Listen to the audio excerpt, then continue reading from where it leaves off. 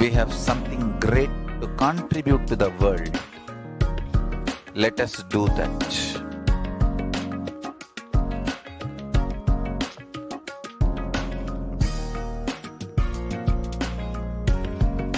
E-Kailasa is proper customized spiritual service helping you to identify your root patterns of suffering. We have perfected the science of helping every individual from every cultural, religious, nationality background.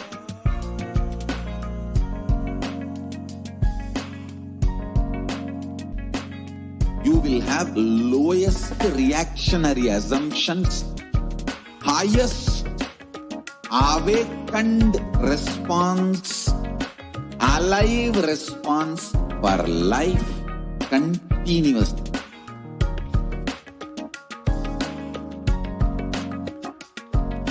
E-Kailasa is enlightenment ecosystem, literally enlightenment itself in your own home, wherever you are.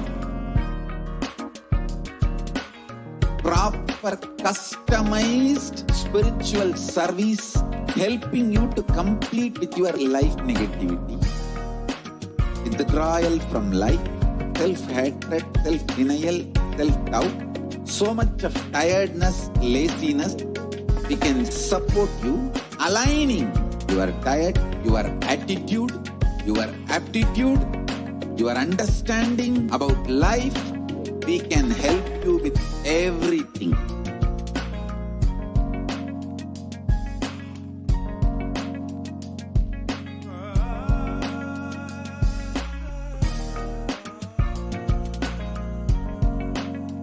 If you are interested in enlightenment, we will immediately bring this to you.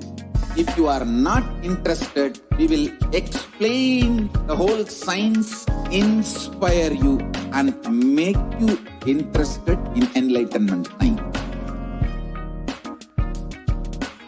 We need to cater this enlightenment science to the whole world wherever they are, because enlightenment is the birthright of all human beings. Kailasa is responsible to provide that to all human beings.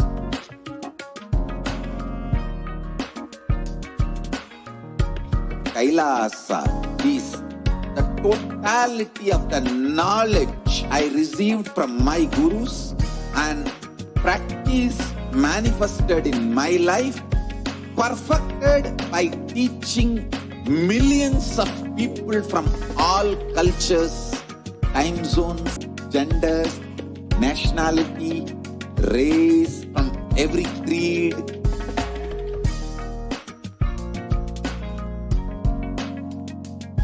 So this absolutely perfected knowledge available to you, served to you in your home without even you moving out of your couch, free of cost.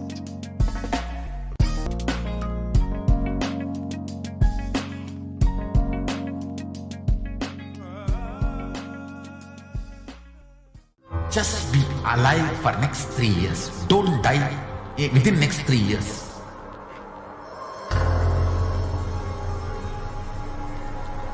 Just don't die within next 3 years. Be alive. Somehow be alive. I'm working sincerely. I will reach you somehow. Somehow I will reach you. It's my commitment to humanity.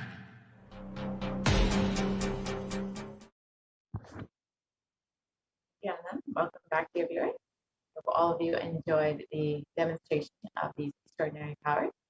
So now let us enter into this next segment and understand who is Devi Parashakti. The description of Devi from Dhyana Shloka states, the Divine Mother is to be meditated upon as shining in a vermilion red body with the triple eyes, sporting a crown of rubies, studded with the crescent moon, a face all smiles, a splendid bust, one hand holding a jewel cup brimming with mead, and the other twirling a red lotus. from the Lalita Sahasranama Dhyana Shloka.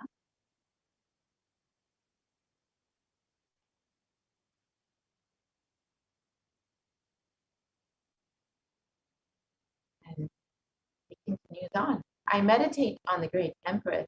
She is red in color, and her eyes are full of compassion, and holds the noose, the goad, the bow, and the flowery arrow in her hand. She is surrounded on all sides by powers such as Anima, and she is the self within me.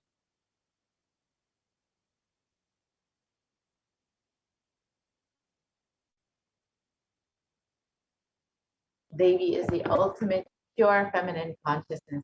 Parashakti is the cosmic mother. It is her cosmic womb from which billions and billions of universes come out and go in. Source where the Big Bang and black holes go on. Parashakti is the source Shakti, source energy, source power, from which all of us came, in which all of us are even now, in which all of us are going to merge.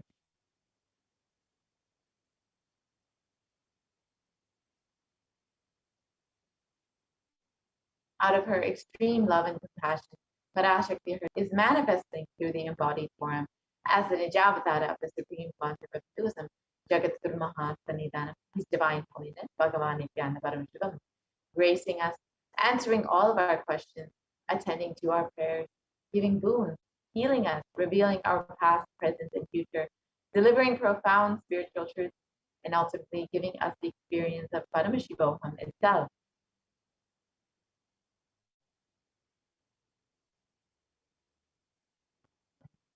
In the words of Devi Parashakti herself, describing herself, raising as Omkara, expressing as the Vedas and Agamas, blossomed as Limkara, filled as Parashakti, living in the 40 triangles, the Kailasa Swamini, who is the Kailasa Shikura Chintamani, Parashakti, sitting as part of Paramashiva and Parameshwari, who rules the worlds, Paramashakti, Manonmani, Meenakshi.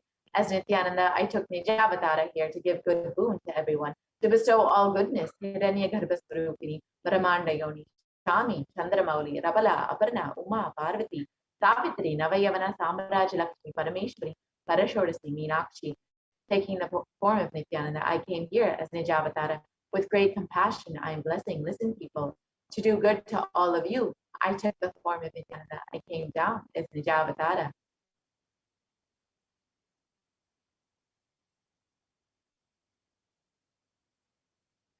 And Devi continues on, raising in Omkara, blossoming as Shiva, Shiva manifesting as the source of existence, the powers of existence, the expression of existence, from the oneness of Om, blossoming into two as Prakriti and Purusha, blossoming as three as the three Shaktis, Jnana, growing as the four Vedas, expanding as the five Panchavadas, beyond the six chakras, filled as the Gotras of the seven Rishis, expanding as the 8 directions, existing as the 9 grahas, blossoming as the 10 indriyas, being as the 11 rudras, creating all the world, bringing to light hell and make truth blossom, and to do good, Parashodasi, Meenakshi, in the form of Nithyananda, I came to bless every one of you.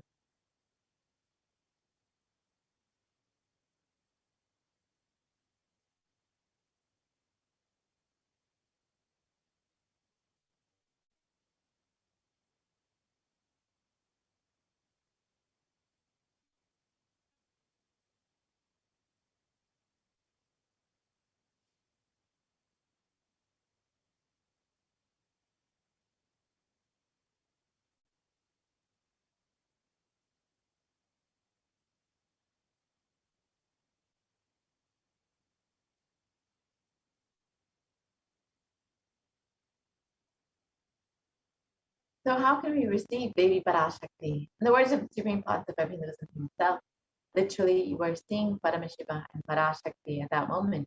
She is there in your screen, so always receive her very traditionally. Keep 2 betel leaf, 1 banana, 1 betel nut, and 1 coin in front of you. Watch the Devi Darshan. The coin is considered the traditional dakshina in the Hindu tradition. It can be even the lowest value. In India, it can be even 1 paise. In the US, it can be even 1 cent. I am not trying to monetize. Keep even 1 cent. It is okay. So for 100 days, if you have darshan, it will add up to $1. In India, even 1 paise is okay.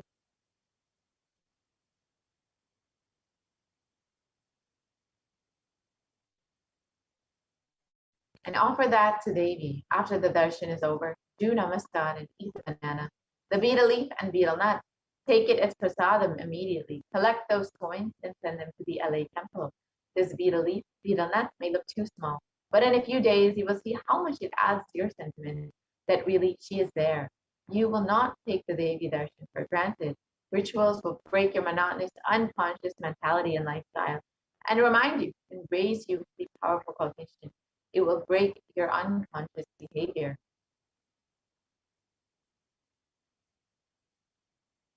So how can we set up our tambulam?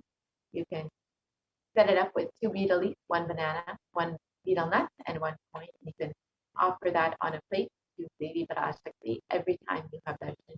You put it in front of your screen and receive Devi and the grace and blessings of Devi.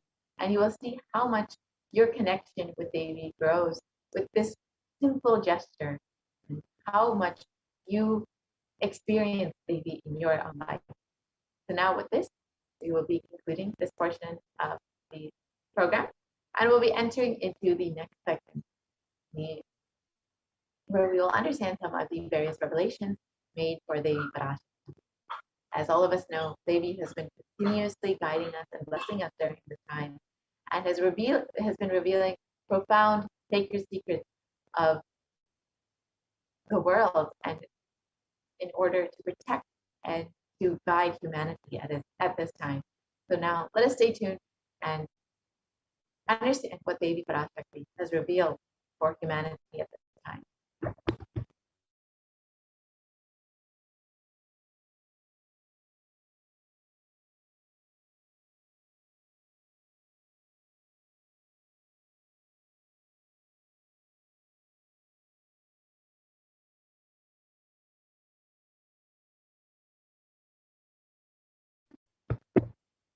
So first, let us understand the compassion of the avatar in the Guru Padaka Stotram, composed by Adi Shankaracharya. The very first verse describes how the Guru Padakas, the sacred feet of the Guru, is the boat that helps us cross the Ananta Samsara Samudra, the seemingly endless ocean of samsara or suffering.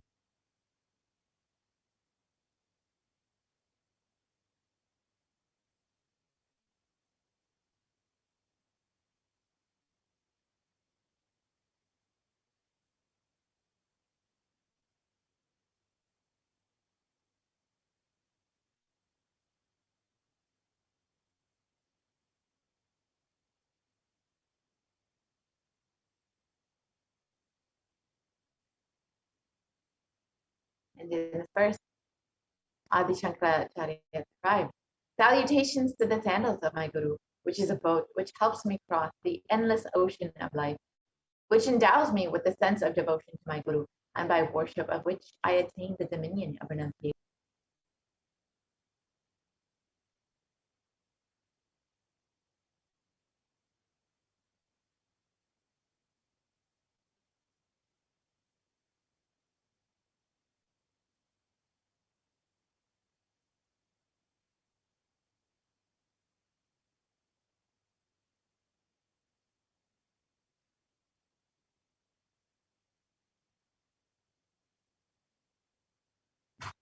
Many of us have been feeling stuck in the same storming and raging ocean, being unable to navigate ourselves and lost in the overwhelming vastness of the suffering that surrounds us during this pralia.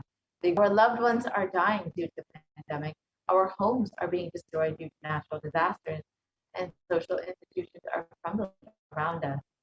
And the Cosmic Mother has come down to alleviate the suffering of humanity at this time.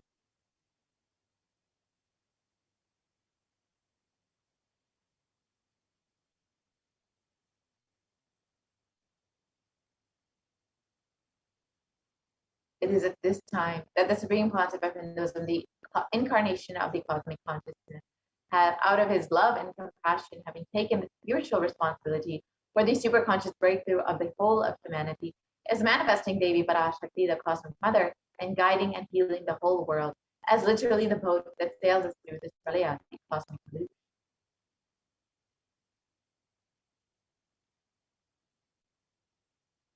Devi Parashakti is herself manifesting through the Nijavatara and answering each of our prayers, granting boons, healing us, manifesting miracles, removing all of our pain and suffering. And Devi has not just ascended to us individually, but also as a humanity at large.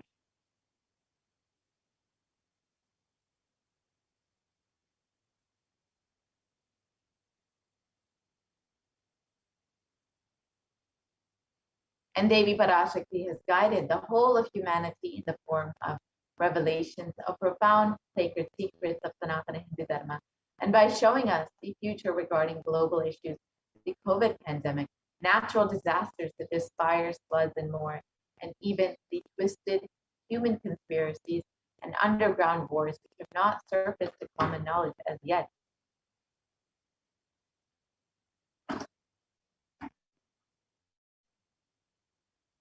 In this segment, we will be elaborating on the statistical, scientific, and scriptural references of each sacred revelation, which is manifested precisely as the same guidance emerged from Devi Parashakti for us to imbibe deeply and to start following as Devi Parashakti continues to protect us until this storm ends and we are safely harbored at the shores of our consciousness.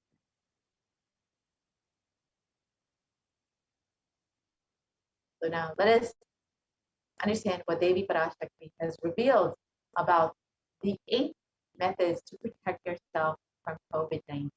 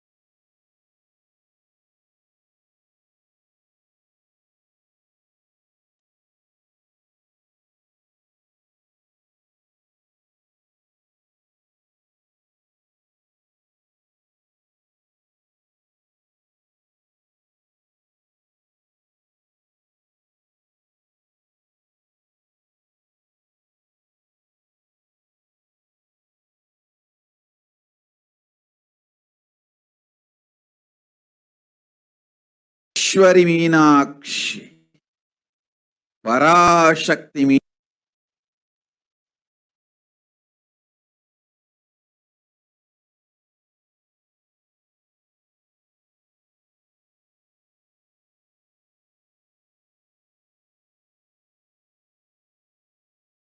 Parashodasi Meenakshi, Parameshwari Meenakshi, Parashakti Meenakshi, இங்கு எழுந்து அருளினோம் எல்லோர்க்கும் ஞானமும் தன்மையும் தந்திட நன்மையெல்லாம் அளித்திட நாமே வந்தோம் இங்கு கைலாசத்தின் சுவாமினியாய் பரமசிவன் கிரகத்திருந்து நம் அனுக்கிரகத்தினால் நித்யானந்தன் விக்கிரகமாய் மலர்ந்தோம். உங்கள் எல்லோருக்கும் நல்லதை செய்திட, நன்மையை சொல்லிட, தர்மார்த்த காம மோக்ஷம் எனும் புருஷார்த்தங்கள் நாளும் பொங்கி மலர்ந்திட வந்தேன் இங்கு. மாந்தர்கள் கொடுந்தொற்று கொரோனா கண்டு அஞ்ச வேண்டாம். 8 வழியின் மூலமாகவும் எண்ணத்தில் தியானித்து என்னை பிரார்த்தித்தல் 1, சமூக வலைதளங்கள் மூலமாய் என்னை சரணடைதல் 2, எங்கெல்லாம் என் மகமாரி வடிவத்தில் நான் குடிகொண்டிருக்கின்றேனோ அங்கெல்லாம் பூமிதித்து என்னை வழிபடுவது 3, நெஞ்சில் மஞ்சள் தடவி வேப்பம் சாரருந்தி தினந்தோறும் என்னை தியானிப்பது 4, நிர்விகல்ப நிலையிருந்து நித்யானந்தத்தை நிறைத்து உயிர்வது 5, Shiva Shiva Shiva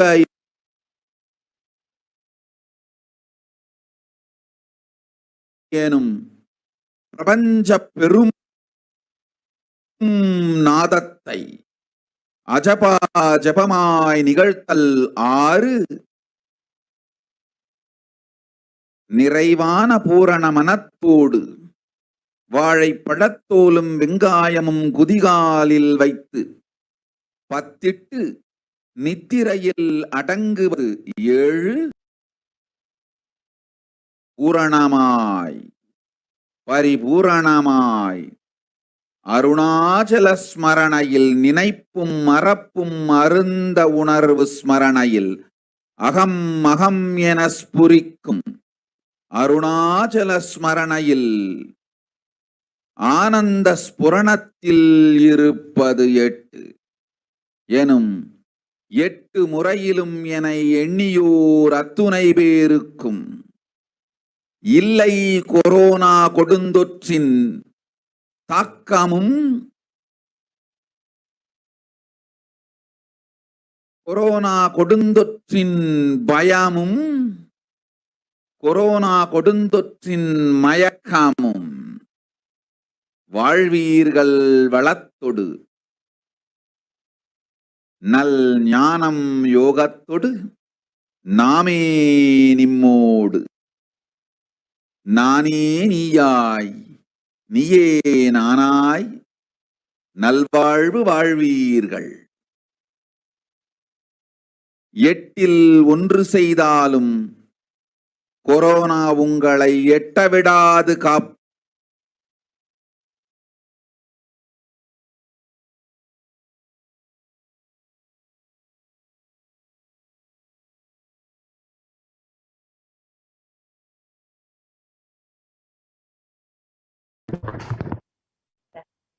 So now let us look at each of these revelations.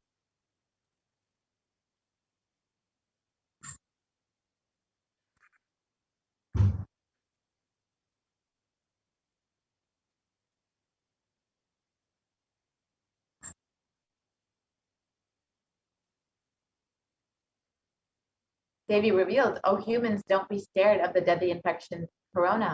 Through these 8 ways, praying and meditating on me, surrendering to me through social media, wherever I am residing, worshiping me by doing the fire walking, applying turmeric in the test, drinking neem juice, and meditating on me every day, being in the unclutched state, filling with eternal bliss."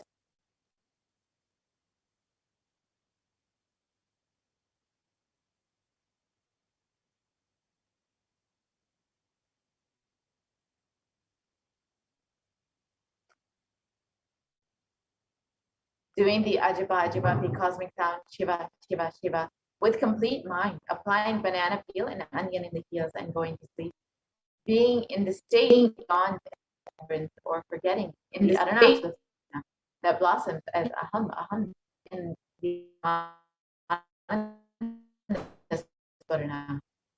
everyone who thinks of corona, they don't have fear and delusion of corona. You will live with prosperity, with wisdom and fortune.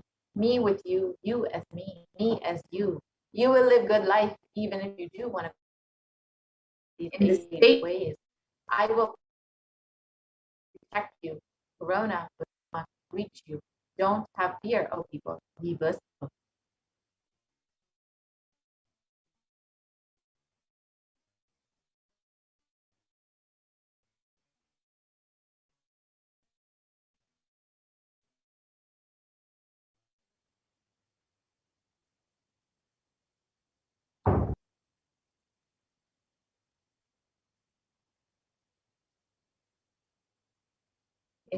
the above revelations, Devi Parashakti has revealed the 8 methods to protect all of humanity from COVID-19.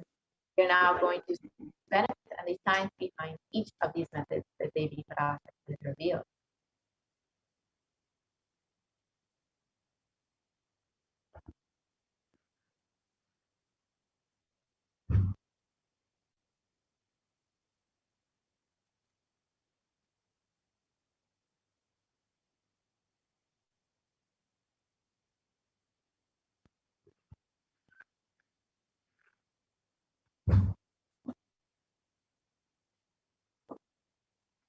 So the first method is by praying and meditating on Devi Parashakti.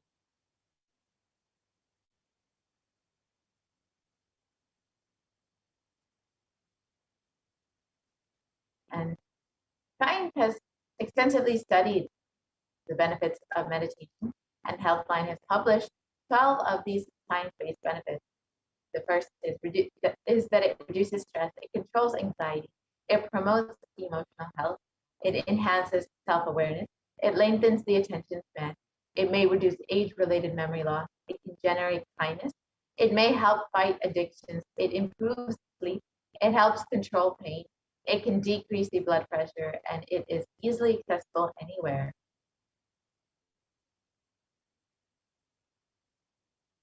And a study has been published by the U.S. Department of Health and Human Services, and it shows how meditation has a direct impact on both our physical as well as our mental health.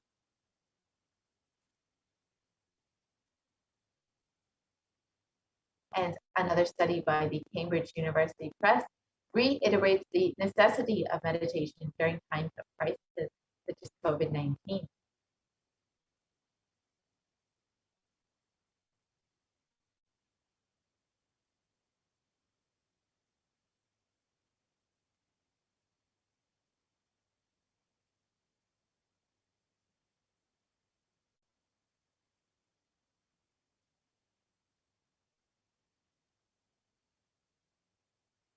So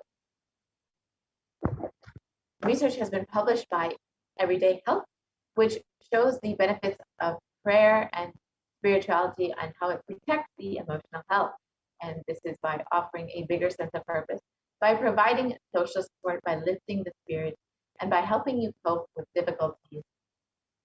So now let us listen to what the avatar has revealed directly about the impact on the brain and how the avatar has directly demonstrated these impacts through scientific experimentation.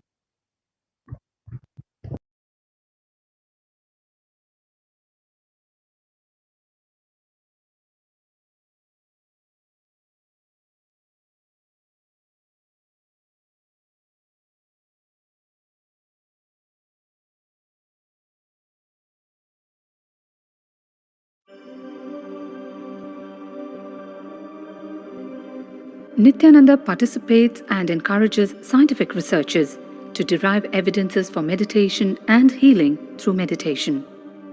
Dr. R. Murli Krishna, President COO, Integris Mental Health and James L. Hall Jr., Center for Mind, Body and Spirit, Oklahoma in US, and his team invited Nithyananda to derive scientific evidences for meditation and the state of his enlightenment. When Swamiji came, I have requested him to do one thing. I asked him, would you be willing to undergo some scientific investigation of the meditation process? He very cheerfully agreed without one complaint. He went for 3 repeat sessions for PET scanning and 3 repeat sessions for quantitative EEG sessions. And these are really not very easy tests to go through. It requires a lot of patience and a lot of willingness to do that. So we did that. Because if a meditation process is doing something to your brain, we should be able to detect that. Scientific findings are verifiable. They are replicable. You can replicate them, duplicate them. So Swamiji went through those sessions and we found some interesting findings. In PET scan, they inject a radioactive dye which goes and sits in parts of the brain that are active. In the normal, non-meditative state, the brain is very active. And when we are seeing someone, the rear end of the brain, the visual cortex, is very active, as shown in the diagram. Usually the brain is so active, there are 100 billion brain cells there. But what meditation does is something very interesting. It shows the frontal lobes getting more active. The frontal lobe is where you have judgment, wisdom, reasoning. Here are some of the brain scans I'm going to share with you. This is alert, non-meditative state. The second one is 30 minutes into 30 minutes meditation. Look at the frontal lobes, how they light it up. They light it up big time. 60 minutes of deep meditation, and here is a deep, deep level of meditation where it lights up significantly right here. Right in the middle. Probably 1.5 inches, 2 inches deeper.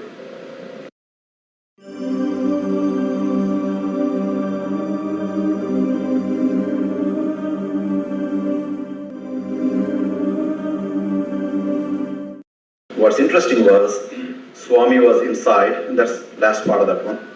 See that light right here?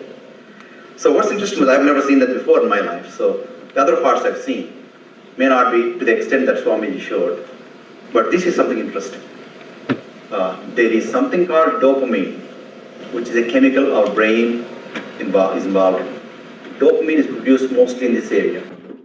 And when you have any pleasurable feeling in your body, it is mediated through dopamine. It's a neuroreceptor, it's a chemical that transmits messages of pleasure. It basically evokes pleasure chemical. You eat, the same thing is with visual pleasures you have. Beautiful people, beautiful sceneries, nature, whatever gives you pleasure.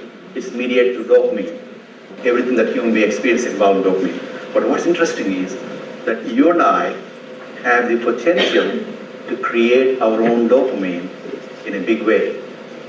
So I named it word in the past, the D spot, which is the dopamine spot. If you can discover your D spot, you got it made in life. The D really stands for divine spot. The D also stands for delight and the dopamine spot. What's also interesting is that he could at will go in and out of those states. Those are some of the findings I want to share with you. There's so much more talk about physiology of mind and brain and the body. It's a fascinating field that this is something that all human beings can relate to, can apply in our own lives. Not only a sophisticated knowledge, but these things have application in daily life for all of us.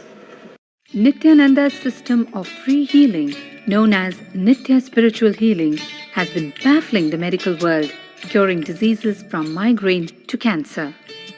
Qualified people are also initiated to become healers.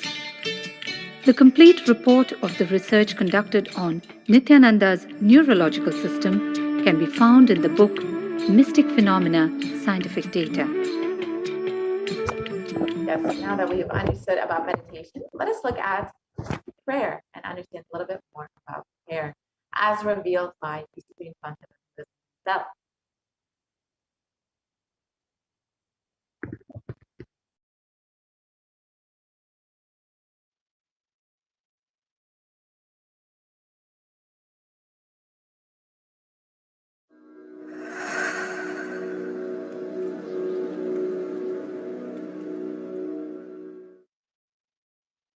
If you are not allowed to do yoga, made to believe early morning sleep is the best thing in your life, you are tortured, you are abused, your divine rights are violated. If you are constantly inspired to do yoga early morning, Brahma Muhurta time, and everyday puja, sit that 30-40 minutes and melt down by feeling connection. Understand? Nothing can be compared to prayer to bust your stress. I tell you, prayer is the best stress buster. Deep feeling and tears rolling in your eyes and melting down. Prayer to Paramashiva. Intense yearning, Vyakulata, talking to Paramashiva, relating to Paramashiva. Nothing can be compared to that to bust your stress. I tell you, every day puja is an ultimate recharging experience. If you do every day puja,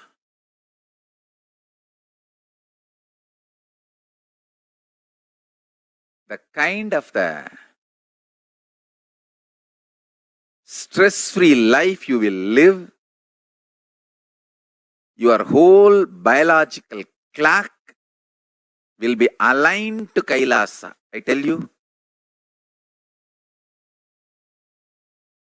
I have seen the people who have the habit of Nitya Puja live long. Not just long, happy. In my whole life, it is Nitya Puja, Puja, that gave me all the best things of life. Every day puja, relating with the deities is the best stress buster. Touch the deities, do decoration, dress up. Even now, my best time of the day is sit with my deities. When I sit with my deities, dress up the deities, jewel them, spend time with them, talk to them, intensely pray, deeply connect and pray. Understand? You do not know the power of Archavatara. God landing in physical deity form. Never underestimate the power of Archavatara. The Archavatara is equivalent to living avatara. What living avatar can do to you, an Archavatara can do. Atma Linga I am giving to all of you is literally living Archavatara. It's a piece of God. Literally.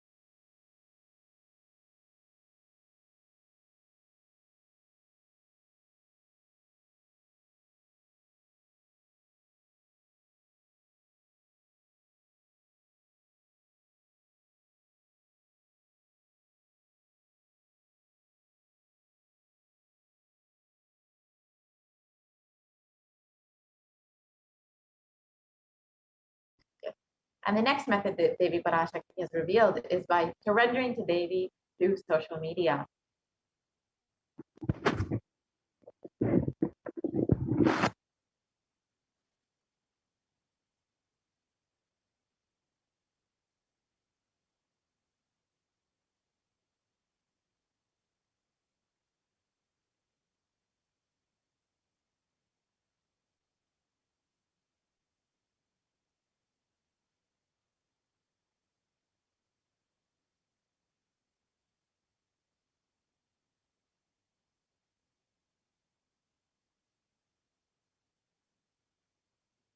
So during the Akashic, Parashakti gives us the opportunity to connect with her through various social media platforms and attends to us individually through our prayers and showers us with blessings and boons.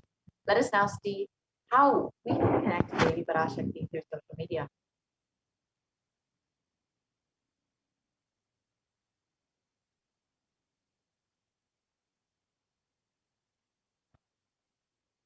So the first way to connect with Devi is through YouTube. So you can visit Kailasa's HDH Nithyananda YouTube channel, and you can go ahead and join as a member.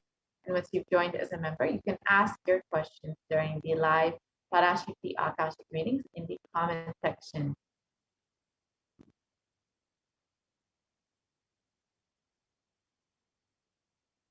Next method is via Facebook. So you can go ahead and like and follow Kailasa's HDH Nithyananda Paramashivam Facebook page.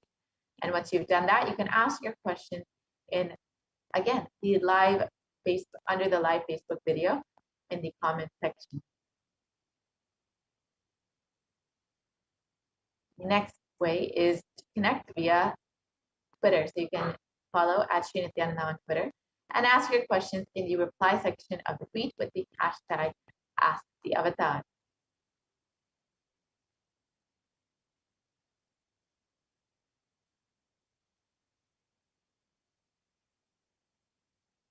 And the next way is to connect via Instagram. So you can follow you can follow Sri Nithyananda on Instagram, and you can ask your questions in the comment section.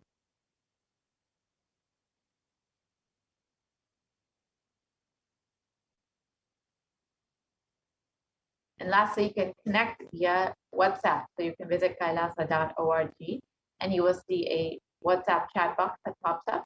And so you can ask your questions in this chat box here.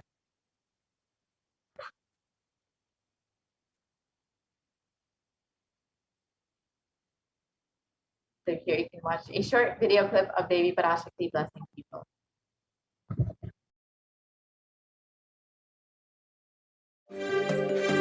காளியின் ஆட்டத்தை ஆனந்தத்தை ஆனந்தத்தொடு ஆடிய ஆட்டத்தை கண்டோர் உயிருக்குளெல்லாம் இறங்கி குண்டலினி உயிர்ப்பிக்கச் செய்து மாய மனத்தின் இருளை அகற்றி மாயம் அழித்து மங்களம் தந்து குரு பக்தியும் சிவ பக்தியும் பரமசிவ பக்தியும் பரமசிவ சக்தியும் அளிக்கின்றேன். மாயை விடுத்து குரு பதத்தை பற்றுங்கள். நித்யானந்தமாய் நிஜாவதாரமாய் வந்துதித்த என்னை பற்றி வாழ்வில் எல்லா நலமும் பெற்றிடுங்கள்.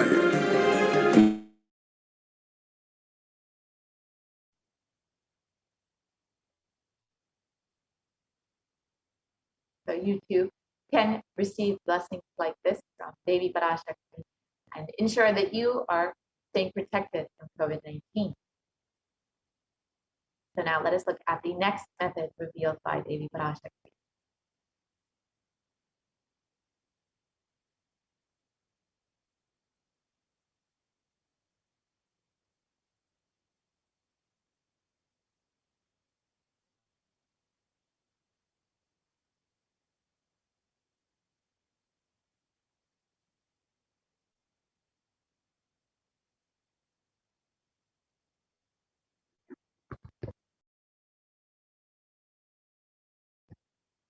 Sorry for the technical glitch. We'll be right back with the slide. As we are waiting, we can go ahead and take some time now to go ahead and join as a member of Kailasa's HDH Nithyananda Paramashivam YouTube channel. So as Devi revealed, this is one of the easiest ways to connect with her and to ensure that you are constantly staying connected, protected, and in the high state of enriching with Swamiji and with Devi's continuous blessings. So it's a very simple process, as we saw earlier. You can just go to Kailasa's SPH Nithyananda Paramashivam YouTube channel, and you can click the join button next to the membership button, next to the subscribe button.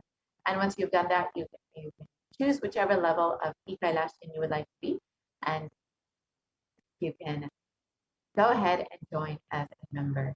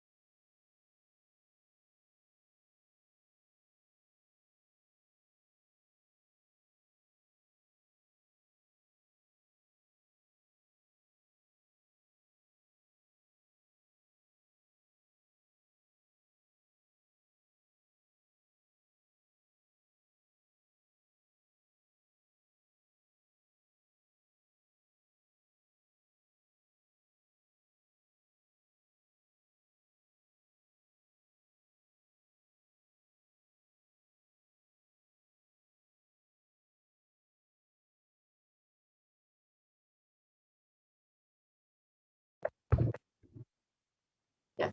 So the next method revealed by Devi Parashakti. Sorry for the technical glitch. So the next method revealed by Devi is to worship Devi but wherever she resides by doing the fire walking.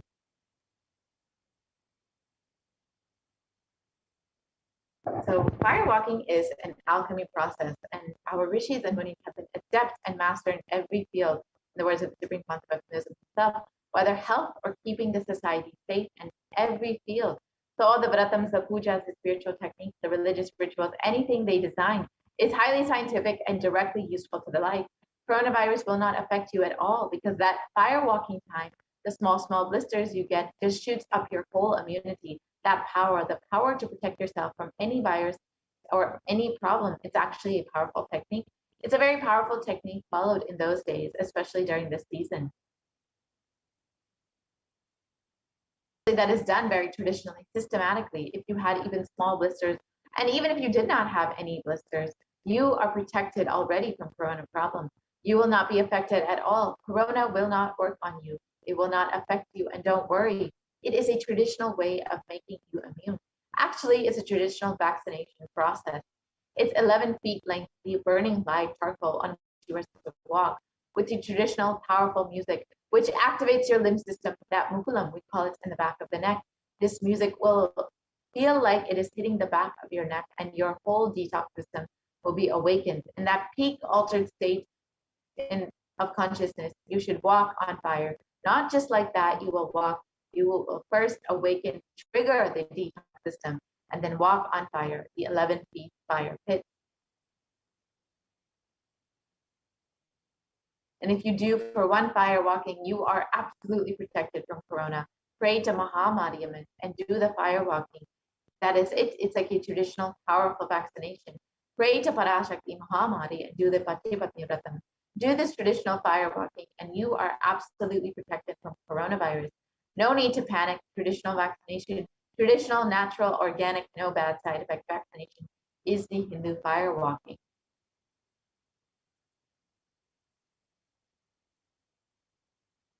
So now let us understand the science behind fire walking as revealed by the supreme concept of Hinduism.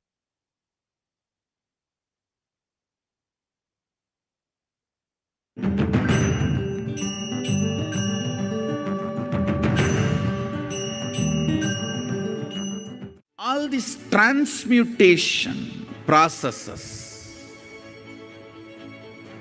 means balancing the system and awakening the whole consciousness to your whole body is what I call transmutation processes. Some parts of your body becomes insensitive to the existence because of the job it is doing, like a feet, because of the continuous walking, it becomes insensitive. Your cheeks, how they are sensitive, they don't become, they lose sensitivity to the reality. But for a complete Kundalini awakening, your whole body needs to be alive and experiencing the reality and ability to experience the higher consciousness. That is the reason we have the process of fire walking.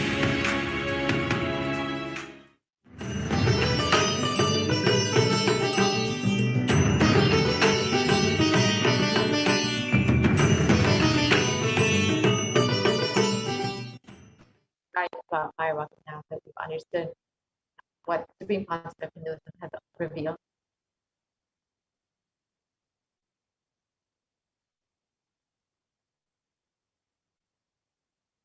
And you can watch this video of the supreme concept of Hinduism doing the fire walking.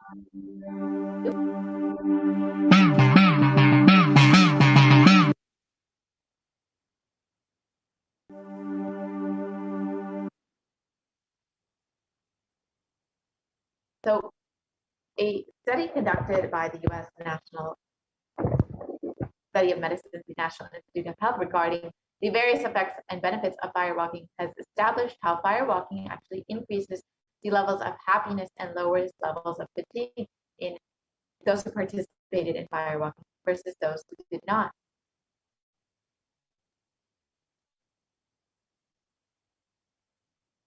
And the next method is by applying turmeric on the chest, drinking neem juice, and meditating on Devi Parashakti every day.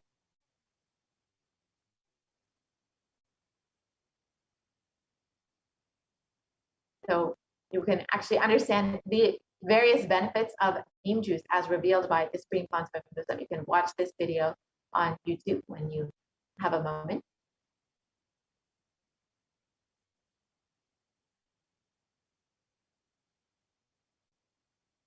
So let us understand what modern science has to say about turmeric. And traditionally, turmeric is known for its anti-inflammatory effects. And recently, though, it has been shown in the last few decades to be a potent immunomodulator agent that can modulate the activation of T cells, B cells, macrophages, neutrophils, natural killer cells, and dendritic cells, which are all immune cells. And curcumin can also downregulate the expression of various pro-inflammatory cytokines and chemokines.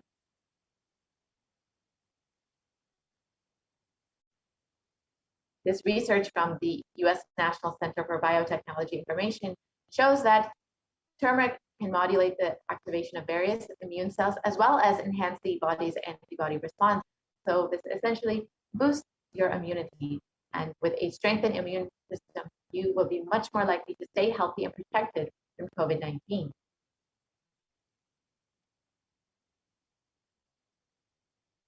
And in India.com, it was reported that neem can help in fighting against corona.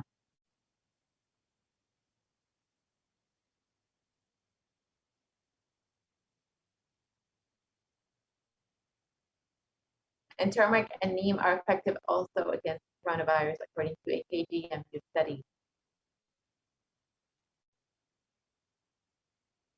And the next method is revealed by Devi Parashakti is with complete mind, applying banana peel and onion in the heels and going to sleep.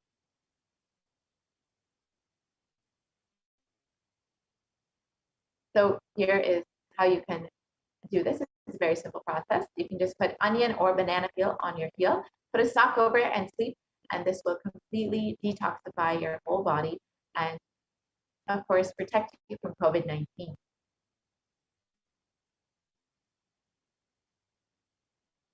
And Medical Daily has published about the detoxifying effects of onion. And it states that onion contains a high amount of sulfur compounds, which not only give onion a recognizable smell, but are also powerful detoxifying agents. And with more than 100 sulfur-containing compounds, which are what cause the eyes to tear, onions can help prevent and treat ailments from diabetes to heart disease. This is why onion is very well known in Ayurveda and traditional Hindu medicine for its medicinal purposes.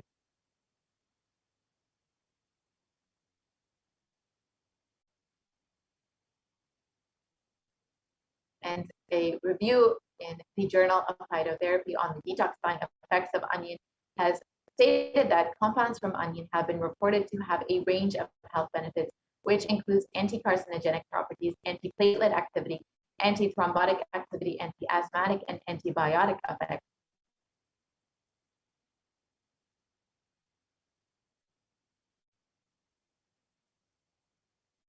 And the next method revealed by Devi Parashakti is to be in the unclutched state, filling with eternal bliss.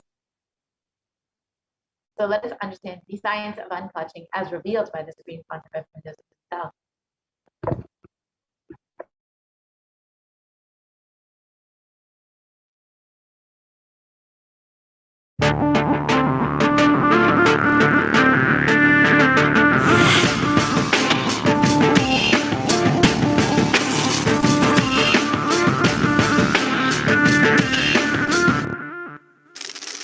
The brain is the organ which controls physical being. Once our brain has been imbalanced, it will then transmit that imbalance throughout the whole body. Thought forms are pure energy that have the ability to influence people and everyday events in life. According to science, our brains generate an electromagnetic field which may be measured by such instruments as an encephalograph. This electromagnetic field is generated by the brain every time we think, and as our mind is never still, we may be compared to perpetual power generators. Fear produces nervous disorders. Anger produces headaches and violence. Confused thoughts produce congestion and ill health. Depression causes cancer, tumors, mental diseases, and lowering of the immune system, causing death through own willpower. Our thoughts generate intricate energy patterns which can be detected by sensitive equipment and seen by clairvoyant individuals. These energy patterns are known as thought forms. Surprisingly, thought forms are shaped by the thoughts themselves. Each of us creates forms every hour and release them into the environment. Although we cannot see them, the thought forms have as real an existence as any other form of energy. Most people can sense others' thought forms, and a continuous energetic exchange happens between people about which we are usually unaware. This also explains why we sometimes take a sudden liking or dislike to a certain person directly on meeting them. We just catch their vibes. Unclutching is a guide for equanimity and enlightenment. Thoughts are like bubbles in a fish tank.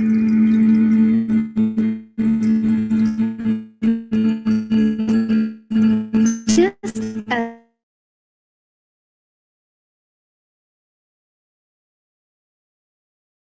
bubbles in a fish tank, right bubble comes and reaches the surface of the water.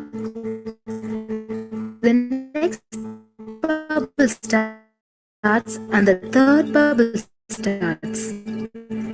Because the bubbles are rising at high speed, there is a state of pure consciousness, the state of God.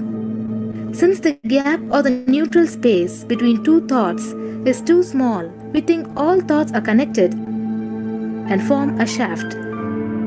But there is always a gap between two thoughts. In the forest of northern India, the hunters trap the birds using a trap. They tie a rope between two trees. The rope is the shaft that we create by connecting two thoughts. In the middle of the rope, they secure a wooden stick. The stick is our mind. The rope is tied at the midpoint of the stick. When a bird comes and sits on the stick, the bird's own weight turns the whole stick upside down. It turns topsy-turvy. The moment it turns upside down and loses its sense of balance, it feels totally shaken and tightens its grip on the stick. It simply holds onto the stick as if its life depends on it. Similarly, we connect thoughts and form a shaft out of it and live in the fear that if we drop our mind, we might be lost. We might lose our identity.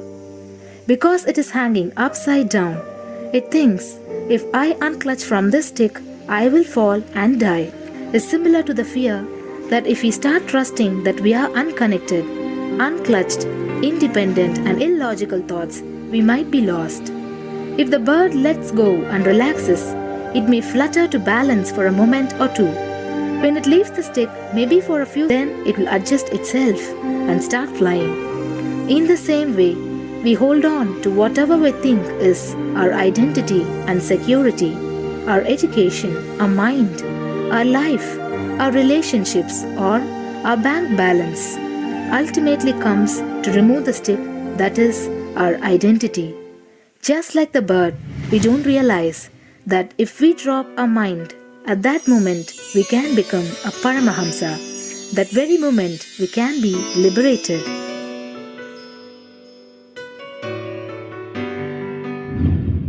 In Mundaka Upanishad, there is a story which explains, there is a huge tall tree, and in the tallest branch of the tree, there is a golden bird sitting unclutched from everything in bliss, like Dakshinamurti.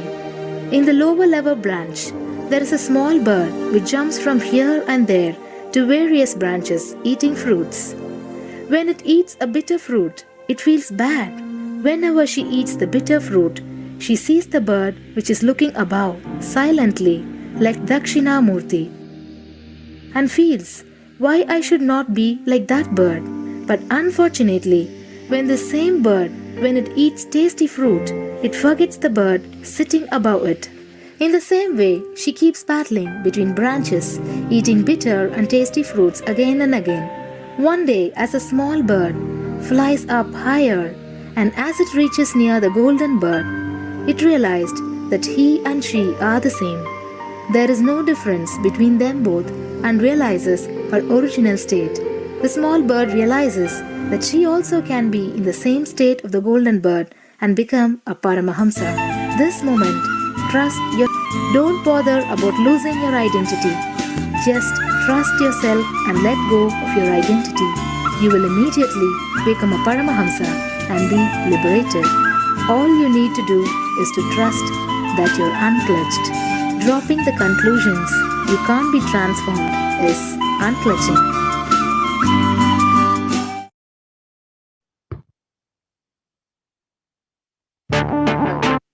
Now that you've understood the science of unclutching, you can take a few minutes in your time, in your day, when you get a few minutes, to experience this state of unclutching. You can sit with your head, neck, and spine in a straight line, have your eyes closed, and intensely chant the Mahavakya. Do not engage with any thoughts or emotions. Purely let the space of unclutching manifest in you. Chant the Mahavakya, Om Nithyananda Paramashivoham. So you can also listen to the Mahavakya online as you are practicing unclutching. And when you are doing this, you can also enter your minutes for peace at kailasa.tv/minutes for peace. We will be projecting that in a few moments. And now let us move on to the next method as revealed by Devi Parashakti. The next method is to do the Ajaba Ajaba of the cosmic sound, Shiva, Shiva, Shiva.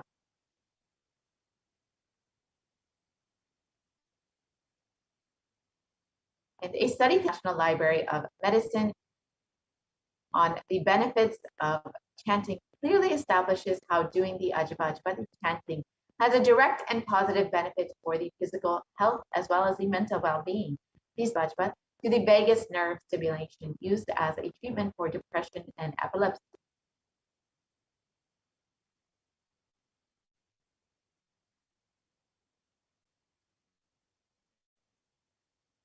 Here you can see the rest of the study.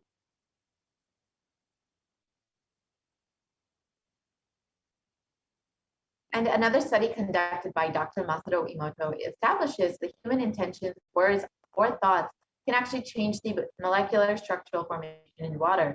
This interesting research particularly depicts that how when water is being exposed to positive sound vibrations, the molecular formation in the water changes to a pleasant formation, whereas any negative sound vibrations or words can disfigure or distort the water molecular formation.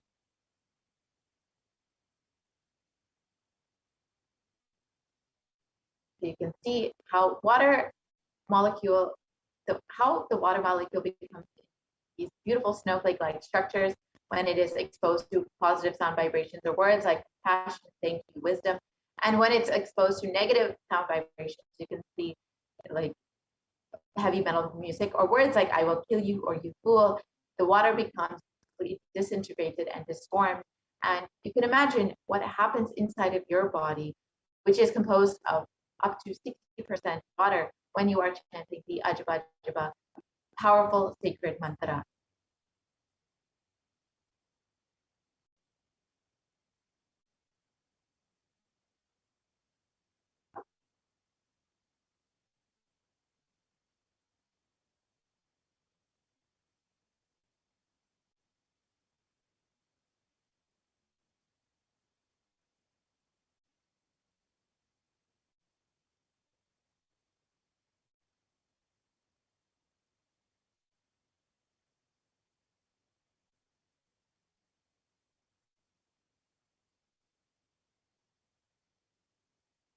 Sorry for the technical glitch. So if you would like to practice the Ajaba Ajaba or the unclutching, you can go play the Mahavakya and experience this state of unclutching of the Ajaba Ajaba. And when you are doing this, you can go ahead and sign up your minutes for peace at kailasa.tv/minutes for peace, and you can become a part of the Global Unclutching Initiative.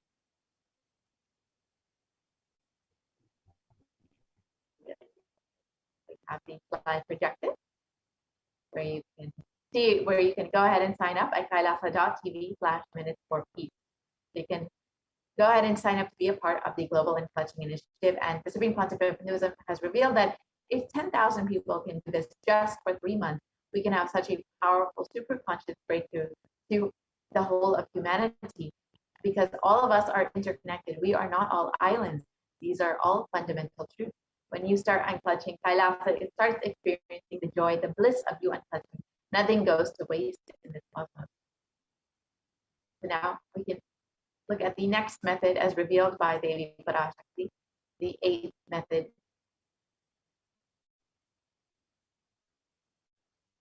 Devi revealed you can be in the state, being in the state beyond any remembrance or forgetting, in the Arunachala Swarana that blossoms as Aham Aham in the Ananda Swarana.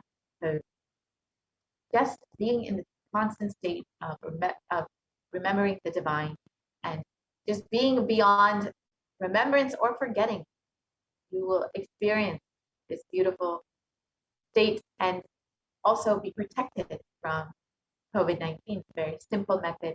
And each of these methods that Devi Parashakti has revealed are independently powerful enough for you to stay fully protected from COVID-19.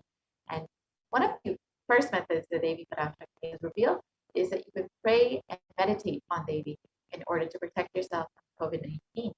And in the next segment, we will be understanding how exactly we can connect Devi, how we can pray to her and meditate upon her and receive her blessings and grace. We'll be entering into the offerings segment very shortly, understanding how Shakti.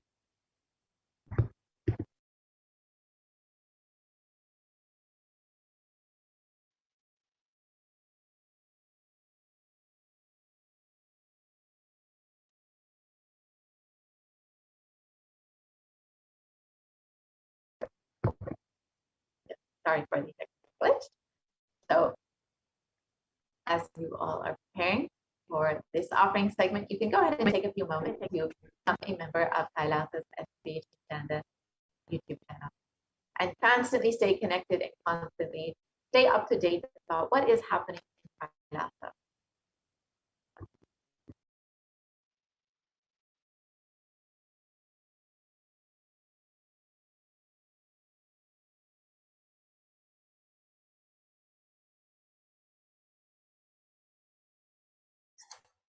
Nithyananda, and welcome back to this segment where we'll be learning more about the various offerings, the traditional offerings we can make to Devi Parashakti today as we get ready to receive her darshan and blessings.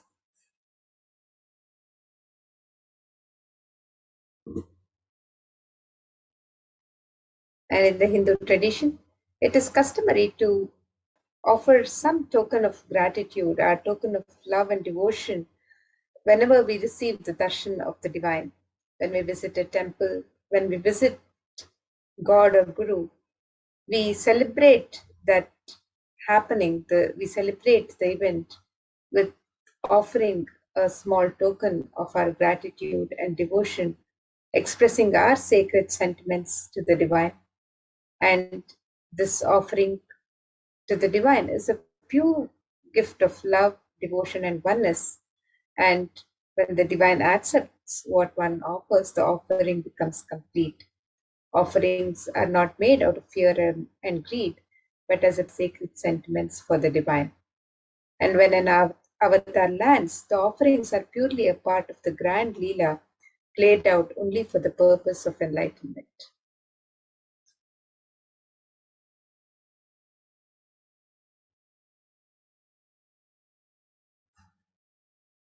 So now, as we get ready to receive Devi Parashakti with the traditional offerings that we would wish to offer to Devi, let us look at this Dhyana Shloka which describes the grace and beauty of Devi Parashakti. And this Dhyana Shloka is from the Moola Agama, Manonmani Dhyana, and it describes Devi.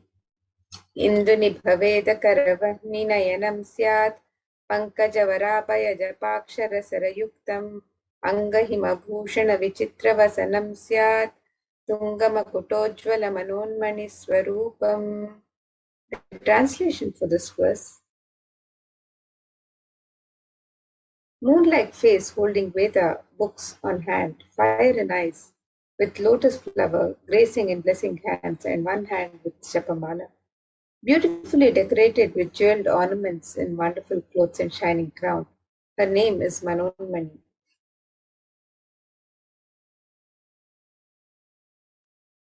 And another verse that describes Devi Parashakti from the Mula Agama Manonmani Dhyana.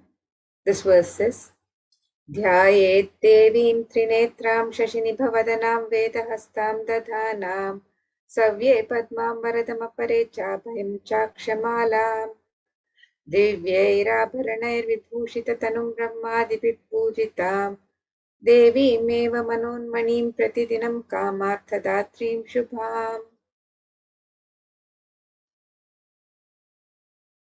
And the translation for this verse, I meditate on Devi with 3 eyes, glowing like a moon and holding the Veda, lotus and gracing with blessing and gracing hands.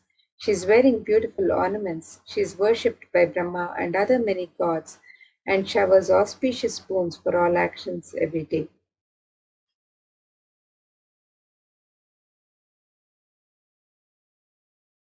And in the Hindu tradition, the divine element of gold is used in the various traditional worship, the ornaments and the offerings to the divine, the temple rituals.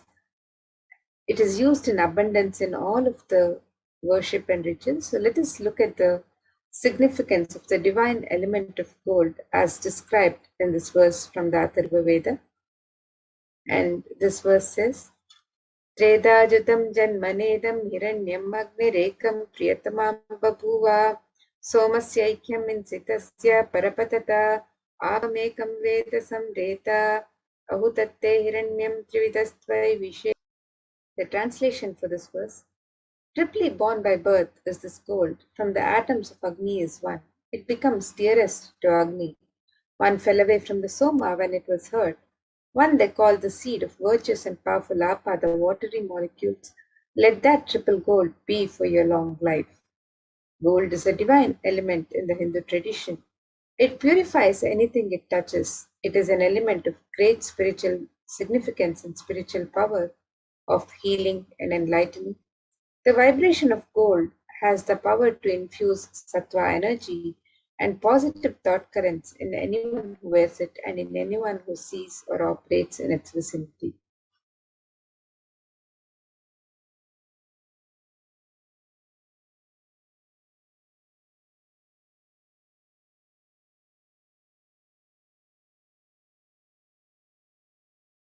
Gold is present in all the Hindu scriptures, the Agamas, Vedas, Shrutis, Smritis, Itihasas, Puranas, that gold is the most auspicious and purest manifestation.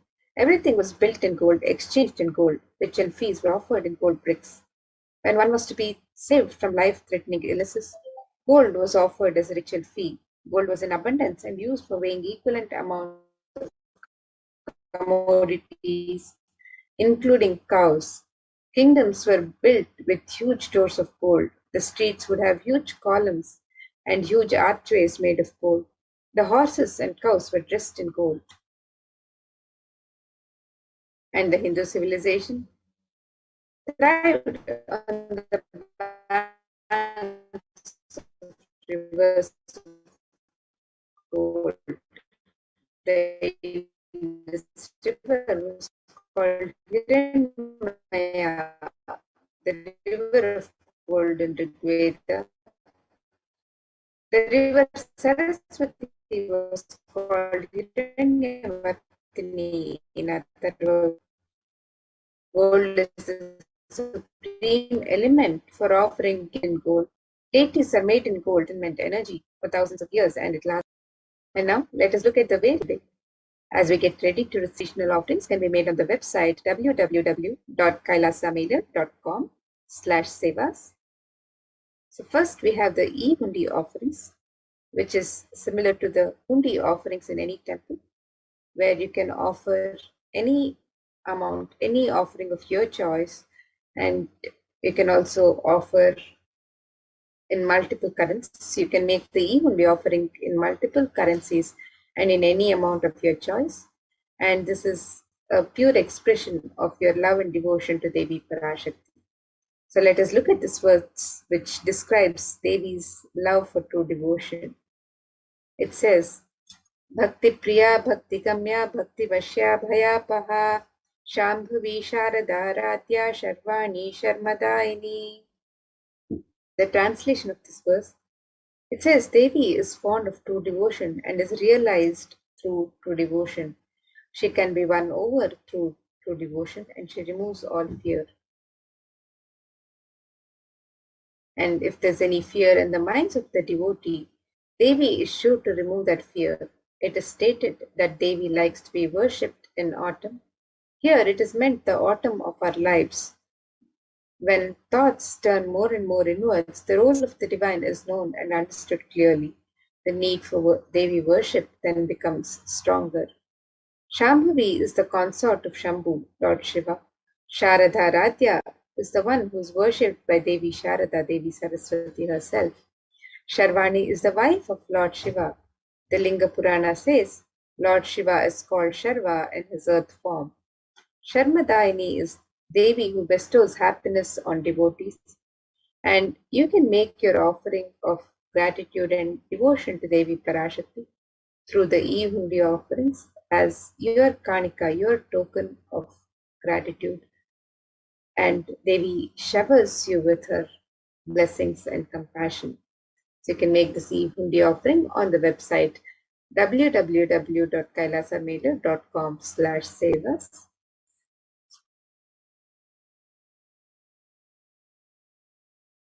And the next offering to Devi Parashakti is the offering of the Sankalpa chanting.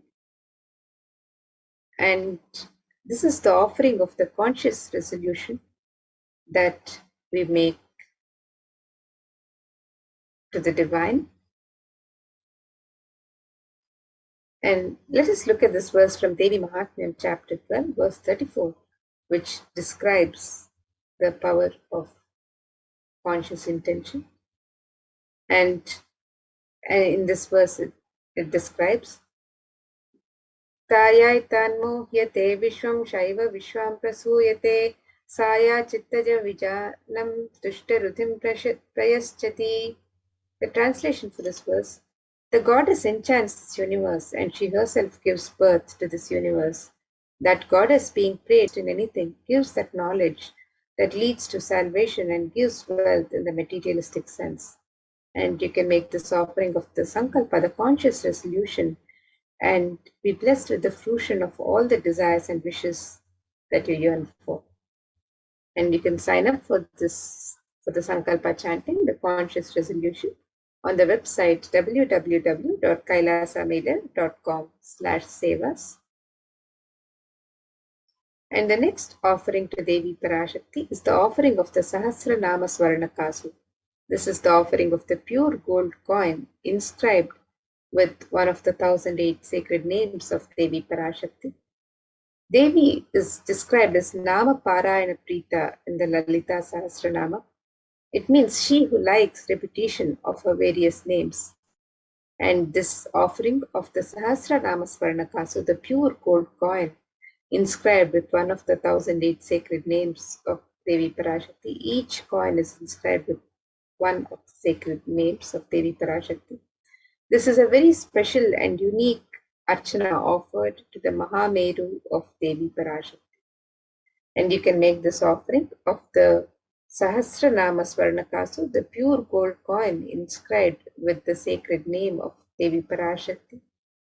You can make this offering in any of 3 different denominations, and you can offer any number of coins as you would wish to.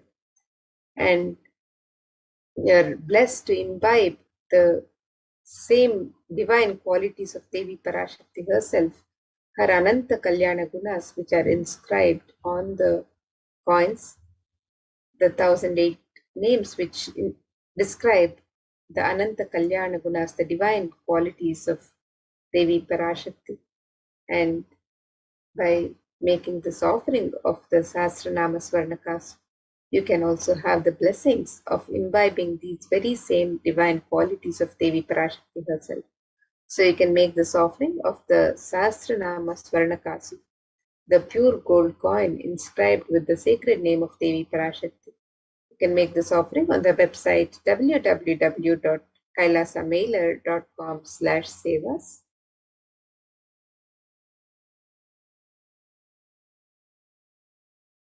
And the next offering to Devi Parashakti is the offering of the Mukta Anguti, the gold finger ring embedded with pearl.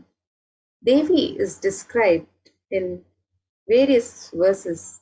Devi is described as the one who is adorned and decked with pearls and gems.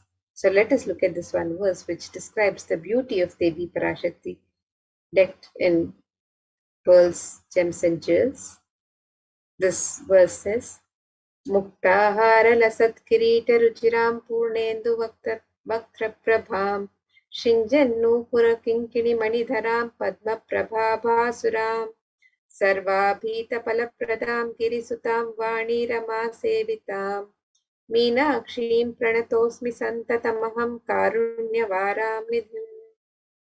The translation for this verse: I bow to the goddess Meenakshi, whose crown has garlands of pearls and the face shining like a full moon, who wears anklets that are studded with gemstones and has bells, who is shining like the splendor of lotus, who grants all the wishes, the daughter of the mountain, who is worshipped by the goddesses Vani and Rama.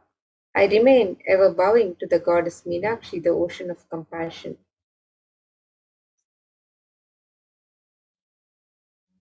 And you can make this offering of the pearl finger ring, the gold finger ring embedded and be showered by the compassion and pure love of Devi Parashakti in all of your business. You can make this offering of the Mukta Anguti, the gold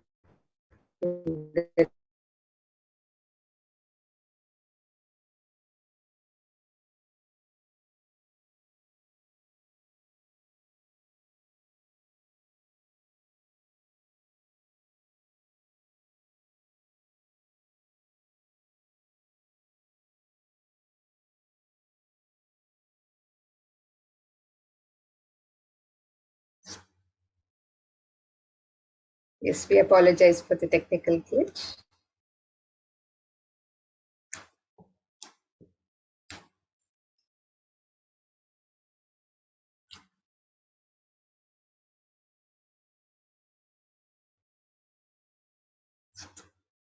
So the next offering to Devi Parashakti is the offering of the Swarna Padma Pushpa, the gold lotus flower. And there are various scriptural references in the Hindu scriptures which describe the significance of the gold lotus in the worship of the divine. So let us look at this one verse from the Kamika Agama, which describes one of the many significance of the gold lotus flower. And this verse says, अष्टविद्येष्वरोपेत कुम्भावरणसंयुतं सर्वे ससूत्रवस्त्राद्य हेमपङ्कजभूषिताः सपिधनः सत्कुरच्चश्च पक्वबिल्वफलप्रभा स्नपनध्याय संसिद्ध प्रमाणेन समन्विताः. The translation of this verse, it says, all the kalashas should be wound around with suitable thread and covered with a new cloth. They should be adorned with the lotus flower made of gold.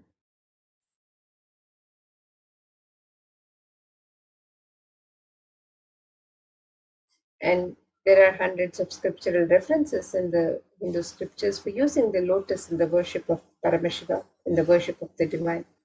Almost everything in the worship of the ultimate, involving the consecration of the deities of worship or meditating on the mudras and asanas used during worship, involves the lotus flower, the lotus leaf, the lotus pericarp, the lotus petals. The lotus is a divine flower in the Hindu tradition. The Shakti of Paramashiva is also called a lotus. The base of the Paramashiva Linga is a lotus. The disciple of Paramashiva is also considered a lotus, the one who is about to bloom. And you can make this offering of the gold lotus in any of 3 different sizes as you wish to, and be blessed to have the state, space, powers, and being of Devi Parashakti in your inner space amidst any and every adverse situations in life.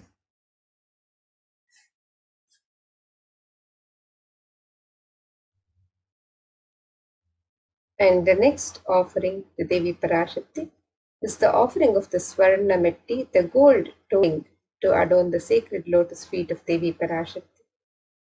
And these verses from the Saundarya Lahari describe the beauty of the sacred lotus feet of Devi Parashakti.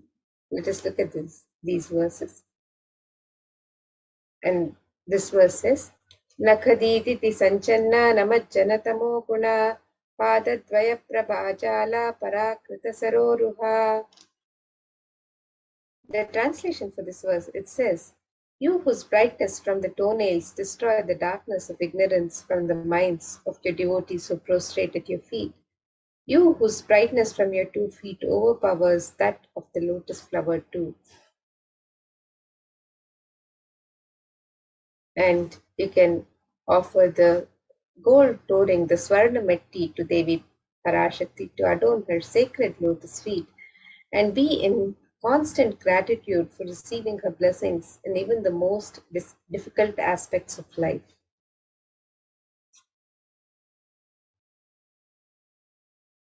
And the next offering to Devi Parashakti is the offering of the Swarna Mangtika, the gold hairline jewelry. And Devi is described as Sudha Sharabhivashini, she who makes the nectar flow in all our nerves from the Sahasrara, she who gives the very pleasant experience of the ultimate. And the Swarna Mangtika represents the nectar overflowing from the Sahasrara Chakra, which is fully opened with the sacred sentiment of gratitude. And you can burn a Mangtika to Devi Parashakti and receive the blessings of achieving the blissful state of overflowing gratitude and the space of complete completion.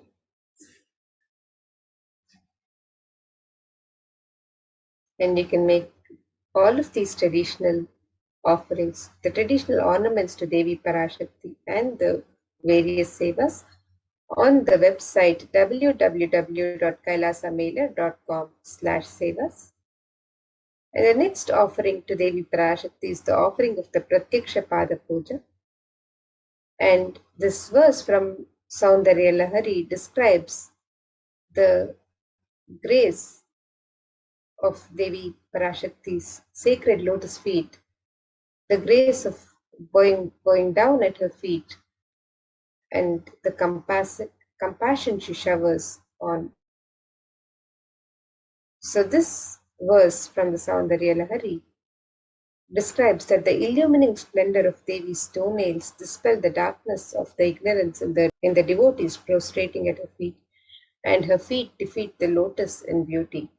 It states that the nails, which have been sharpened by constantly being touched by the crowns of celestial beings who always prostrate before Devi, the tamoguna in the devotees, which is indicative of the ignorance in the mind of the devotees, and this ignorance is removed by constantly prostrating before Devi, and they attain the ultimate knowledge. So you can make this offering of the Pratyaksha Pada Puja, the most sacred ritualistic offering of gratitude from disciple to Guru. You can make this offering and be blessed with all the auspiciousness and blessings of Devi Parashakti and the Nijavatara, the Supreme Pontiff of Hinduism himself, Jagat Guru Mahasanidhanam, His Divine Holiness, Bhagwan Sri Nithyananda Paramashivam. And you can register for this offering on the website www.kailasamailer.com/sevas.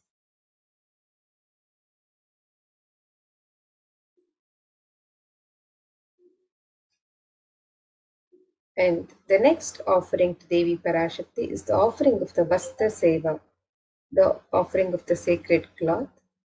And this is a traditional offering made to the divine as a token of gratitude for the protection of the divine during all difficult aspects of life. So you can make this offering of the Vastra Seva, the sacred cloth, to Devi Parashakti, and be blessed with all the auspiciousness and blessings of Devi Parashakti and of the Supreme Pontiff of Hinduism, Jagadguru Mahasannidhanam, His Divine Holiness Bhagwan Sri Nithyananda Paramashivam.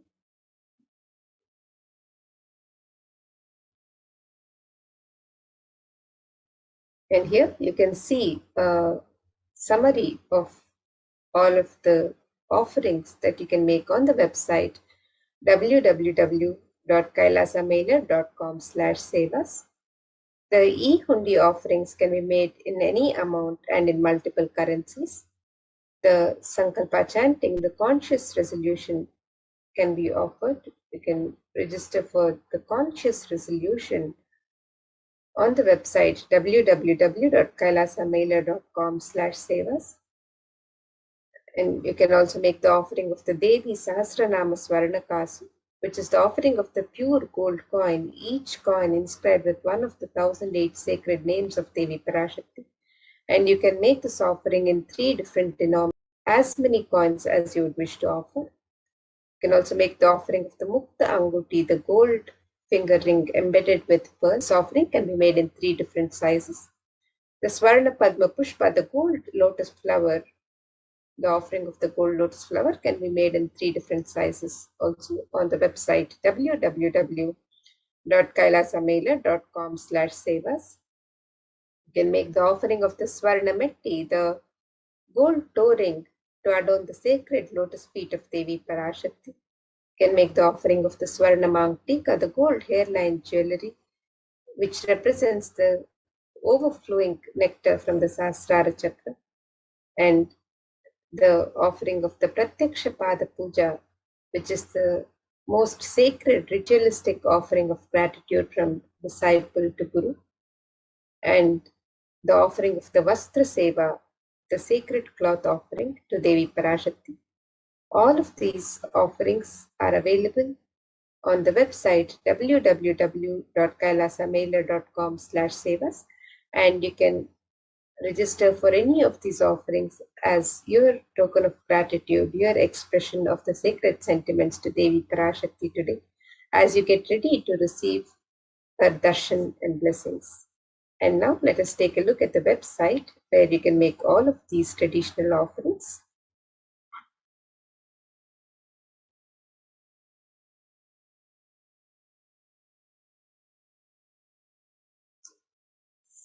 So here we have the website www.kailasamailer.com/sevas.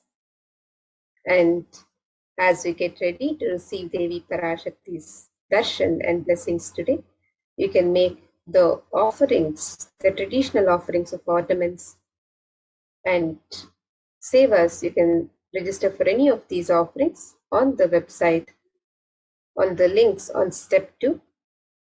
So you can make the offerings, the ornaments and sevas on this link on step 2, and you can also make the offerings of the e-hundi through this link. And if you'd like to make an intention to make an offering and receive the blessings of Devi Parashakti to manifest your intention reality, you can fill out the form on step 1. And once you've made your traditional offerings, if you would also like to make a conscious resolution and fill out the Sankalpa details for yourself and your family members, you can fill out the form on step 3. So the e-hundi offerings can be made in multiple currencies: the US dollars, the Australian dollars, the New Zealand dollars, the Canadian dollars, the euros, the Indian rupees, the Singaporean dollars, the Malaysian ringgits, the Great Britain pound, and the Chinese yen. And you can make this offering in any amount of your choice. And the traditional offerings of the ornaments or the sevas can be made on this website, where you can offer the Sankalpa chanting, the Devi Sahasranama Swarnakasu, the pure gold coin in 3 different denominations, the Mukta Anguti, the pure gold finger ring embedded with pearl in 3 different sizes, the Swarna Padma Pushpa, the gold lotus flower in 3 different sizes, the Swarna Mitti, the gold toe ring to adorn the sacred lotus feet of Devi Parashakti, the Swarna Mangtika, the gold hairline jewelry representing the overflowing nectar from the Sahasrara Chakra, the Pratyaksha Puja, the offering of the ritualistic food from disciple to Guru, and the Vastra Seva, the sacred cloth offering to Devi Parashakti. All of these traditional offerings and sevas can be offered on the website www.kailasamailer.com/sevas. And with this, now let us get ready for the next segments of this program, where we'll be learning more about the various facilities being made available for the care and well-being of humanity through the various de facto spiritual embassies of Kailasa,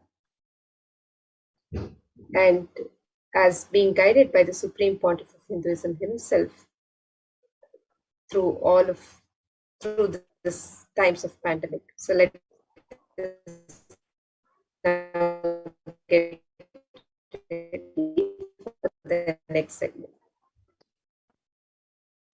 Thank you, Ma Amrita. Nithyanandam, everyone. Welcome back to this segment of Kailasa's COVID Care Protection Centers, which are Kailasa's de facto spiritual embassies. With the blessings of the Supreme Pontiff of Hinduism, Jagat Guru Mahasannidhanam, His Divine Holiness Bhagwan Nithyananda Paramashivan's blessings. Let's start with the Sadguru Vandanam.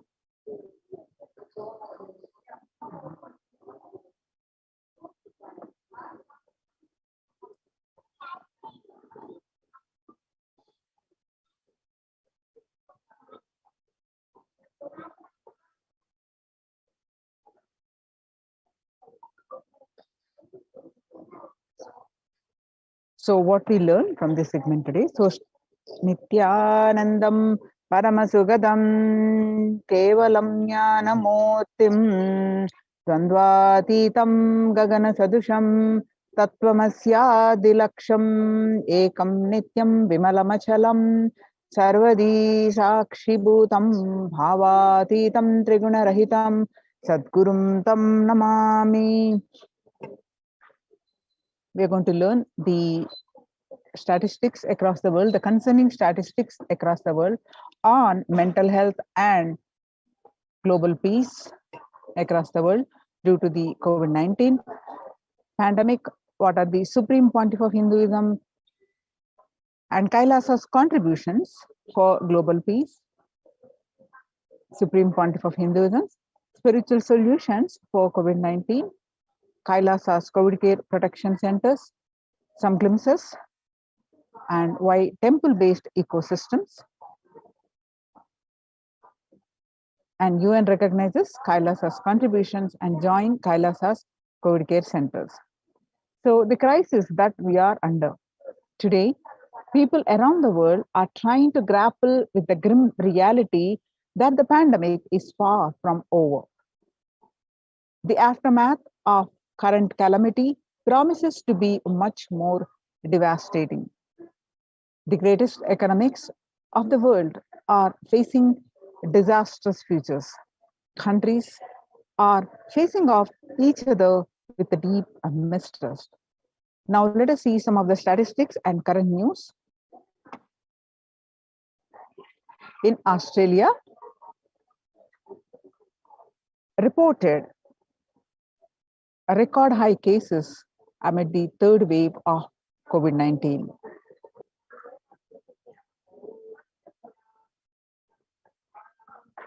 And in US, COVID-19 has killed more Americans than the influenza pandemic of 1918 to 19. The coronavirus The influenza pandemic of 1918 to 19 flu infected about 25% of the Americans and killed an estimated 0.65% with 675,000 deaths. And COVID-19 has infected more than 12% of Americans and killed about 0.2% with 676,000 deaths. Now that the US death toll from the COVID-19 has surpassed 676,000 deaths, the coronavirus pandemic has killed more Americans than the influenza pandemic of 1918 to 19. And Axios and the Associated Press both reported the grim milestone recently. And so it is recorded that the COVID-19 is now officially the US deadliest pandemic as the death toll crosses that of 1918 to 19 flu.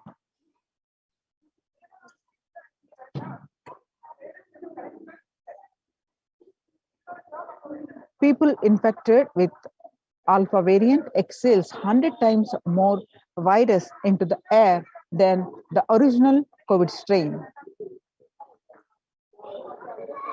6 feet distance may not be enough to prevent viral transmission indoors, according to a study in Washington.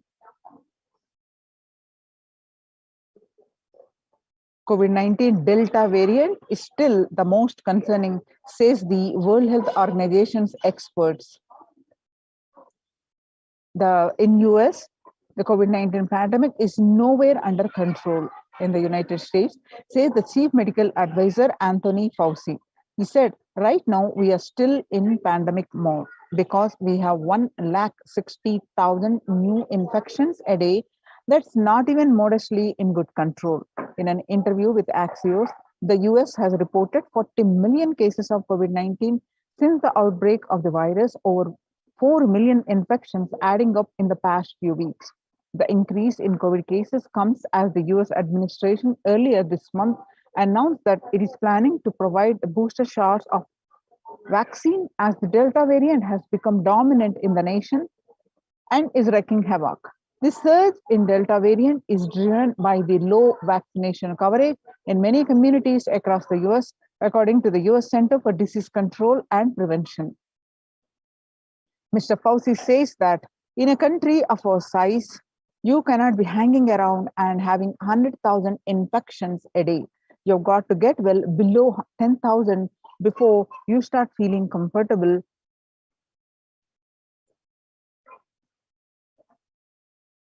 According to a report of Academic Forum, the COVID-19 made the world less peaceful, as the increase in the violent incidences and fatalities creating the world less peaceful. And the younger adults are more likely to report symptoms of anxiety and a depressive disorder during the COVID-19 pandemic.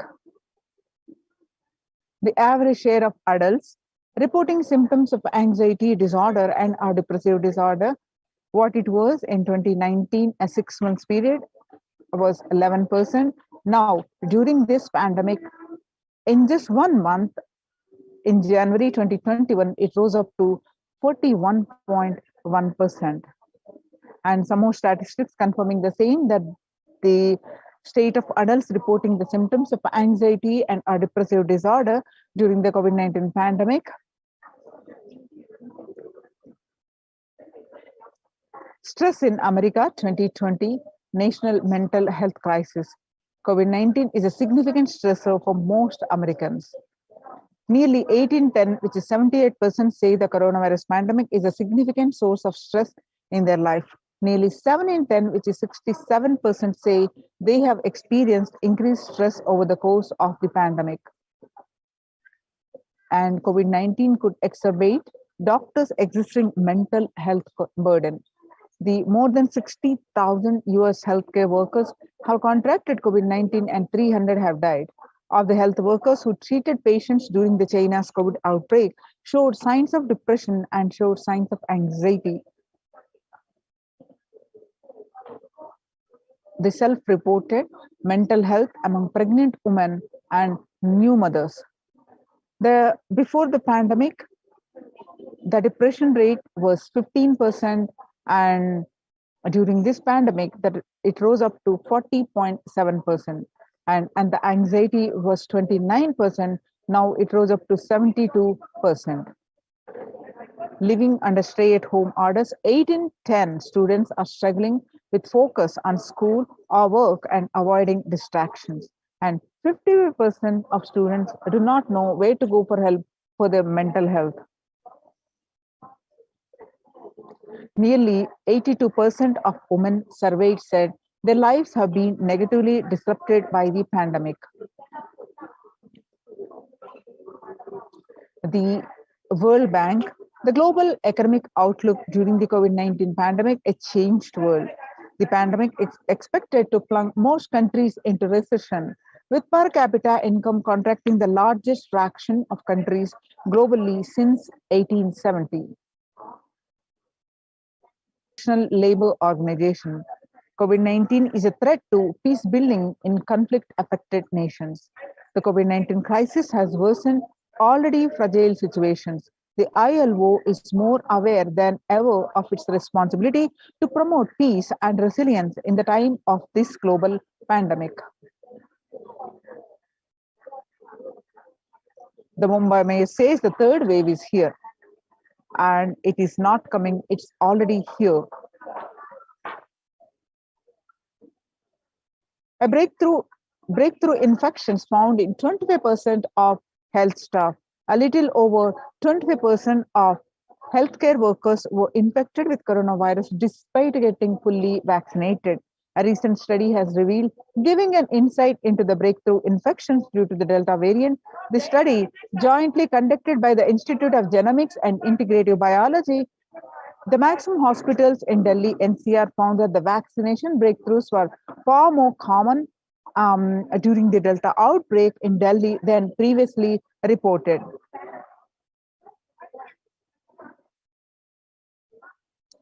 Then, now that we have seen the statistics across the world, the virus is now vaccine resistant and it is airborne, and it is not only causing the physical health fatalities, it's causing the mental concerns, mental health concerns, especially in the younger adults, and it's leading to the global peace. So how do we cope up with the current COVID-19 pandemic? Address the COVID-19 pandemic, which is seeing another wave, destroying many more lives. The Supreme Pontiff of Hinduism says the pandemic fatigue is setting in as a result of the continuous lockdown, is resulting in delusional ignorance. Holding on to the delusion and supporting this space of delusional decisions leads to delusional arrogance. Continuous lockdown leads to delusion thoughts like, so what, if I die, it's okay. I can live forever in this lockdown.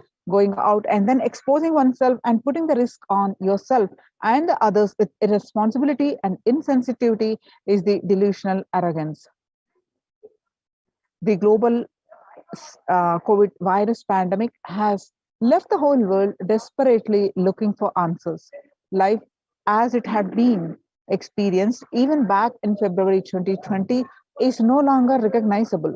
The drastic change is the order of the day, with people having to redefine the world with new paradigms of economy, society, faith, religion, and health.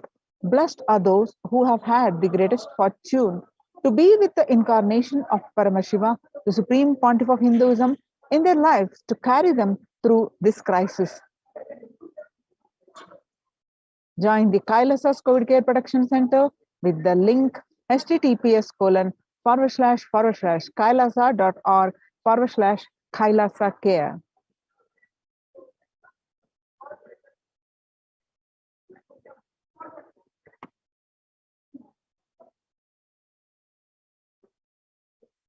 World Health Organization's Peace and Health and Peace Initiative. Health and peace are interrelated. In the words of the Director General of the World Health Organization, Dr. Tedros, there cannot be a health without peace, and there cannot be a peace without health. If individuals and groups enjoy equitable access to health services, fulfilling their rights to physical and mental health, and health actors design neutral health interventions that promote trust and dialogue, and communities are empowered to cope with a violent conflict. Then health coverage is most universal, more universal, grievances can be heard and addressed to generate trust around the health emergency concerns. Affected communities are more likely to make meaningful contributions to peace and reconciliation and to resist incitement to violence. Sustainable developmental goals. Making peace with the nature is possible. If you start now, making peace with nature is possible. Even amid pandemic, 2021 can go down as the year we made peace with the nature and set the planet to healing. Our environmental, social, economic challenges are interlinked.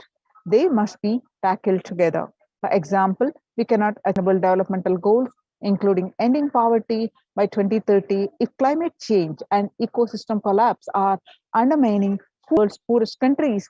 We have no choice but to transform our economics and societies by valuing nature and putting its health at the heart of all our decisions. Now let's watch a small clip on making peace with the nature.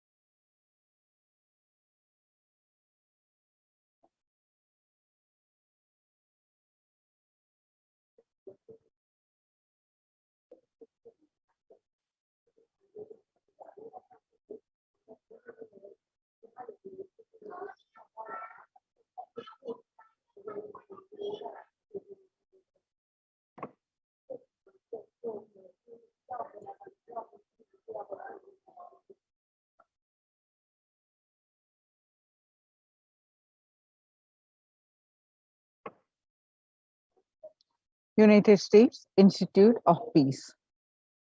Amid COVID, we need enhanced international coordination to build peace. Tackling the pandemic and building resilience in fragile states requires concerted international action at local, national, and global levels.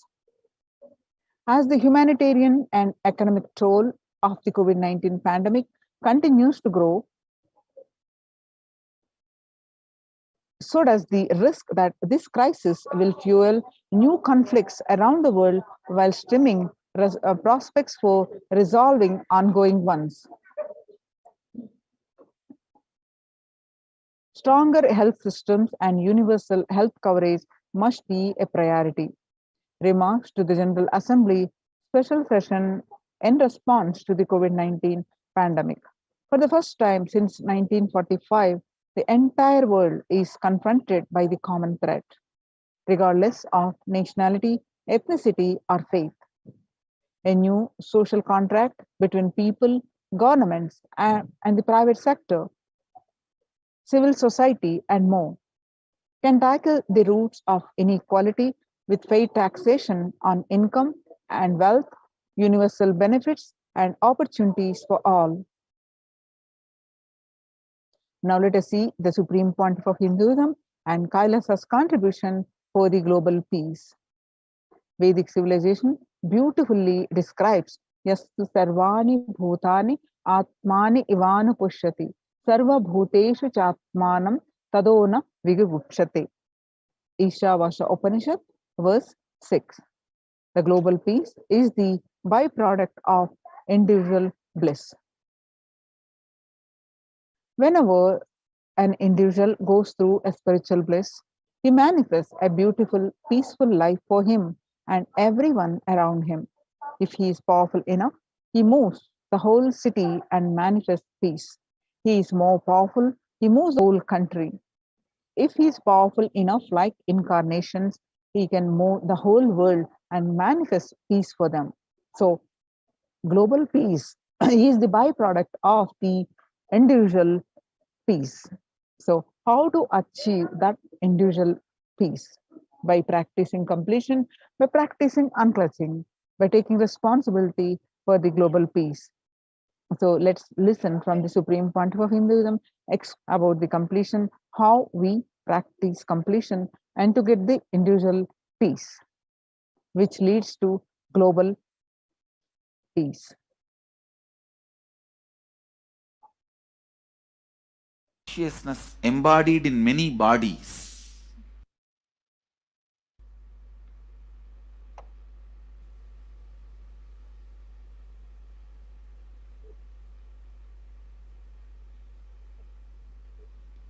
Today I wanted to expand on the science of completion.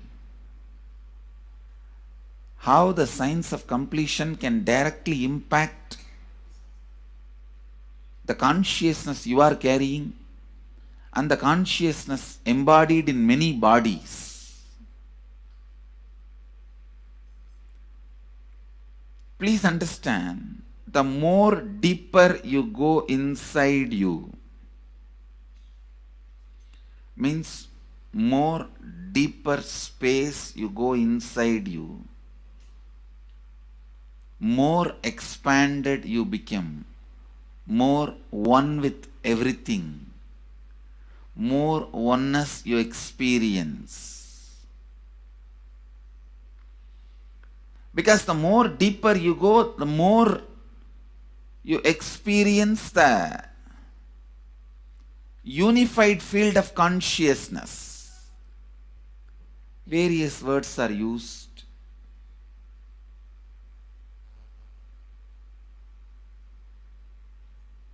Some of the Hindu traditions uses the word Atma, Brahman. Some of the Hindu traditions use the word Nirvana. Whatever word you may use, Atman, Brahman, Nirvana, unified field of consciousness, whatever. But one thing I want to tell you, you go in your inner space, you experience the vast oneness. The more superficial you are, the more incompletions you carry with others, even with yourself. The more superficial you become, even your own right hand and left hand fights with each other. Different parts of you fights with you. Different thoughts of you fights with you. Even you fight with you, the more superficial you go, the more deeper you start traveling. First, you get integrated. The you fighting with you stops. Then, the people around you get integrated. They fighting with you stops. Completion with yourself, then completion with others, then comes completion with other things, not just living beings, even with inanimate beings. The completion starts happening. Even with a nature, completion starts happening. Please understand, the more deeper you travel, the more deeper you go, the more deeper you settle down, the more deeper you start living. Your cognition expands. Your cognition includes. Your cognition becomes more and more inclusive.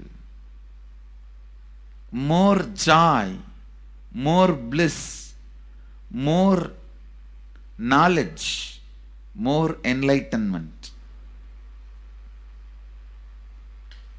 Please understand.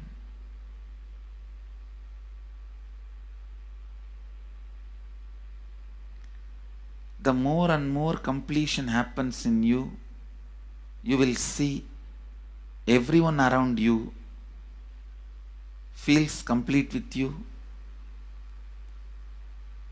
That is why I am saying, whether they have body or they are disembodied, in the deepest corners of your being, deepermost layers of your being, deepest parts of your being, you experience such powerful awareness, such joy.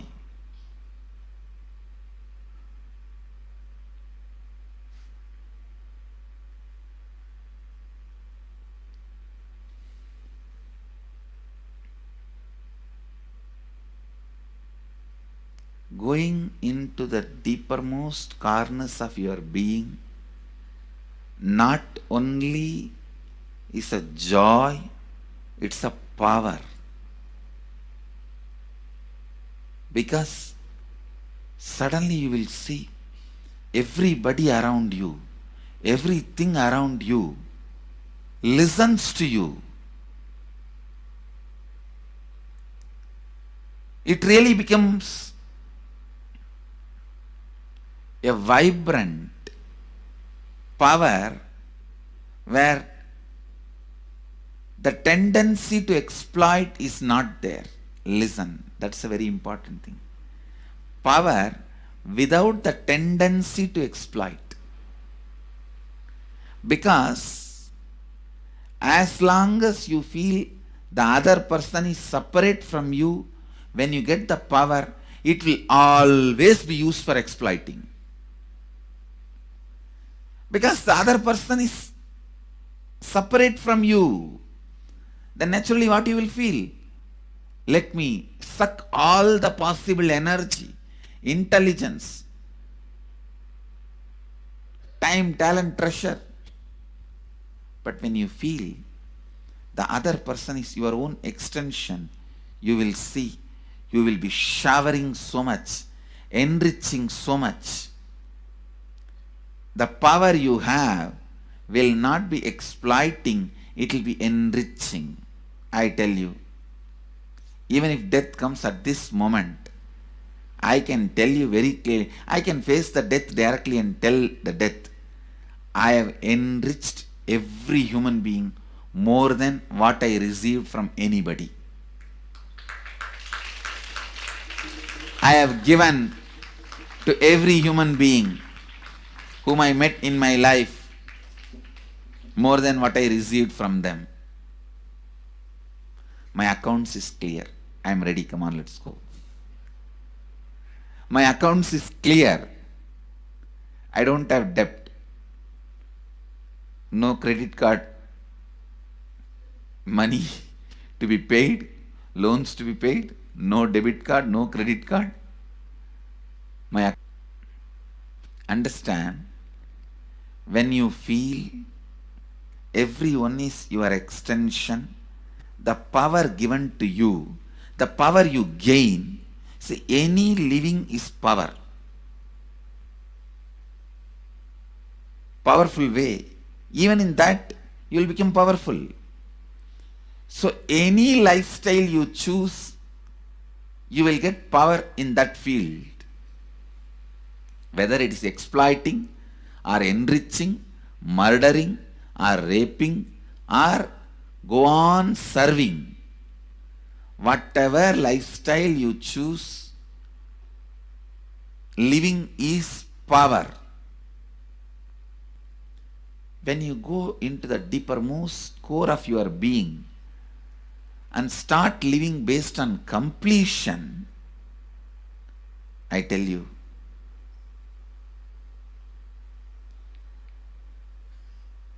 the first power you will experience is everything around you listens to you.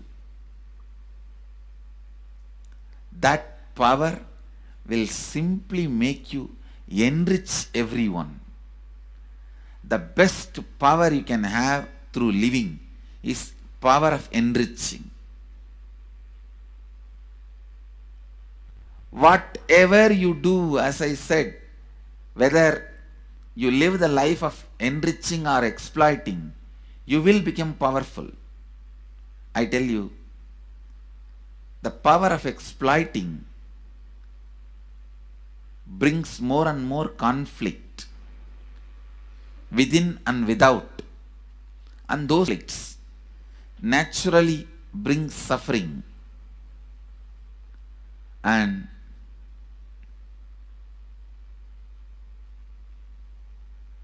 the power of enriching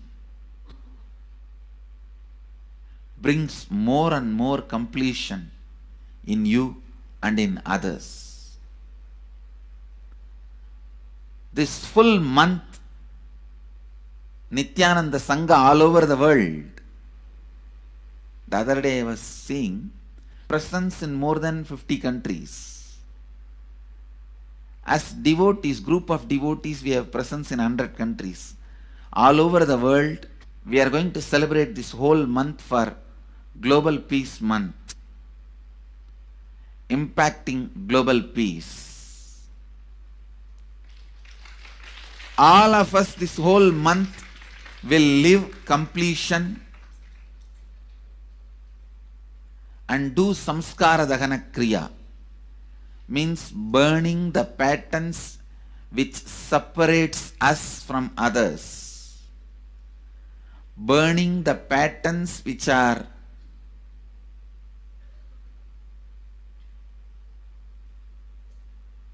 constantly keeping us in a superficial level. All over the world, we will be doing samskara dahana kriya, burning our patterns and leading us to more and we also have special 3 Nitya Dhyana Yoga program teaching people signs of completion and facilitating samskara dahana kriya. This month, 20th, 21st and 22nd,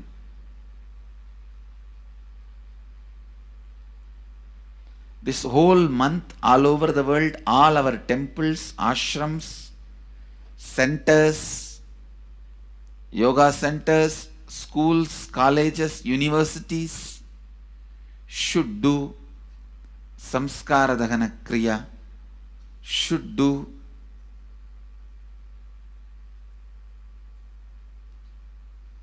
the practice of burning all the incompletions and patterns which leads to conflicts, bringing more and more peace inside us and outside us, spreading peace. This whole month, let's impact global peace. Let us really contribute to the global peace. Let's do it. Let's do it. Not just talking about it. Let's do it.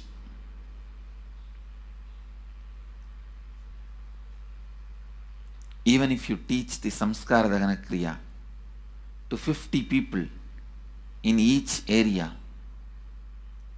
each place where we have centers, ashrams, temples, two-way centers, yoga centers, even 50 people, each Tanidar teaches, enriches them with this science. The amount of suffering and negative waves, negative vibes reduction can contribute so much to the world. Please understand. One positive person can burn millions people negativity. Experientially, with evidence we proved, one positive person has already burnt at least 20 million people's negativity in last 10 years and brought peace. So each one of you, if you stand up as one positive being, one authentic, responsible, enriching being,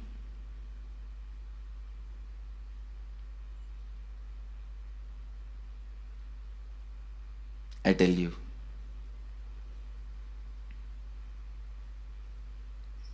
we can do so much to the world. It will be a better place than the time we entered. When we leave, it should be a better place. That's all. When we leave the earth, it should be a better place. So understand, inner peace is your birthright. Go to the depths of your being. Bring more and more completion into you. Completion with others. And start living Advaita. Today in the Inner Awakening session, it's all about completion with others. So last 6 days, literally, you worked so much, one by one by one by one by one, layer by layer by layer by layer. The completion with yourself. Now comes completion with others. Today, we are starting the science of completion with others.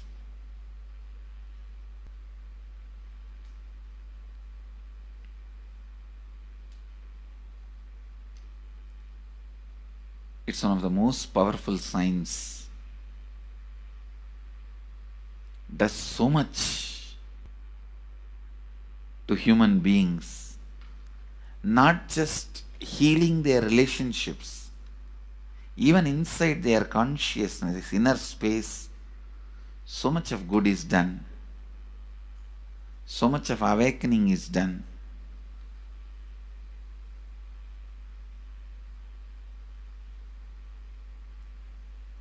See, when you have completed with others, the kind of strength you feel is the power of Advaita. Strength of Advaita. Today the Inner Awakening sessions are all about completion with others. We have long session today working on completing with others. So with this,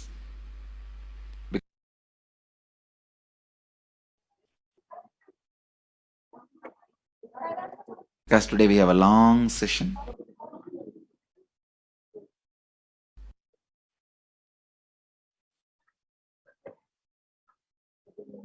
Now, let's listen from the Supreme Pontiff of Hinduism that self-transformation is the secret to achieve global peace. Social answer means I'll tell, oh, you should all work for global peace. You should all work for turning the world. You should work for revolution. You should work for all these, that things. You should vote only the party which says that it will stop the war and all these things. This is the social answer. Nonsense. If you want the honest answer, I tell you, simply transform yourself. You can't do anything. If at all you can do, you would have done it. Be honest. If you can do, you would have done it. You are raising this question because you are able to do. Am I right?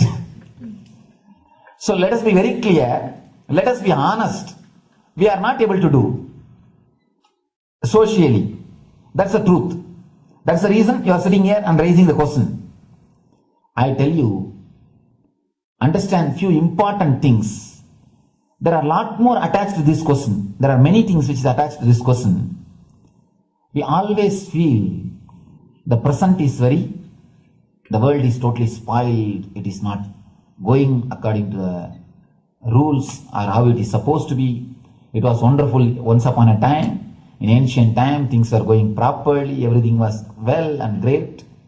And I tell you, 10,000 years ago, they found some writings on stone in Harappa Mohenjo-daro culture. Some stone writings have been discovered.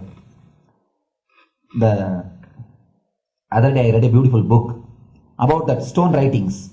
That writings, it says, oh, nowadays the society is not as it should be.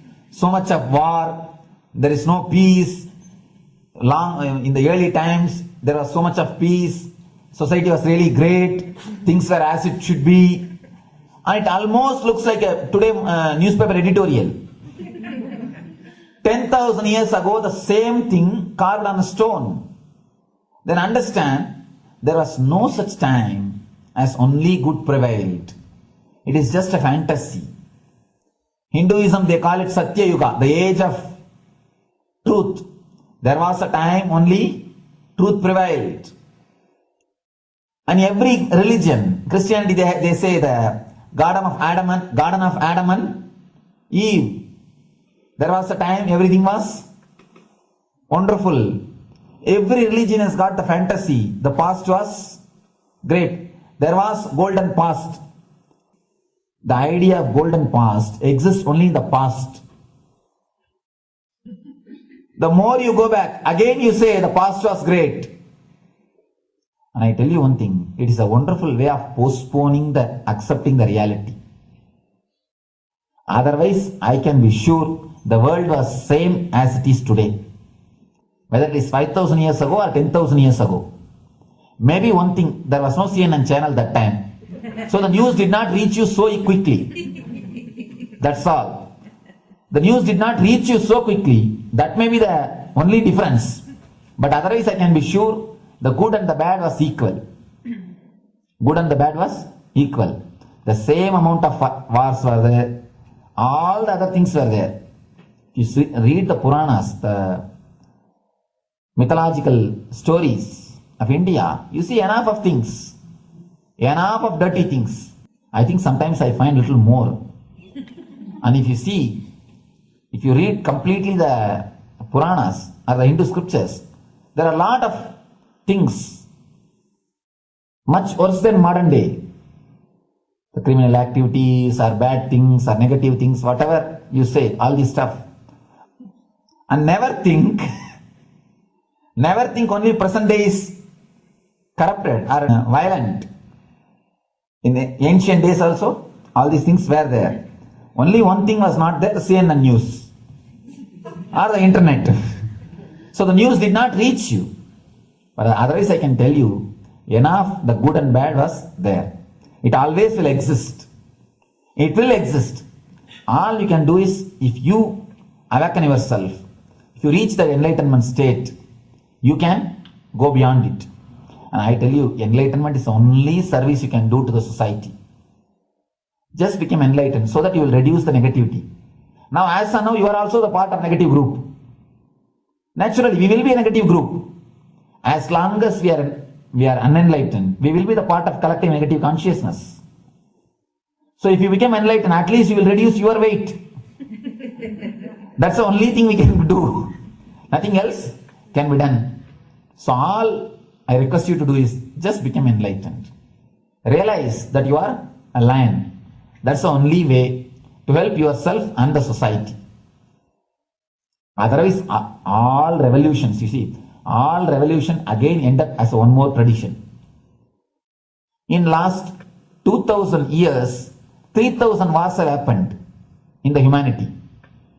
In 2000 years, 3000 wars. Human beings have not done anything except doing wars, except fighting.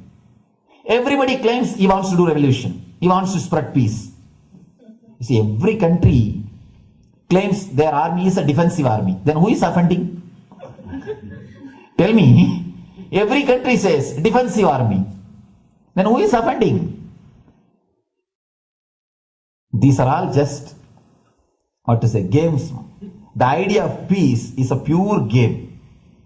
Everybody wants to spread the peace according to them, not according to the other person. They want peace according to them. The other day I was in one interreligious gathering. One guy is preaching, let all of you convert to my religion so that we will not have fight.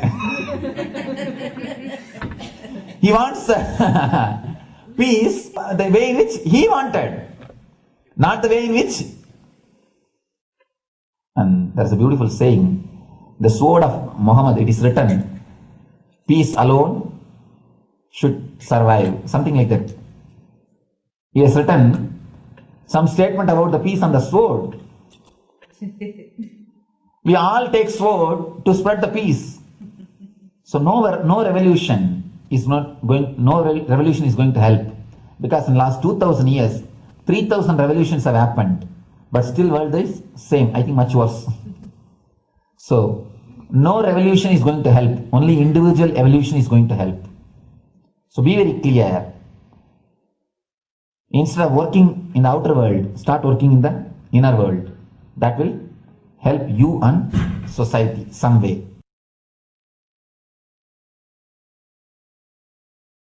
Social answer means, I'll tell, oh, you should all work for global peace. Social answer means,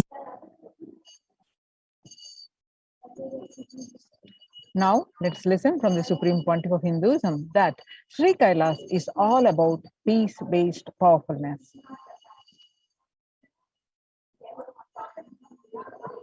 Listen carefully. The space of Shanti,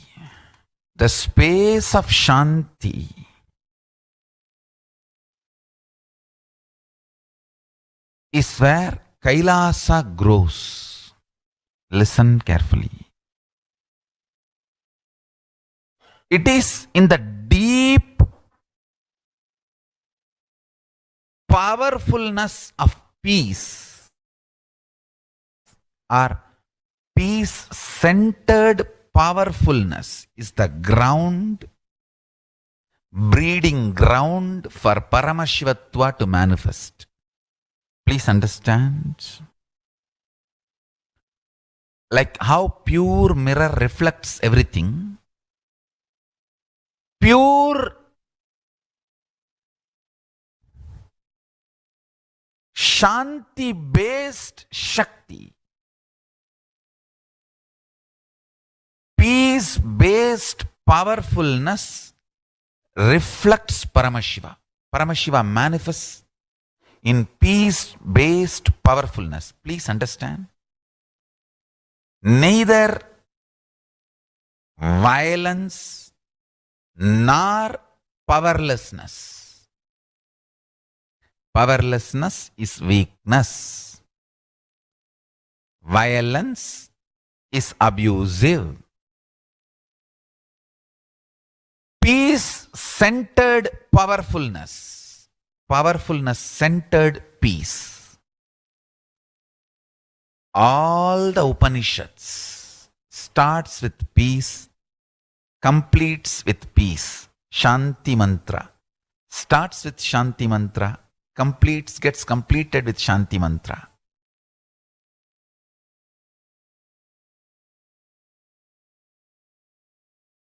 Peace-based powerfulness is a fundamental requirement for Paramashivatva to manifest. That is why People who don't want us to manifest Paramashivatva or power manifestation do not want to allow the peace in our life or do not want peace in our campus. Understand? But only if you are peaceful, which cannot be shaken even by the demons and devils and rakshasas, we can be in eternal peace. So, remember this very clearly.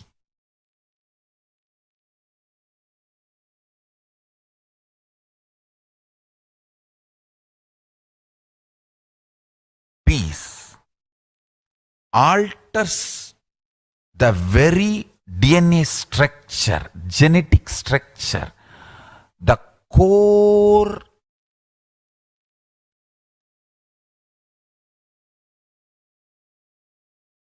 Anu Mahat structure. Understand? Anoraniyan Mahato Mahiyan. The consciousness in you is atom inside the atom, Mahat, more than Mahat. That Anoraniyan Mahato Mahiyan. That consciousness starts growing in you with more peace-based powerfulness developing in you. Nothing can be compared to unclutching. Spend more and more time, energy in unclutching. It will never be wasted. Time spent on unclutching is the most productive time for you in your life, because unclutching completely makes you altogether a different material. Understand? It makes your very biomemory, muscle memory, core structure, molecular structure, genetic structure, DNA structure, everything, all the 8 energy flow circuits, 7 energy flows, 1 the pure conscious explosion. So totally 8 energy flow circuits exist in you. All the 8 explodes when you unclutch. Understand? Unclutching is the space of Sri Kailasa.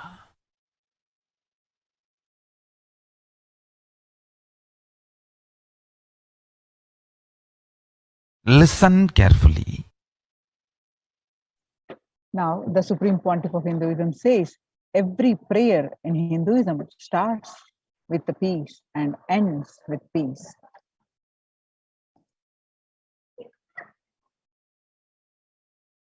Every chanting, every prayer in Hinduism ends with Shanti, Shanti, Shanti 3 times. Means peace, peace, peace.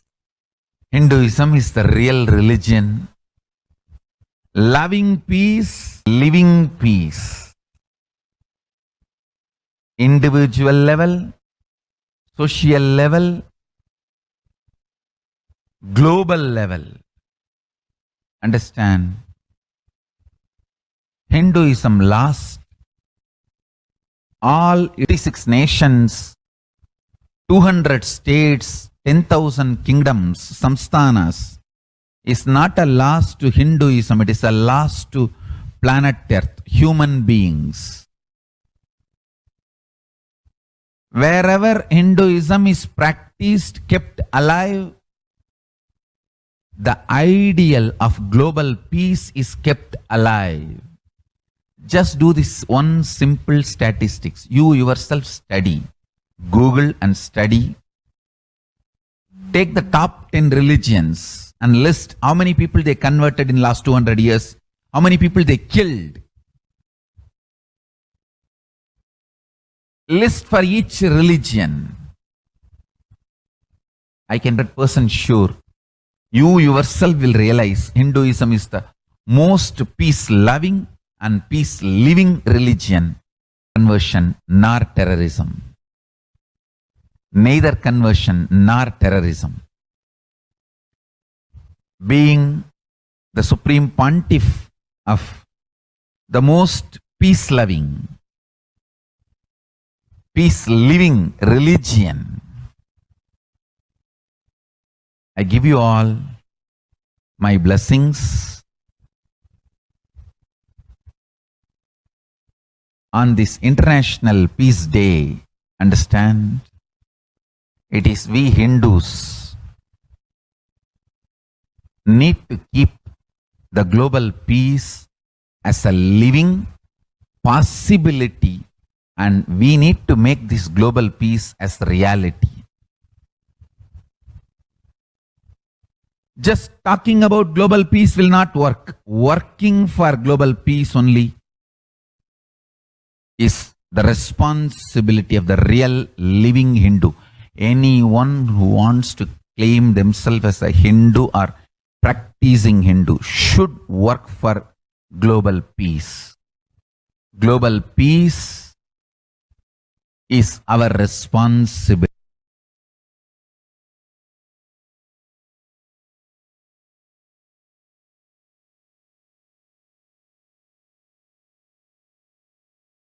Hindus have the responsibility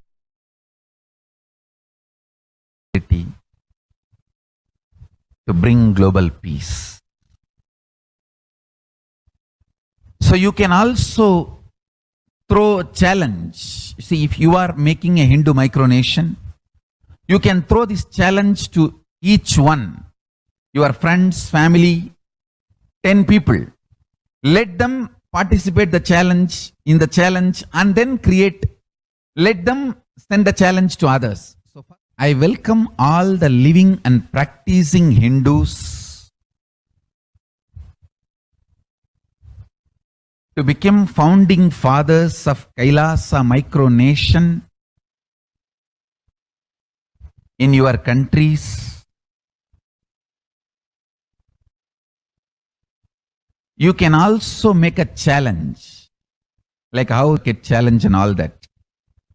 We can make a challenge. You form Hindu micronation and claim, I am the founding father of the Hindu micronation Kailasa. And then you can invite your family, friends for a challenge. 11 people. You form and you challenge 11 people and they also form and they spread. So let us start spreading.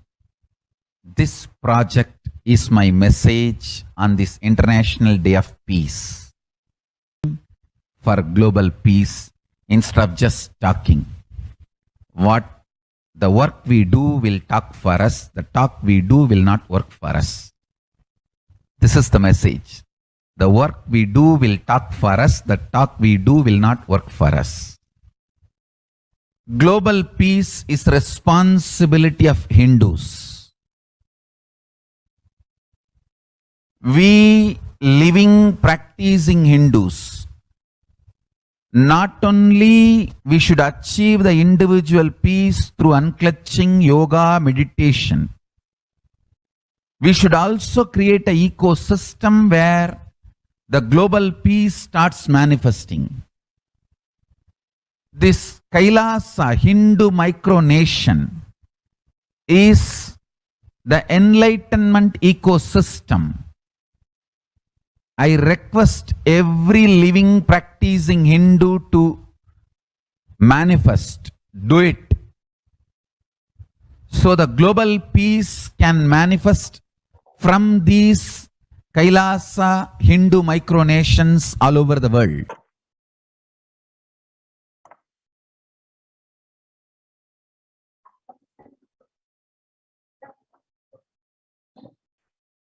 Now, let us understand the Supreme Pontiff of Hinduism contributions for the global peace.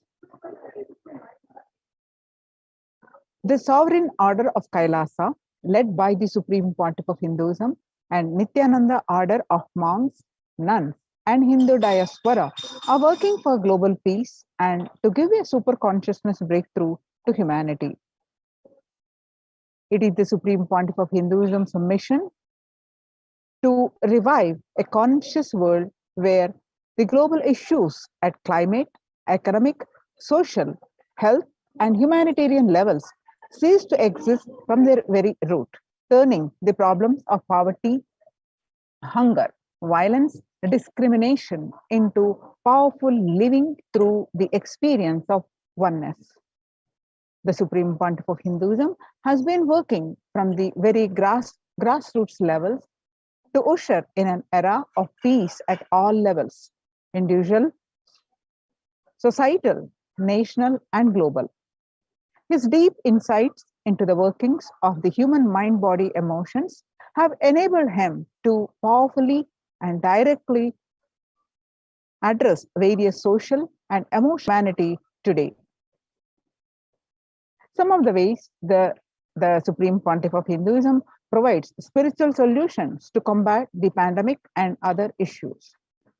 Since the beginning of the global lockdown, the amount of contribution and activism Kailasa has increased multifold through the Paramashivoham program, which is an online program and free via Zoom sessions anywhere. If you are anywhere from the world, can attend, and following the Vedic calendar, every full moon and every new moon, Paurnami and Amavasya, new batch starts, and it's bi-weekly program which gives you conscious breakthrough, experiencing Paramashivoham, that I am Paramashiva. So join any one of the batch, at even as a single day program. Every day is a single day program also. So we can attend any single day and experience the Paramashivoham for yourself. You can join by paramashivoham.org/join. I repeat, paramashivoham.org/join. So through this Paramashivoham program, bringing the super consciousness, the breakthrough to the whole humanity. The Paramashivoham program has successfully completed 38 seasons. It started since March 2020, and not every single day this program successfully running for 16 hours a day. So join, if you have not yet attended, join this program and experience for yourself. The next is by starting the Akhanda Nirvikalpa Samadhi Jnana Yajna by contributing almost 3 million minutes now. And next is Paramashiva Sankalpa chanting, that is sacred Sanskrit mantra chanting 24/7 to heal the conflict problems each one facing via the Zoom sessions.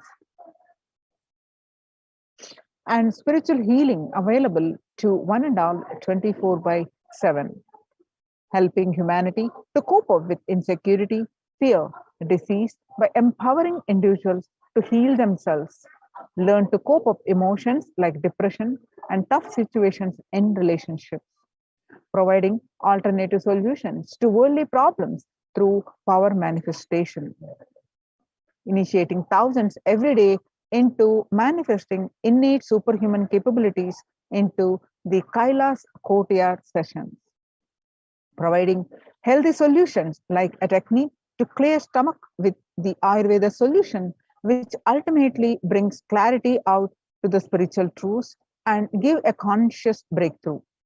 In the long term, establishing self-sufficient communities, continuing and intensifying the service of the Annadan, that is free food, in Nithyananda Annalayas around the world, including Tirunamalai and Los Angeles, paving way to the New World Order, starting the agriculture-based communities in Adi Kailas and several other locations. Peacekeepers of Kailasa offering various life solutions from the teachings of the Supreme Pontiff of Hinduism. Hinduism prescribes various methods for global healing. One such is Maheshwara Puja, nullifying the collective negativity simply through the presence of the avatar and his order of monks, offering Maheshwara Puja to the natural calamities hit victims. Maheshwara Puja, everyone can offer on every Paurnami and every Amavasya, that is every new moon and every full moon. And Bhava Samadhi Darshan to raise the individual conscious breakthrough. Devi Parashakti, Akashic reading, that is cosmic revelations.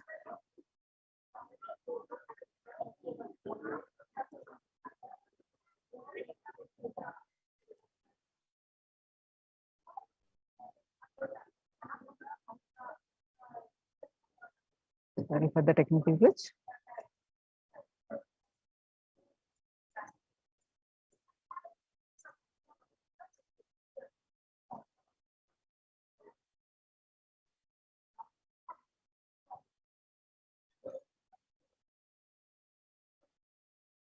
Supreme Pontiff of Hinduism,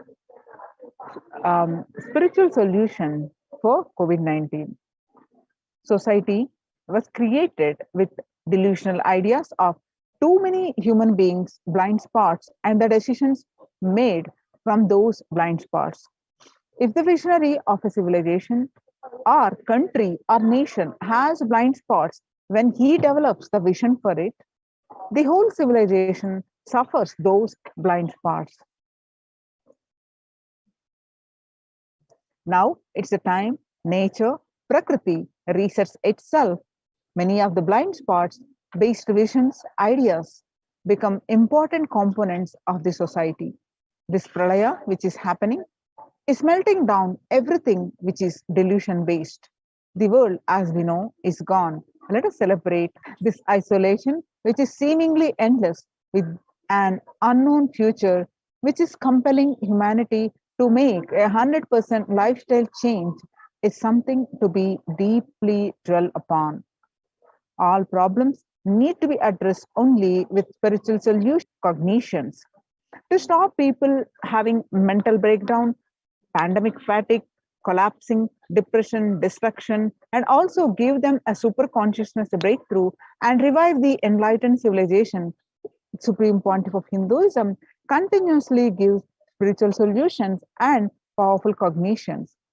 Some of the spiritual solutions and powerful cognitions are unclutching, practicing completion, practicing oneness, practicing Ajapa Japa of Mahavakya, Om Nithyananda Paramashivoham, consciously building a deep feeling connection, yoga, puja, vegetarian diet, and nirahara samyama.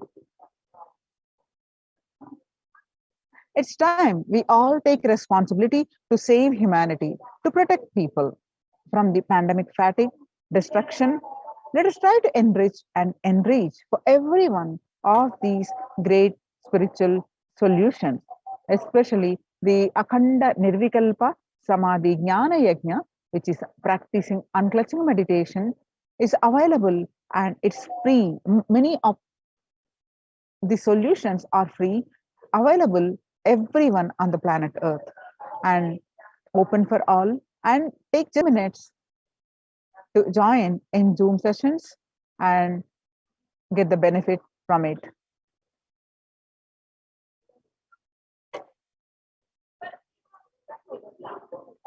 And Akhanda Nirvikalpa Samadhi Jnana Yajna, people from over 50 countries continuously radiate the space of Paramashiva by practicing the unclutching meditation 24/7 and 7 days a week.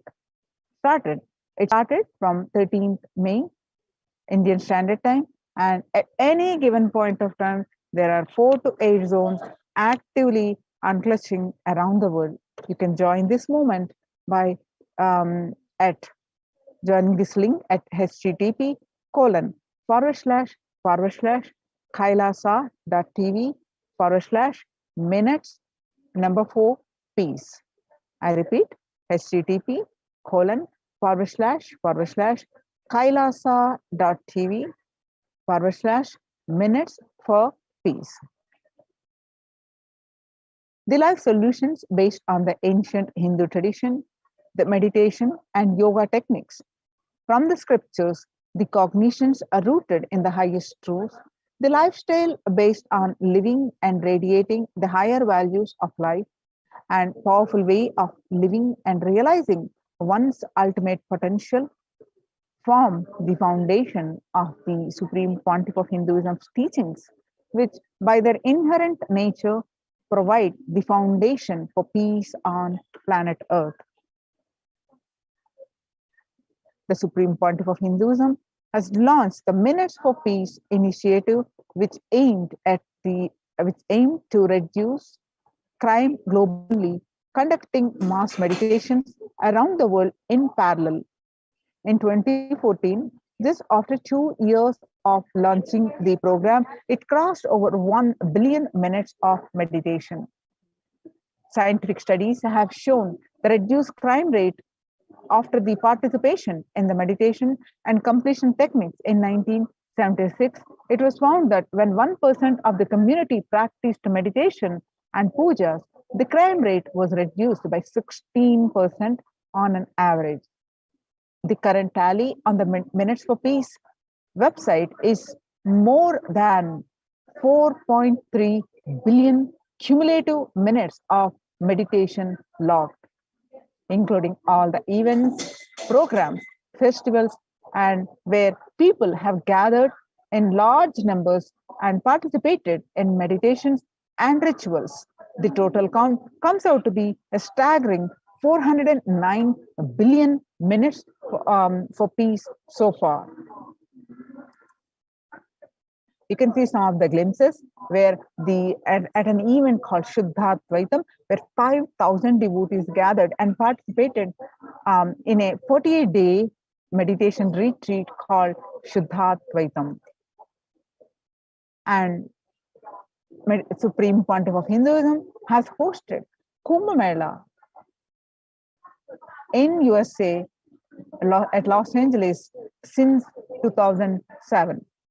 Nithyananda Sangha is entrusted as the only organization to host Kumbh Mela outside India by the Akhila Bharatiya Akhada Parishad.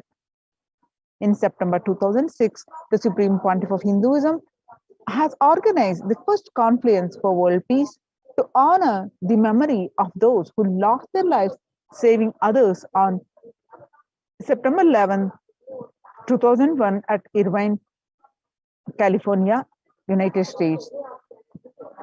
The second confluence for the peace was held in Los Angeles in 2007 in collaboration with Vedanta Society, BAPS, ISKCON, Siddha Yoga, and other organizations.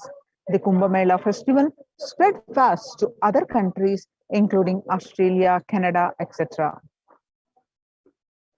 In 2009, Supreme Pontiff of Hinduism has organized a month-long peace walk covering 1,000 kilometers and 1,000 villages to bring together in harmony from all walks of life, to promote feeling connection and oneness among people. During the walk, health camps were conducted in villages along its path. Supreme Pontiff of Hinduism has conducted large-scale collective meditations and on September 21st, International Peace Day, to raise the collective consciousness. One of the greatest contributions that the Supreme Pontiff of Hinduism contributing is initiating thousands into sannyas. Sannyas is our social responsibility. Let us save Hinduism and humanity. The Supreme Pontiff of Hinduism has revitalized the monastic tradition of sannyas by initiating hundreds and thousands of people into Nithyananda monastic order. The all-renouncing monks contribute the best things to human civilization, living their life with the cognition that life is for others. These monks and nuns act as the harbingers of peace and empowerment for the human society distraught with violence, depression, and other forms of life negativity. Supreme Pontiff of Hinduism has also revive the ancient practice of embarking on pilgrimages, that is, spiritual journeys, taking spiritual aspirants to high energy sacred spots such as the Himalayas, Kailas, Varanasi, Angkor Wat, and various powerful temples of India. Even though prevalent in India, this practice is rapidly losing its original context, turning into a recreational family vacation. Reviving the original spiritual context, the Supreme Pontiff of Hinduism has made it possible for modern day human beings to benefit from the spiritual energy present at these centers and accelerate their journey of spiritual evolution, hence ensuring individuals and collective peace as a natural consequence. Food systems hold key to ending the world hunger. Effect of the COVID-19 pandemic, the UN has noted a dramatic increase in the world hunger. According to the state of food security and nutrition in the world, 1/10 of global population, as many as 811 million people, were undernourished in 2020, an increase of 118 million from 2019. According to the Eat Food, the diet with the diversity of plant-based foods, low amounts of animal source foods, unsaturated rather than saturated fats, and limited amounts of refined grains, highly processed foods, and added sugars could prevent from 19 to 24% of all adult deaths each year. Under the Red Home project, which is a no hunger project, at the Kailasas de facto spiritual embassies through Annalayas at these Kailasas de facto spiritual embassies established by the Supreme Pontiff of Hinduism have served over 5 billion meals, organic, sattvic, vegetarian meals so far. Giving free food to all the citizens is the economic policy of Kailasa, deriving the reference from Vedas and Agamas.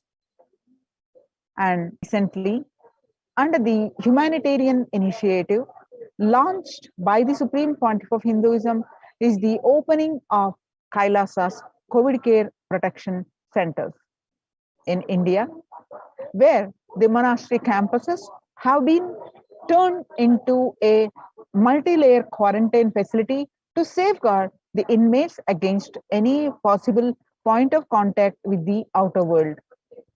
The Supreme Pontiff of Hinduism has opened this service free to all people, regardless of any differences in age, gender, caste, creed, ethnicity, color, or socio-economic status.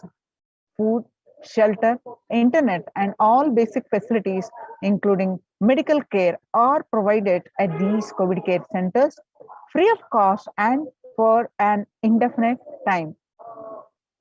The outcome has been a splendid zero infection rate so far among the participants, a feat not achieved anywhere else in the world, let alone in India. This response model of handling COVID-19 pandemic at a community level, along with the guidelines and recommendations for governments, has been recognized and accepted by the United Nations as well.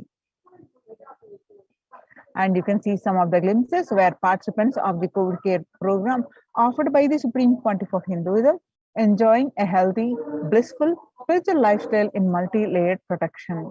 They enjoy a stress-free time following a spiritual morning routine, doing yoga, doing daily puja, and temple sevas, khara sevas, and celebrating festivals.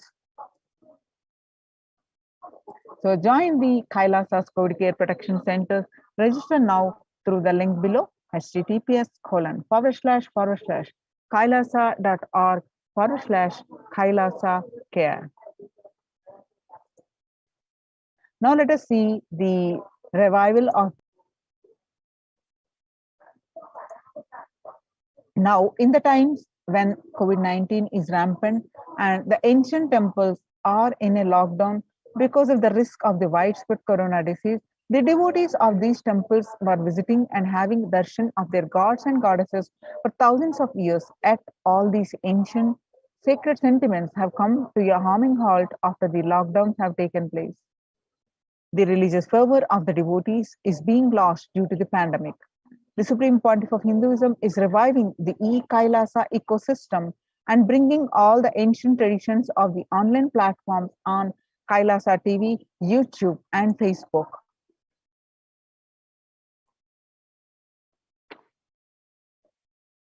Now, on various occasions, Devi Parashakti has revealed about the significance and importance to join the Adi Kailas, especially if you are in India, how important it is to go to Adi Kailasa during this pandemic. On 14th May 2021, Devi revealed that whoever comes to Adi Kailasa and does the good work of saving people from deadly corona, I myself will do all their good work. This is the commitment Paramashakti is giving you all. Parameshwari, I will do what I say.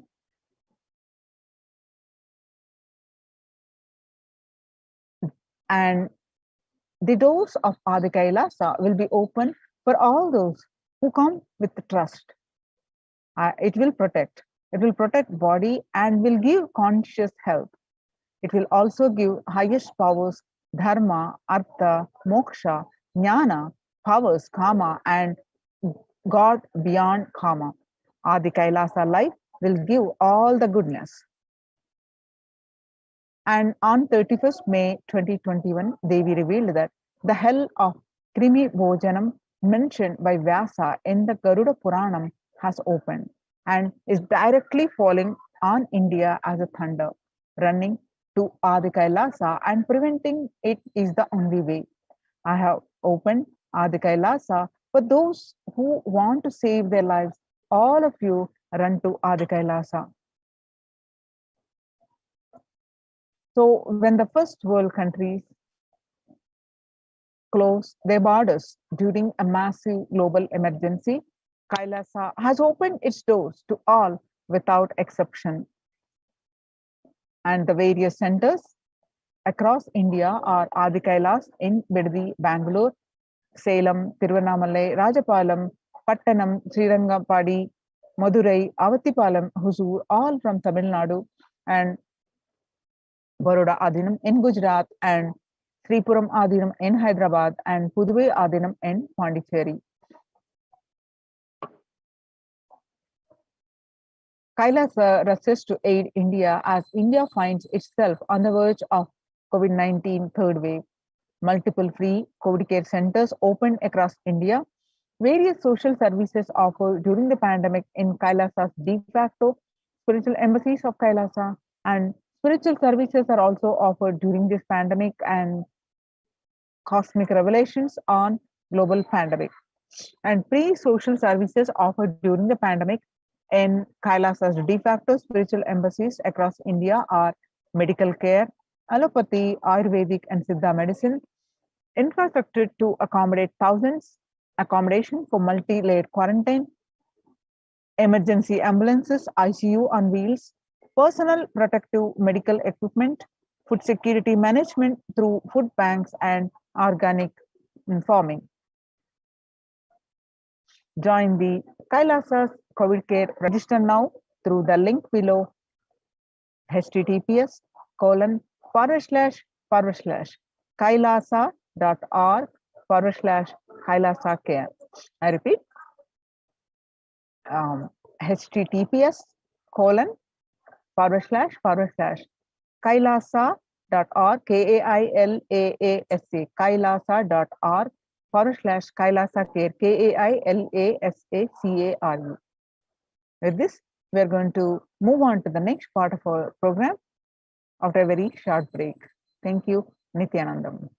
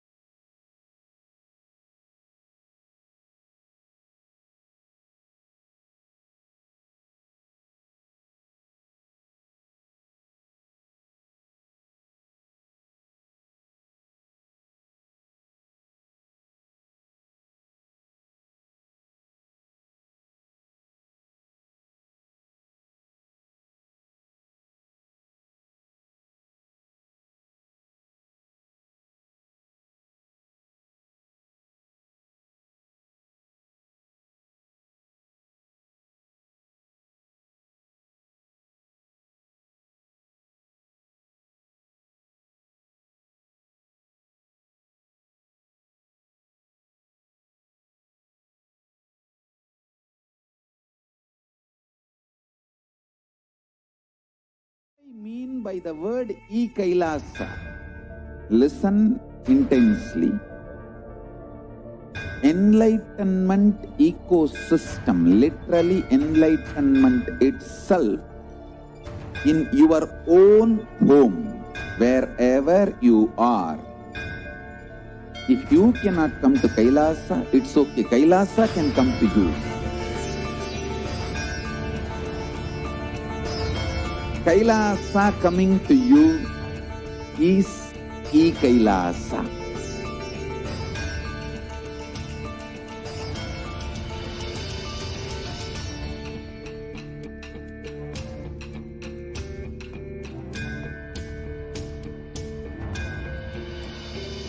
I will revive Hinduism.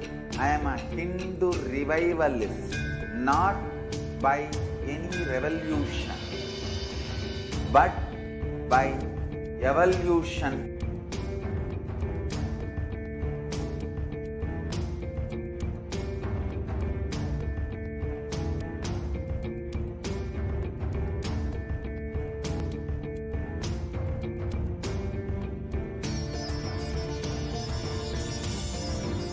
And setting model community.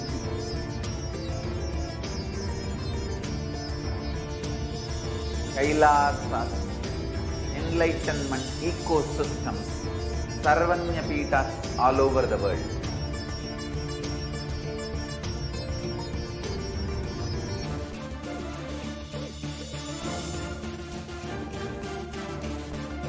All powerful cognition, knowledge, only when you live, power manifestation and possibilities manifestation happens. It's a fundamental truth.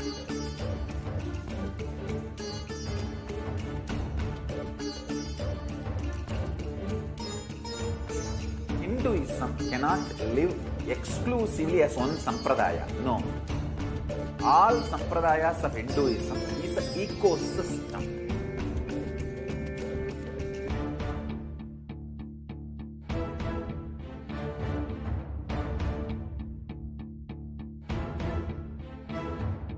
So don't keep quiet thinking that if one sampradaya is attacked, only that sampradaya is going to be affected. All of us are ecosystems.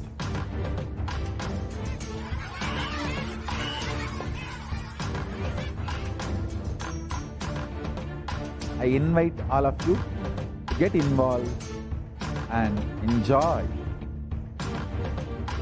Hinduism by the principle of Dharmo Rakshati Rakshitaha. When you protect Dharma, Dharma protects you. We will make the whole planet flourish spiritually.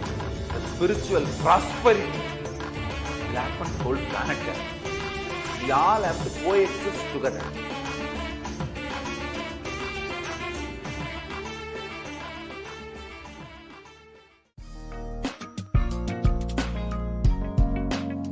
We get you health. We get you ability to build beautiful relationships in your life. We get you direct spiritual support, and we make sure you become wealthy.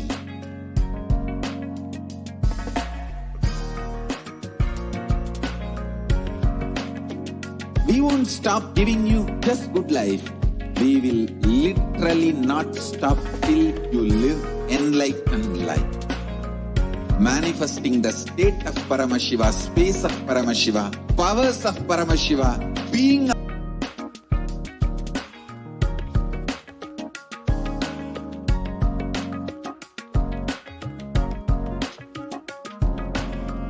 whole world should become e-Kailasa. I want the whole world to know Hindus have something great to contribute to the world.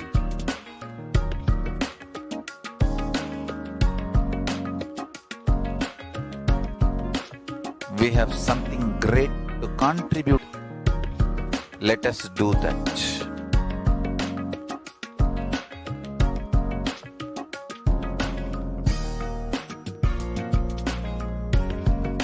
E-Kailasa is proper customized spiritual service helping you to identify your root patterns of suffering. We have perfected the science of helping every individual from every cultural, religious, nationality background.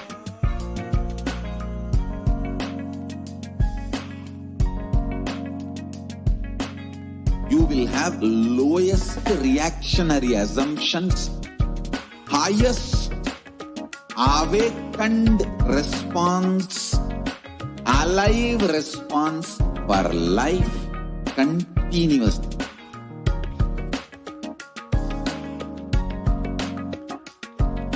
E-Kailasa is enlightenment ecosystem, literally enlightenment itself in your own home, wherever you are. Proper customized spiritual service helping you to complete with your life negativity, withdrawal from life, self-hatred, self-denial, self-doubt, so much of tiredness, laziness. We can support you aligning your diet, your attitude, your aptitude, your understanding about life. We can help you with everything.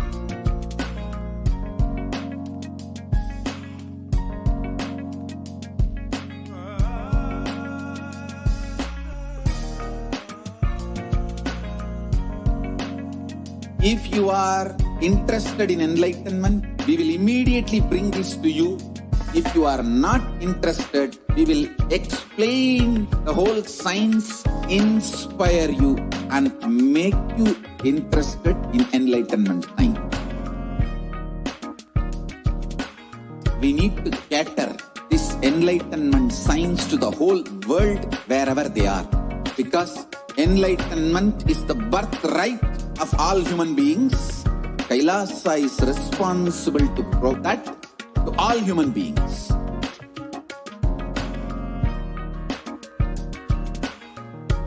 Kailasa is the totality of the knowledge I received from my gurus and practice manifested in my life, perfected by teaching millions of people from all cultures, time zones, backgrounds, genders, nationality, race, from every creed.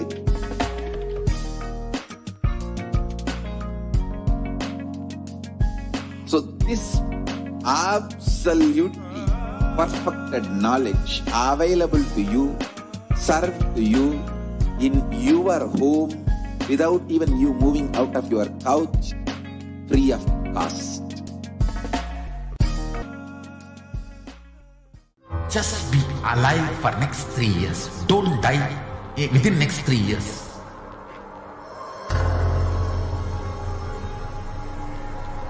Just don't die within next 3 years. Be alive. Somehow be alive.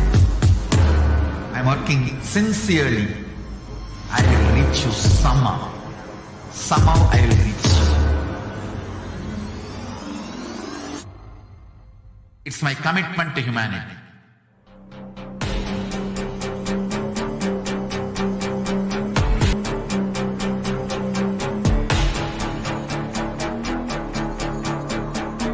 Just don't die within next 3 years. I will reach you wherever you are, whichever corner of the world you may be. I will reach you with enlightenment. You manifesting the space, state, powers, being Paramashivoham. It is possible, and it is possible for you.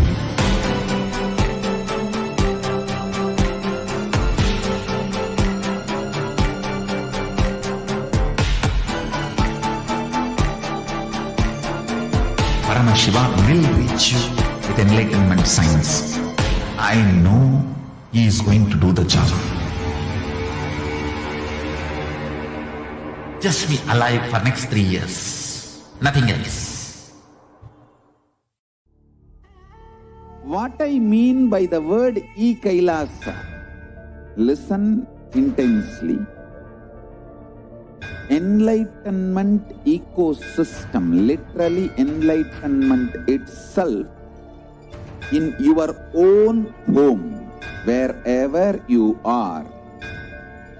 If you cannot come to Kailasa, it's okay. Kailasa can come to you. Kailasa coming to you is e-Kailasa.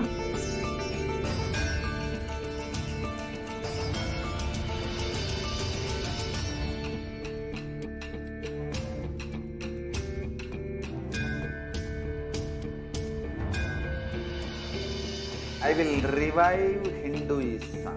I am a Hindu revivalist, not by any revolution, but by evolution.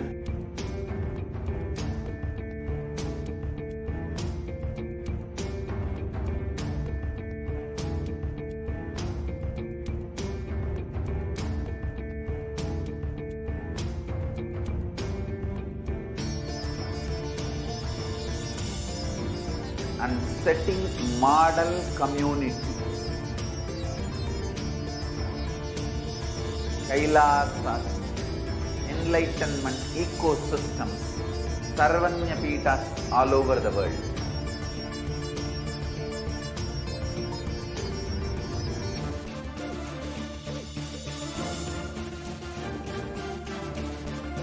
All powerful cognition, knowledge, only when you live, power manifestation and possibilities manifestation happens.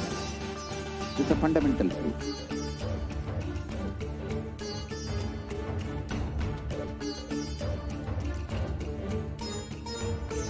Hinduism cannot live exclusively as one sampradaya. No.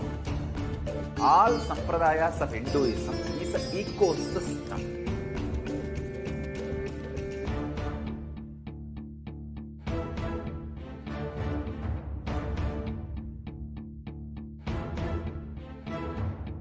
So don't keep quiet thinking that if one sampradaya is attacked, only that sampradaya is going to be affected. All of us are ecosystem.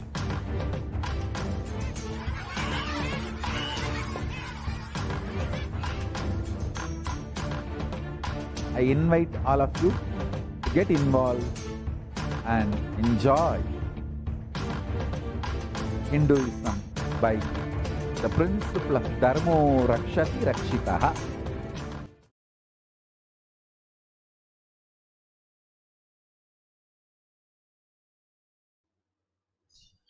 Nithyananda, and welcome back to this segment where we'll be learning more about the various revelations of Devi Parashakti, about the responsibilities of Hindus, and as we prepare to receive the live darshan, let us learn more about these various sacred revelations by Devi Parashakti. So now, let's watch a video where Devi Parashakti revealed the sacred secret of Hindu birth, and this is from the 31st of May 2021.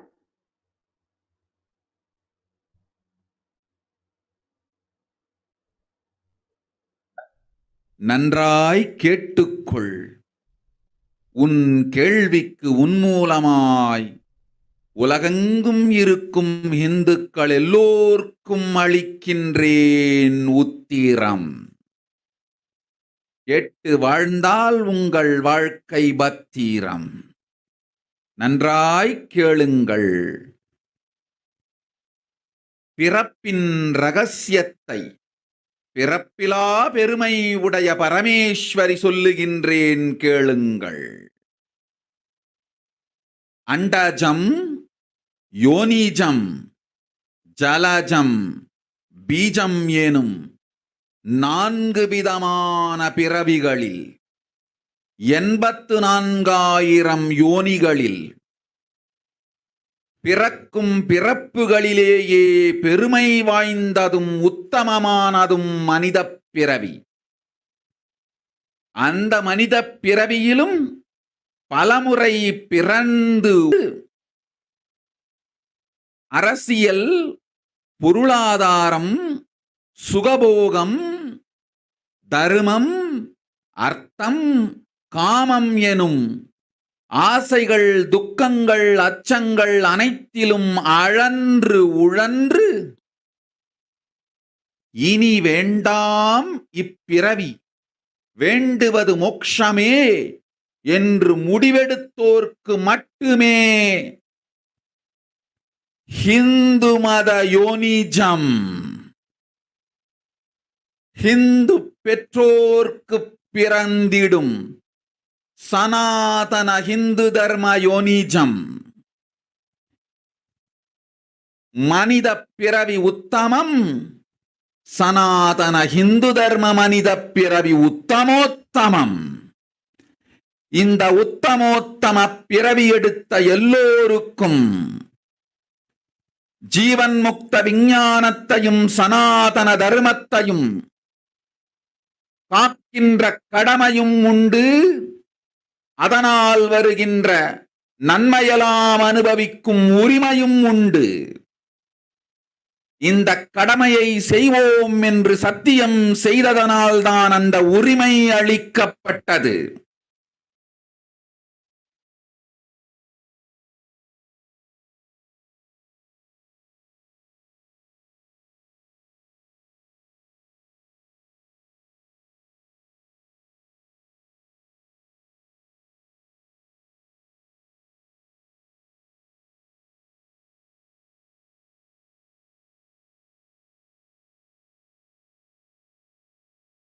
மயங்கி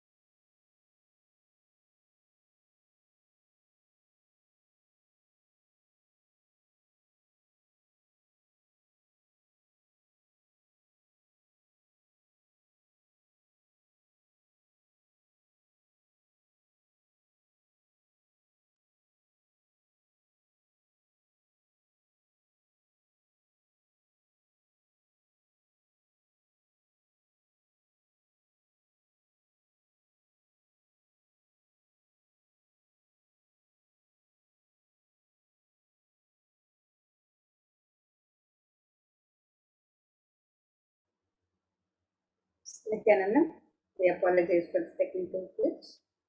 We will continue watching this video where Devi Parashakti has revealed the sacred secret of Hindu birth. ஊழிப் பெருவலியால் ஆசை அச்சங்களை உதறவிடாது, உதறியும் விடாது சனாதன ஹிந்து தர்மம் காக்க மறந்தோரை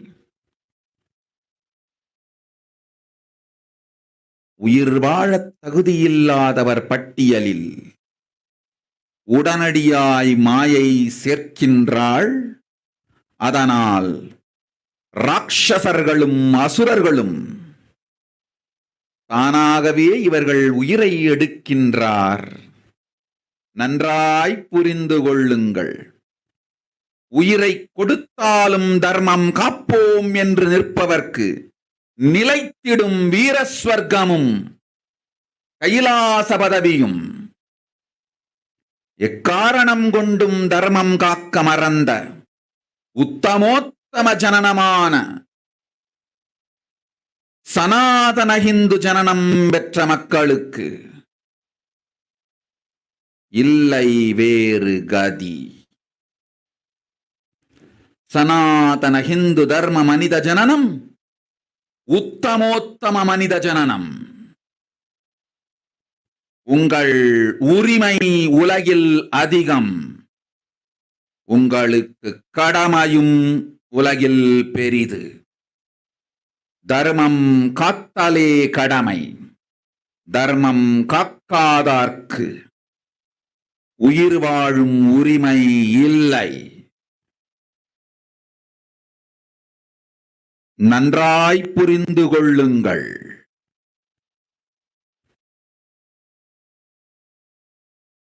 உத்தமோத்தம பிறவியான சனாதன ஹிந்து தர்ம பிறவி எடுத்த எல்லோரும் புரிந்து கொள்ளுங்கள். உங்கள் வாழ்வின் முதற்க தர்மம் காத்தல். தர்மம் காக்க காக்கும். சனாதன ஹிந்து தர்மம் காக்க மறந்திட்டால் வாழும் உரிமையை நீங்கள் இழந்து விடுகின்றீர்கள். அதற்கு மேல் வாழ்ந்தென்ன அழிந்தென்ன? பூமிக்கு பாரம் குறையட்டும் என்று அசுரர்களும் ராட்சதர்களும் உங்களை உண்டு தீர்க்கின்றார்கள். அதையும் மாயை கண்டு சும்மாவிருப்பாள். பிரபஞ்ச ரகசியத்தை, பிறவியின் ரகசியத்தை உலகிற்கெல்லாம் உத்தரமாய்ச் சொல்லிவிட்டேன். புரிந்து வாழ்வில் நடந்து உயிரை பத்திரமாய் பார்த்துக் கொள்ளுங்கள். அன்னை சொல்லும் அருள் சத்தியம் இது. ஓம்.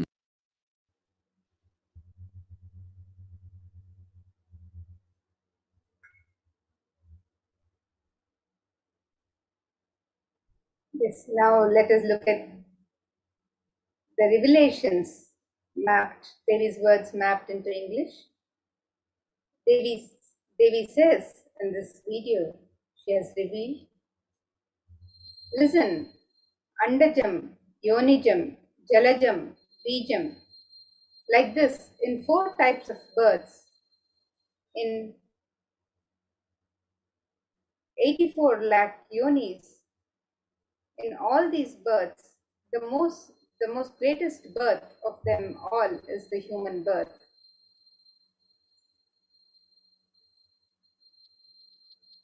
Even in that human birth, being born and toiled many times, toiled in politics, in finance, in luxuries, in dharma, artha, kama, and those who decide of not wanting this birth, wanting only moksha, only those will have Hindu dharma yonijam, the Sanatana Hindu yonijam of being born to Hindu parents. Human birth is Uttamam, the best. Sanatana Hindu dharma, human birth is Uttamottamam, the best of the best. Everyone who took this Uttamottama birth has the responsibility of protecting the signs of living enlightenment and Sanatana Dharma. And also they have the right of experiencing its benefits. This right was given to them because of their commitment given by them to do this responsibility. After coming to Bhuloka, by getting mentally deluded and forgetting the dharma of protecting Sanatana Dharma, Maya, she is taking away all their soul. Understand carefully, I am giving the Sanatana Hindu Dharma Yonijam only for those who gave the commitment of protecting Sanatana Dharma even by giving their life.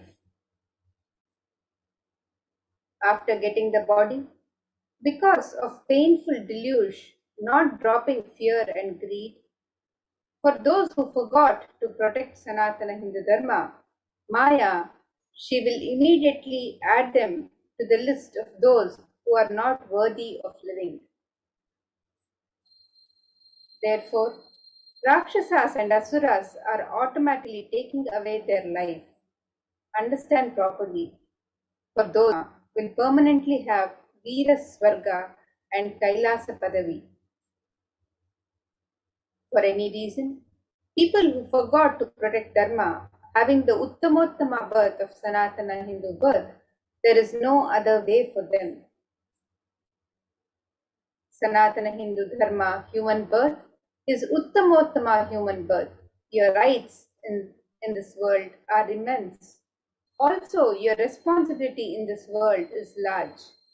Protecting dharma is responsibility. Those who do not protect dharma, they do not have the right to live. Understand properly. All those who took the Uttamottama birth, which is Sanatana Hindu Dharma birth, all of you understand. The first responsibility of your life is protecting Dharma. If you protect Dharma, Dharma will protect you. If you forget to protect Sanatana Hindu Dharma, you lose the right of living.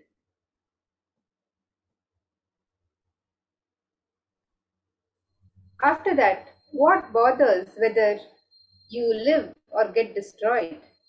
Asuras and Rakshasas will eat you, so that the burden on earth is reduced. Seeing that Maya, she will keep quiet.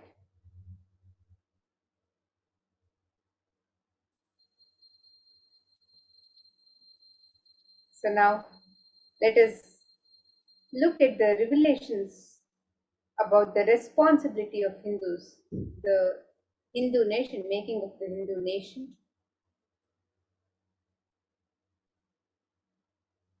Hinduism represents the world's most ancient yet progressive indigenous spiritual tradition.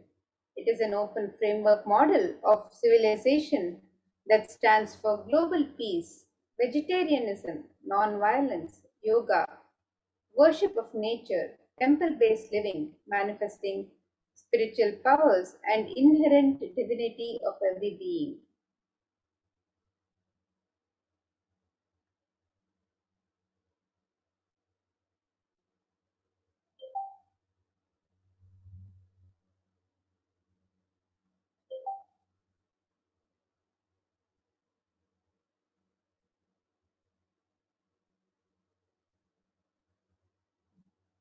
The Hindu nations were ecosystems where more and more enlightened beings could be produced, so that enlightened civilization could be kept alive and its great gifts shared with the world.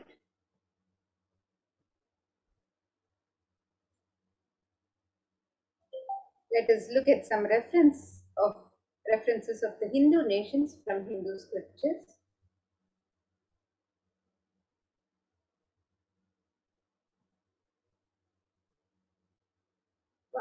The Rama Rajya is the Hindu nation which was ruled by Bhagavan Sri Rama, and this scripture, the Valmiki Ramayana Yuddha Kanda, chapter 128, verse 99 to 101.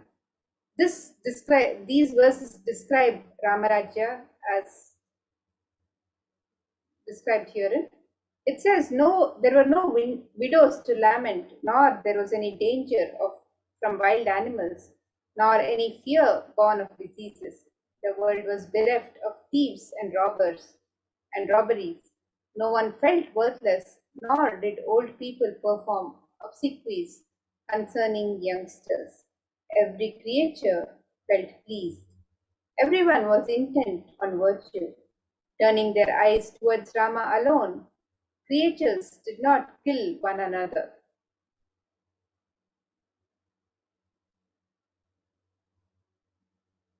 Peoples survived for thousands of years with thousands of their progeny, all free of illness and grief. The trees there were bearing flowers and fruits regularly without any injury by pests and insects. The clouds were raining in time, and the wind was delightful to the touch. Every caste were performing their own duties, satisfied with their own work and bereft of any greed. People were intent on virtue and lived without telling lies. All the people were endowed with excellent characteristics. All were engaged in virtue. And this is a description of the Rama Rajya from Valmiki Ramayana Yuddha Kanda, chapter 128, verses 99 to 101. And We also have the descriptions of the Hastinapur kingdom as it was ruled by Yudhishthira. And this description from Srimad Mahabharata, Ashwamedhika Parva 14, chapter 15. And here, sage Vaishampayana, the narrator of Mahabharata, speaks to King Janamejaya, the grandson of the Pandavas.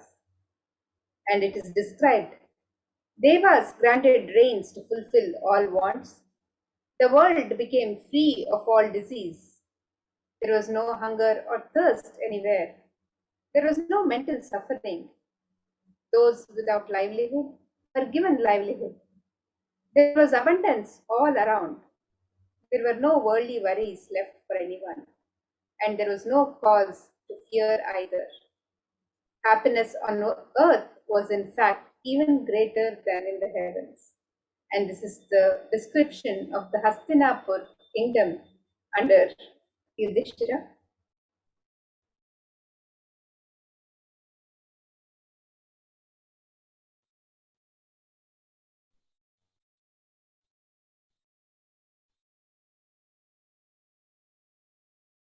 Held in the field of medicine, in the field of art, in the field of science, in the field of technology.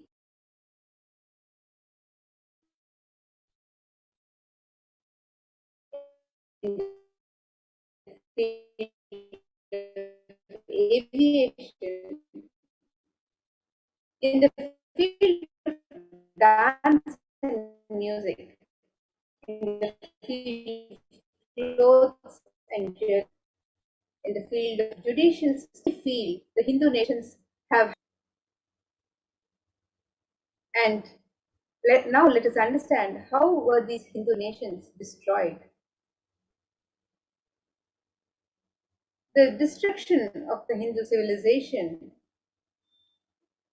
the first phase, which started with the Islamic invasions in the years 800 to 1700 AD, where it was a physical destruction of the Hindu civilization. The Mohammedan conquest of India is probably the bloodiest story in history. The Islamic historians and scholars have recorded with great glee and pride the slaughters of Hindus, forced conversions, abduction of Hindu women and children to slave markets, and the destruction of temples carried by the warriors of Islam during 800 AD to the 1700 AD. And millions of Hindus were converted to Islam by sword during this period. Millions more were raped and murdered and dismembered. And this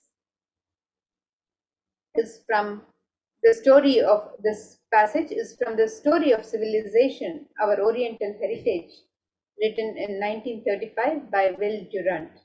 So Will Durant says that millions were raped and murdered and dismembered.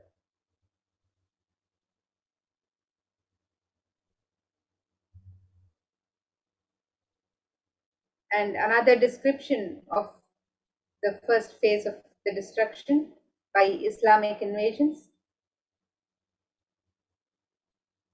This description from Abdullah Wasaf in Tasjiyat ul Amsar, which describes the Islamic law prescribed for Hindus as conveyed to Alauddin Khilji by his Qazi or legal advisor. And in this it is described, Hindus are like the mud. If silver is demanded from them, they must with the greatest humility offer gold. If a Mohammedan desires mouth, the Hindu should open it wide for the purpose. God created the Hindus to be slaves of the Mohammedans. The Prophet has ordained that if the Hindus do not accept Islam, they should be imprisoned, tortured, and finally put to death, and their property confiscated. To keep the Hindus in abasement is especially a religious duty because they are the most inveterate enemies of the Prophet. And this is again from a description from Tasjiyat ul Amsar, written by Abdullah Wasaf in 1606. And here you can see the picture of Hindu women being forced to wear garlands made from the bodies of butchered children.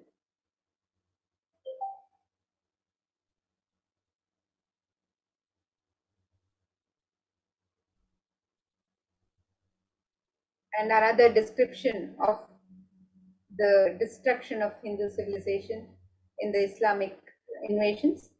Here is a quotation from Kanha Dade Prabandha, written in 14, and this description says the conquering armies burnt villages, devastated the land, plundered people's wealth, took Brahmins and children and women of all classes captive, flogged with thongs of raw hide, carried a moving prison with them, and converted the prisoners into obsequious Turks.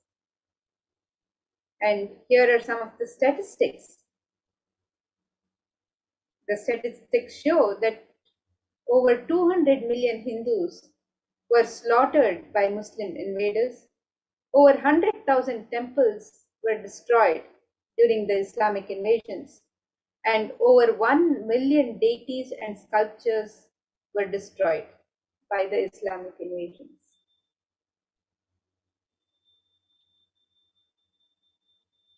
And the second phase of the destruction of Hindu civilization continued with the British occupation from 1700 to 1947 AD. And this phase was the economic and psychological destruction of the Hindu civilization. And let us look at this quote from Will Durant, a celebrated historian who commented on the British rule in India, and this quote is from his works in 1930. And Will Durant says, I have seen a great people starving to death before my eyes, and I am convinced that this exhaustion and starvation are due not, as their beneficiaries claim, to overpopulation and superstition, but to the most sordid and criminal exploitation of one nation by another in all recorded history.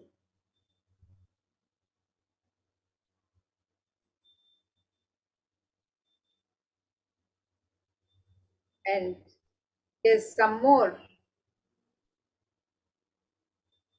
descriptions and timelines of the destruction of the Hindu civilization during the second phase of the British occupation. And the British Empire used all possible means to destroy Hindu civil and cultural institutions in order to delegitimize and demoralize the indigenous peoples of India, so they would become slaves in their own homeland. The first way of delegitimizing a demonization was to have instill feelings of racial inferiority. The second method adopted was engineered famines to starve natives into submission. The British then annexed Hindu kingdoms to undermine native rule. They mistranslated Hindu scriptures to instill anti-Hindu narratives. They destroyed indigenous Gurukul education systems. They destroyed local industries and forced importation of British goods. They banned Indians from owning or producing firearms. Was a member of the Indian Parliament, and the statistics show that $1 trillion US dollars was looted from India over the 200 years, and over 45 million Hindus were dead due to famines and poverty imposed by British policies and reprisal killings from the 1857 mutiny, and over 680 native kingdoms were usurped by the British Raj. And the third phase of the destruction of the Hindu civilization, which is the phase of secular India from 1947 to the present day, where brown faces, British attitudes, and policies towards Hindus have continued the destruction of the Hindu civilization. And this quotation from the first Prime Minister of India, Jawaharlal Nehru, has said in his prison diaries in 1935, he said, "What a disgusting savage people we are. Politics, progress, social communism, science, where are they before this black religious savagery? India can never be a Hindu republic." So this is a statement made by the first Prime Minister of India, Jawaharlal Nehru.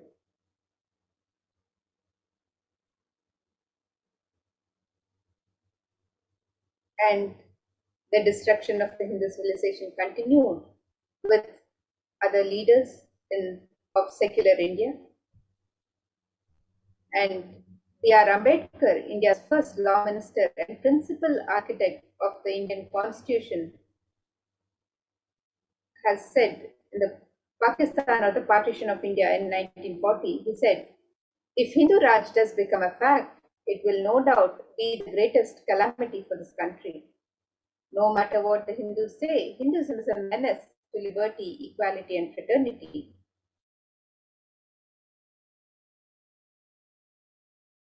At any cost."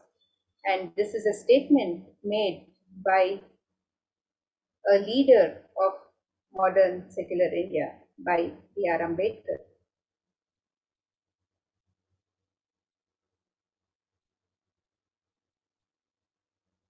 And further destruction continues with the various governmental policies and the legal system in secular India.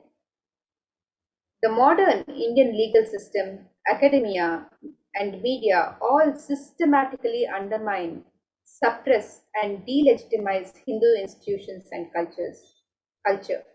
India's constitution established government control and taxation over Hindu temples, schools, etc., while other religions are free from interference. Articles 26 to 30 of India's constitution discriminate against Hindus by giving special rights and benefits to non-Hindus, government benefits, scholarships, etc. Hindu kingdoms and self-governance were abolished. Anti-superstition laws were passed to criminalize Hindu practices. Mainstream Indian academics describe Hindus as sexist, racist, backwards, and oppressors. Negative media portrayals of Hindus in Bollywood and on TV abound. So you can see some statistics here, where some questions from a survey. It says, are places of worship controlled by state governments for Hindus? Yes. Muslims? No. Christians? No. Sikhs? No.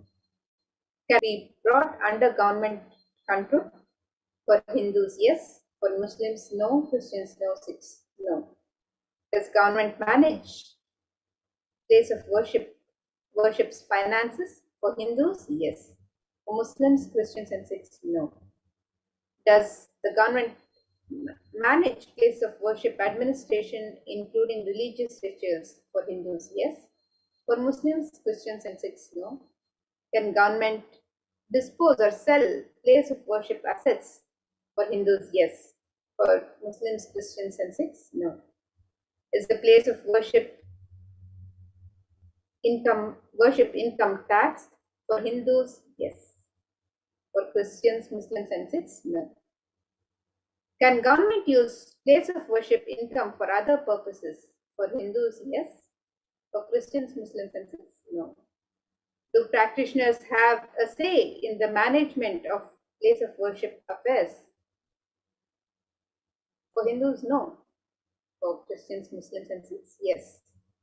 Can governments interfere in the management of educational institutions run by religious bodies? For Hindus, yes. For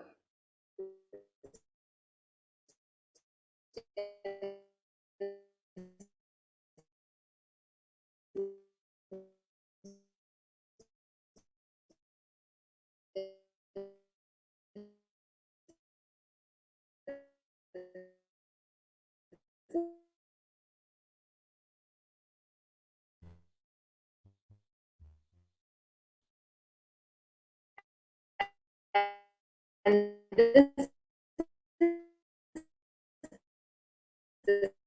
secular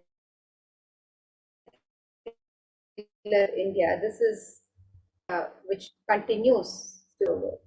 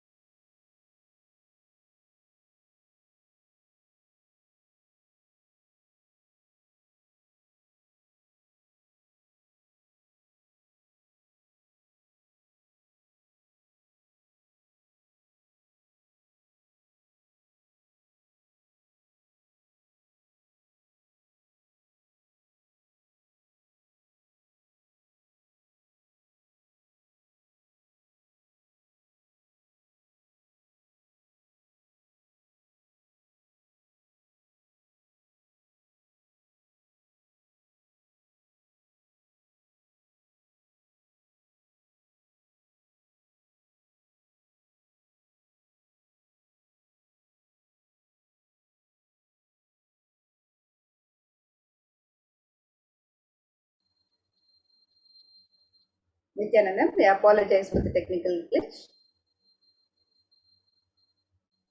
And now, let's continue to prepare for the live Bhava Samadhi Darshan, the Sundareshwara.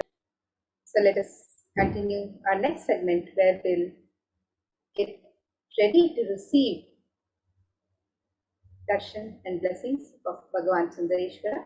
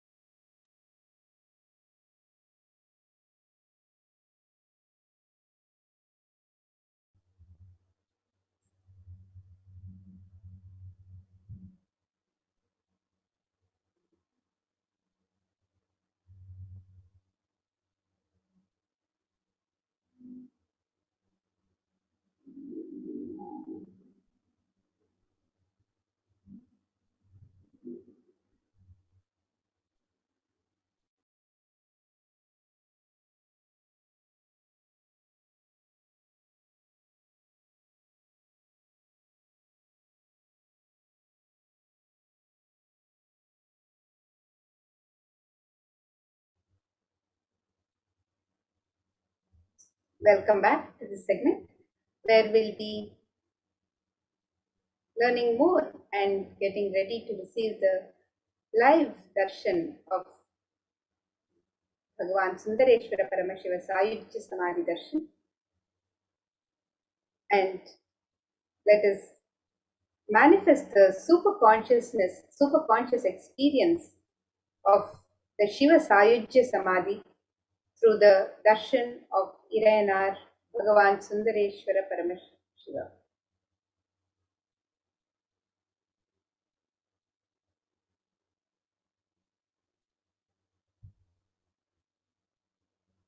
Let's get ready for the rare, unique, powerful initiation into God equation to make human beings into multiverse species by Sundareshwara Paramashiva.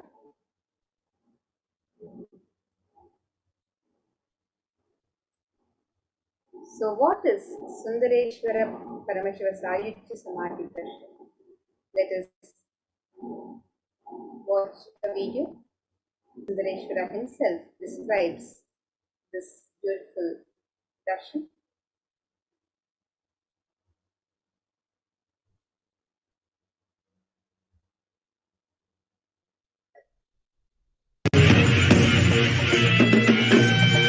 Oh, shave, shave, shave.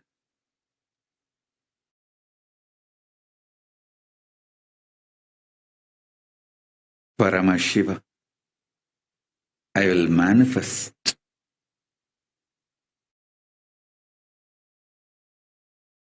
the physics of my existence. Cognize this in your Hridaya Akasha, in the Gandha.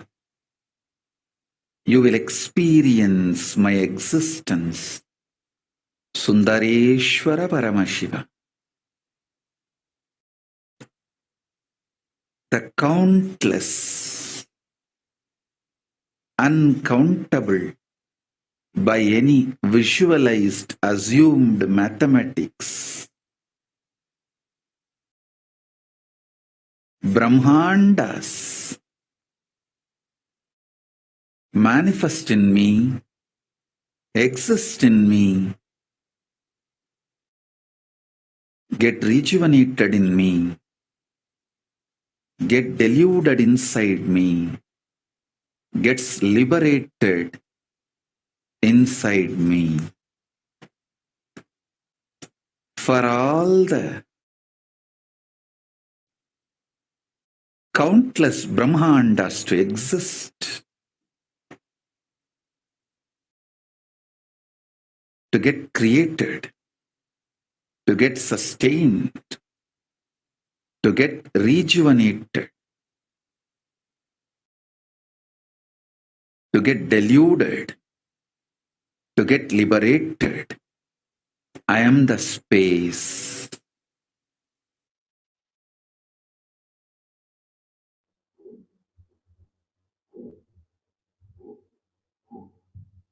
And beautifully, Bhagavan Sundareshwara Paramashiva revealed in this video. He said, I will manifest the physics of my existence. You will experience my existence, Sundareshwara Paramashiva, the countless, uncountable by any visualized, assumed mathematics, Brahmandas manifest in me, exist in me, get rejuvenated in me, get deluded inside me, get liberated inside me. For all the countless Brahmandas to exist, to get created, to get sustained, to get rejuvenated, to get deluded, to get liberated, I am the space.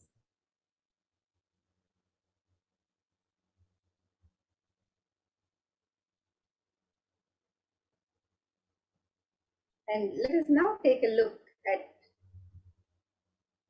our world today, the current situation of the world,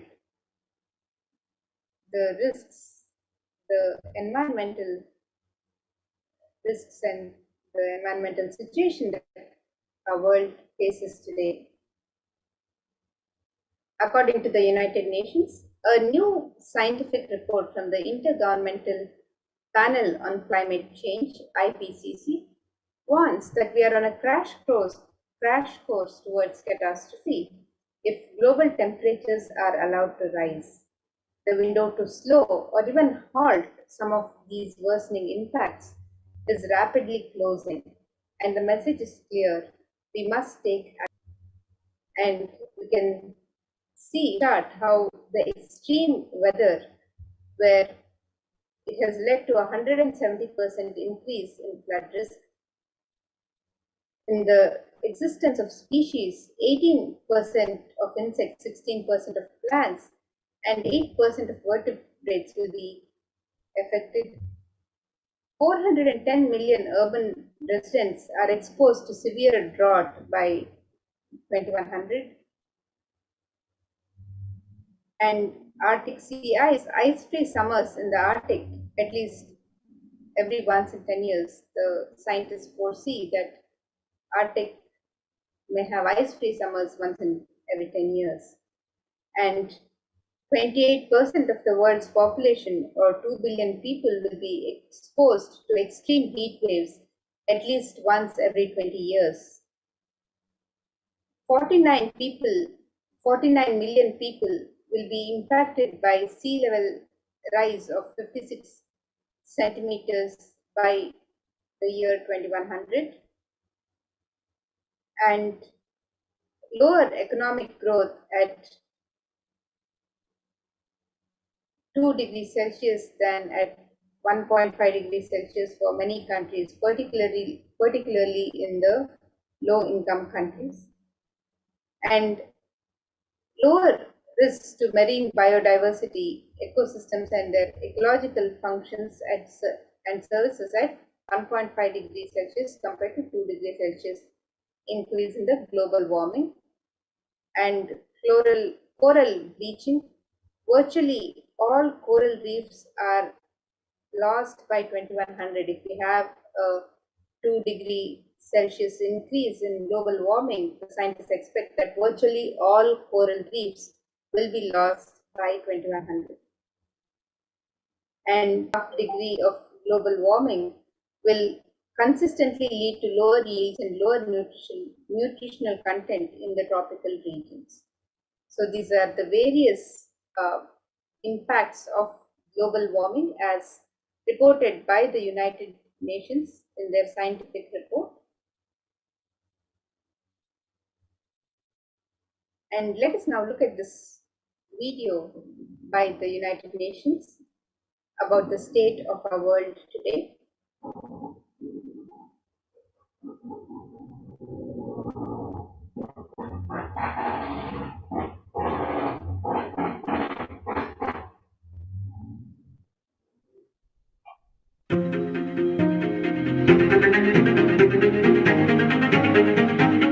In 2019, fire was spreading throughout our planet, quite literally, in places like Australia and the Amazon basin, where forest blazes supercharged by climate change wreaked havoc. In other places, mass protests flared up, fueled by a combination of job insecurity, growing inequalities, and discontent with the current economic, social, and environmental status quo. The economy has slowed down globally, stifled by trade tensions and political uncertainty. The little growth we have had has failed to reach those who need it the most. Progress towards higher living standards has stalled for many countries and vulnerable groups of people. This has only deepened inequalities which were already growing in many countries, spurred on by automation, climate change, and other global trends.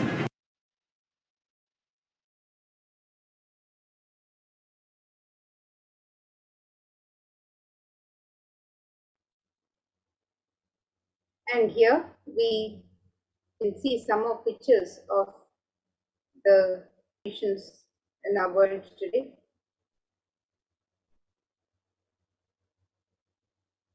According to the World Health Organization, the total cases for COVID-19 is over 221 million to date. Healthline.com states that new COVID-19 cases have risen to more than 150 1,000 per day in the United States. Emerging variants, this could lead to another surge in cases.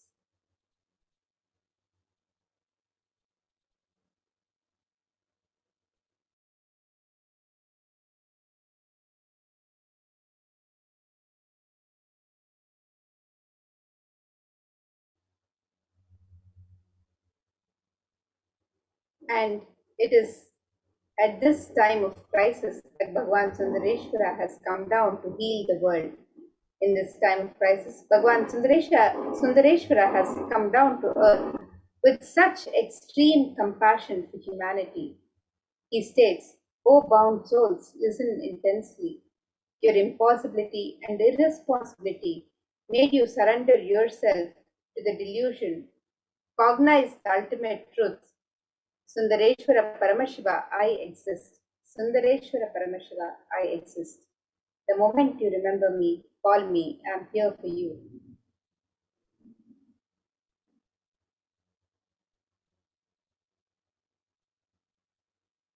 Irayanar Sundareshwara Paramashiva is the greatest and unique manifestation of Paramashiva as complete manifestation.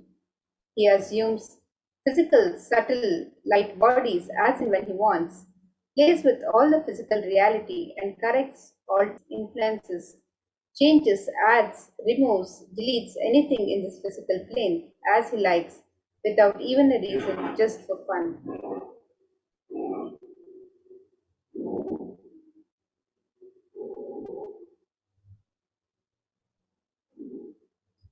Sometimes they manifest as Meenakshi and Sundareshwara as two bodies, one being. Sometimes as both in one body. That's the reason all his manifestations and plays are called Tiruvilayadal or Leela.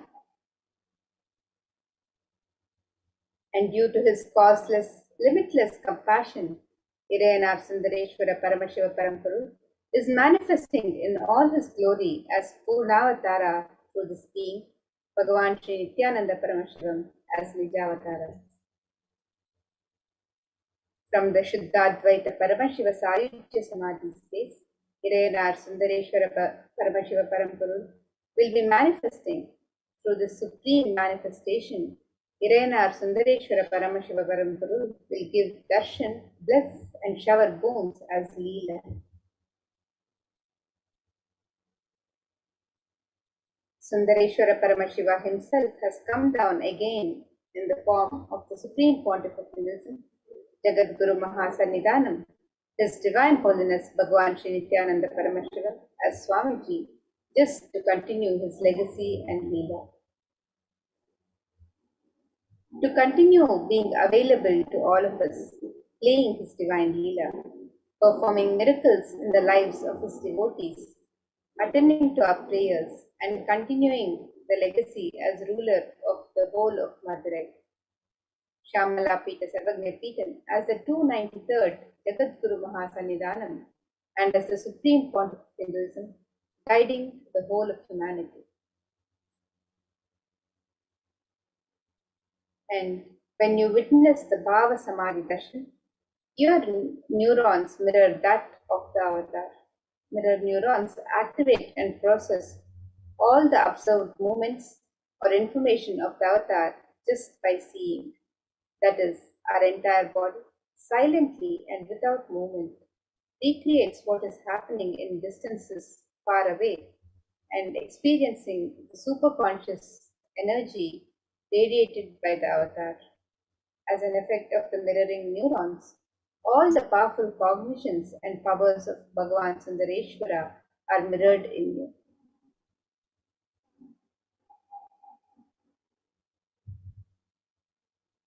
Let us now understand what is the God equation as revealed by Bhagavan Sundareshwara Paramashiva.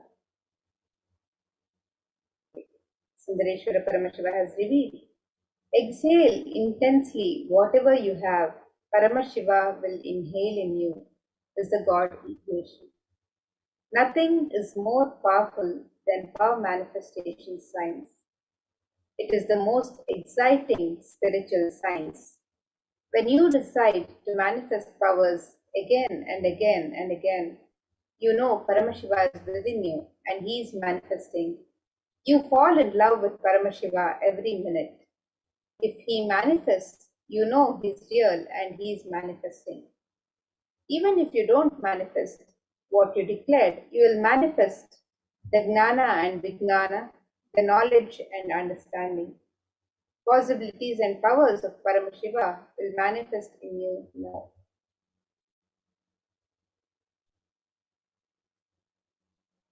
And let us now understand and learn more about the Supreme Pontiff of Hinduism, who is giving us this beautiful and powerful science of manifestation and guiding humanity to this superconscious breakthrough. The Supreme Pontiff of Hinduism, the 293rd Jagadguru Mahasannidhanam of Kailasonatha Shamala Pita Sarvanya, His Divine Holiness Bhagwan Shri Nithyananda Paramashivam is the reviver of Kailasa, a macrocosmic, ancient, enlightened Hindu civilizational nation. The Supreme Pontiff of Hinduism is the 1008th incarnation of Paramashiva as per Hinduism, recognized by his predecessors who are enlightened masters and adepts. The Supreme Pontiff of Hinduism has made the science of power manifestation, yoga, and temple-based universities a lifestyle for humanity. The Supreme Pontiff of Hinduism is ordained as the 233rd Guru Mahasannidhanam, the Pontiff of Kanchi Kailasa Sarvagnya Peetham, which is the Tondai Mandala Adinam. He is the incumbent emperor of Surya Vamsha Surangi Samrajyam. He is the present 293rd Jagadguru Mahasannidhanam, the Pontiff of Kailasonatha Shamala Pita Sarvanya Peetham. He is the present Mahamandaleshwar, the supreme spiritual head of Mahanirvani Akada, the largest apex monastic order.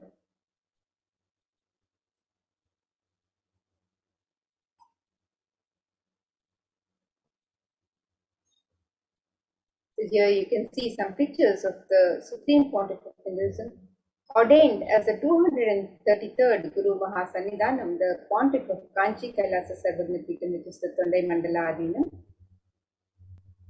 And here you can see some pictures of the Supreme Pontiff of Hinduism performing various rituals as the incumbent emperor of Surya Vamsha Surangi Samrajyam.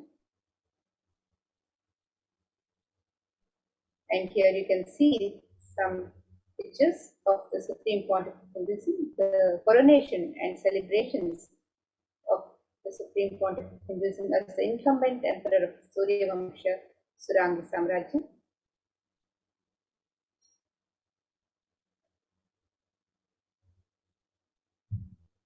Here you can see some pictures of the Supreme Pontiff of Hinduism being coronated as the present 293rd Jagadguru Mahasannidhanam, the Pontiff of Kailasonatha Shamala Peetham of Kailasonatha Shamala Pita Sarvanya Peetham of Madurai, which is the oldest Hindu papal state and the monastic kingdom. And the Supreme Pontiff of Hinduism was coronated at the age of 34 in the year 2012. And the Supreme Pontiff of Hinduism was coronated and assumed the responsibilities as the 293rd Guru Mahasannidhanam of Madurai in the year 2012 at the age of 34. So you can see more pictures here where he is assumed the responsibility performing the duties and rituals as the 293rd Jagadguru Mahasannidhanam.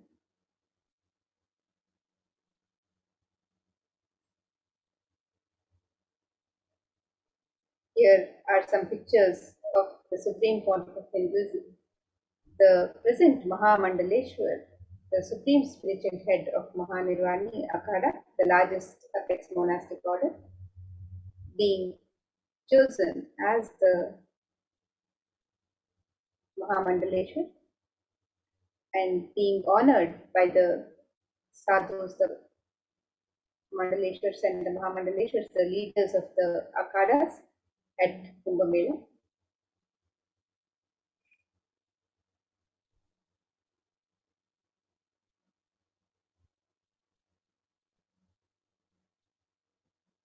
and the Supreme Pontiff of Hinduism, is the 1008th Maleshwar, the head of all spiritual leaders of Atalakada, which is the ancient epic body of Hinduism. He is the present 23rd Guru Maha Sannidhanam of the Dharma Mukti Swargapuram Madinam. He is elected as the Supreme Pontiff of Hinduism by a congregation of over 1000 Hindu leaders, pontiffs.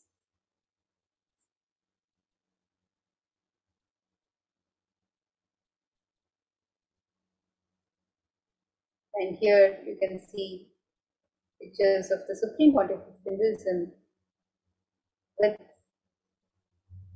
various leaders of the Akada's Parishad and with his Balasans, the Nithyananda Gurukul Balasans and Sannyasis.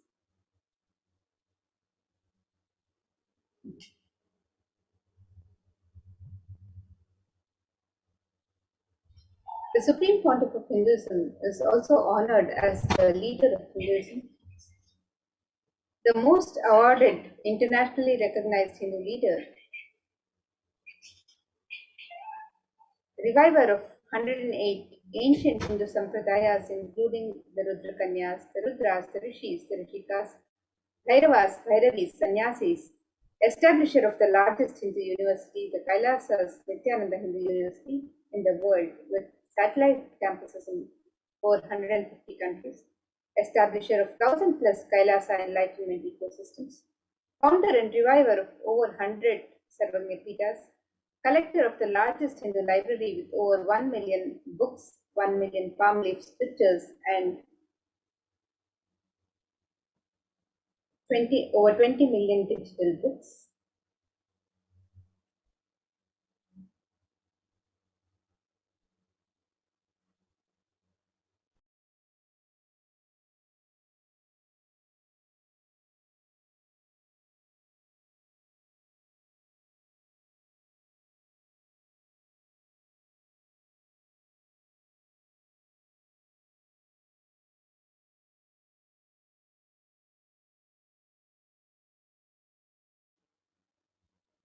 And here you can see the various spiritual de facto embassies of Kailasa established by the Supreme Pontiff of Hinduism, over 22 Hindu universities, more than 38 temple monastery complexes, 19 kingdoms or Sarvagapitams, 120 temples, 34 satsang temples, 186 extended campuses of Nithyananda Hindu University, 2,175 Paramashivoham shakas, 25 e-Kailasas, 5,334 healing centers, 418 Paduka Mandirs, 242 Nithyananda Gurukuls, 1,898 youth centers, 1,898 ASP centers, 22 food banks, 2,175 satsang centers, 22 Nithyananda Jnanalayas, 12 animal shelters. All of these spiritual de facto embassies of Kailasas have been established globally by the Supreme Pontiff of Hinduism.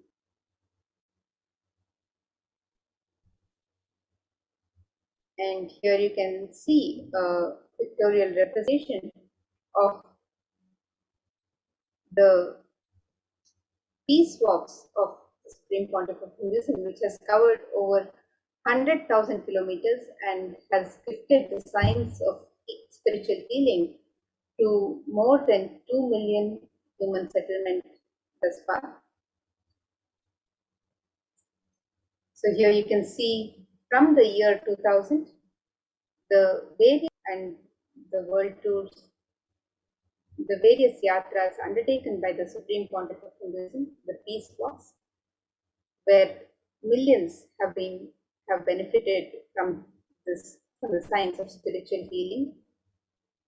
So the Padayatra in the year 2000, which covered over 15,000 kilometers, the World Tour Yatra, which covered over 4,000 kilometers, the Himalaya Yatra, which covered over 5,060 kilometers, the Himalaya Yatra in the year 2005, which covered over 7,000 kilometers, the Kodikan Ratha Yatra, which covered 960 kilometers, the Himalaya Yatra again, which covered over 6,000 kilometers, the Cambodia Yatra, which covered over 1,000 kilometers, the Himalaya Yatra again, which covered more than 6,000 kilometers, the Kodikan Ratha Yatra again, which covered 960 kilometers, the Himalaya Yatra, which covered 5,608 kilometers, the Himalaya Yatra, which covered 4,580 kilometers, the Tiruvannamalai Yatra,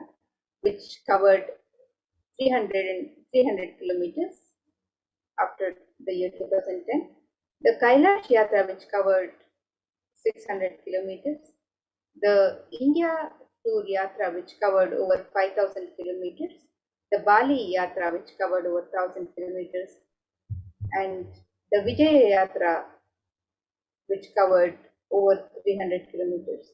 So these are the various yatras from the year 2000 till date that the Supreme Pontiff of Hinduism has undertaken as the peace walks to bless and spiritually heal humanity, and more than 2 million lives have benefited from these peace walks.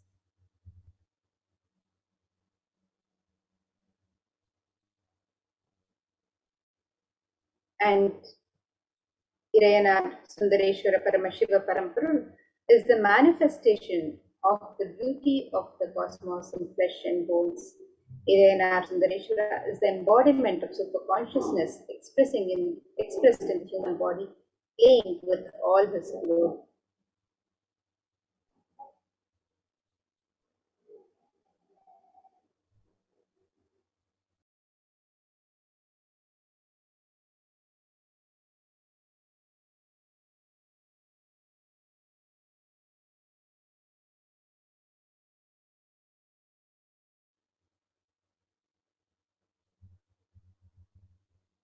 And the Supreme Pontiff of Hinduism has revealed Irayanar Sundareshwara Paramashiva Parampurul as the complete manifestation of Paramashiva, assumes physical, subtle, light bodies as and when he wants as his divine manifestation. He plays with all the physical reality and corrects, alters, intervenes, influences, changes, adds, removes, deletes anything in this physical plane as he likes without even a reason.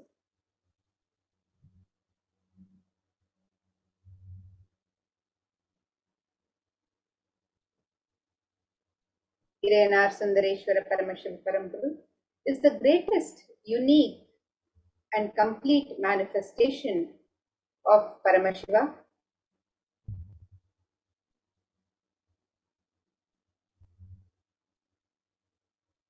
Sundareshwara is the embodiment of superconsciousness expressed in the human body, playing with all his glory. He came down as the most handsome form to marry Devi Meenakshi and administer the city of Madurai. The kingdom of Madurai, known as Kailasonta Shamala Pita Sarvagnya Pitam, the oldest Hindu papal state and enlightenment ecosystem, was established by Paramashiva. The kingdom of Madurai was later revived by Lord Sundareshwara and Devi Meenakshi, who, as the deities and incarnates of Paramashiva, ruled over Madurai, revived the foundation pillars of it as the highest living stream of spiritual sciences.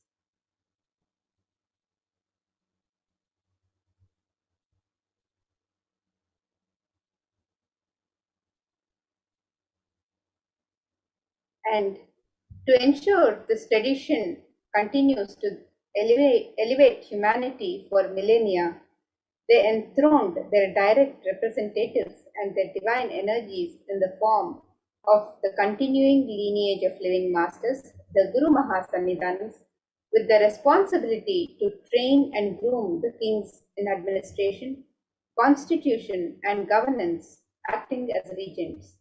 They also performed the spiritual initiations on the kings and the citizens of the kingdom, imparting the enlightenment science to them.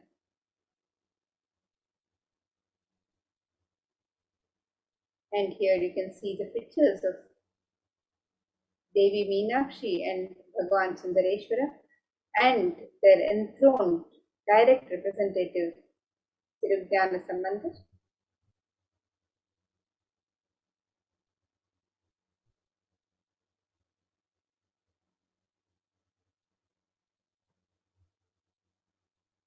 And this lineage of living masters is also described in this verse, which says, Guru Paramparayatam Adrishtam Sarvavadibihi Bhava Bandha Vimokshatam Paramam Sarvatomukham.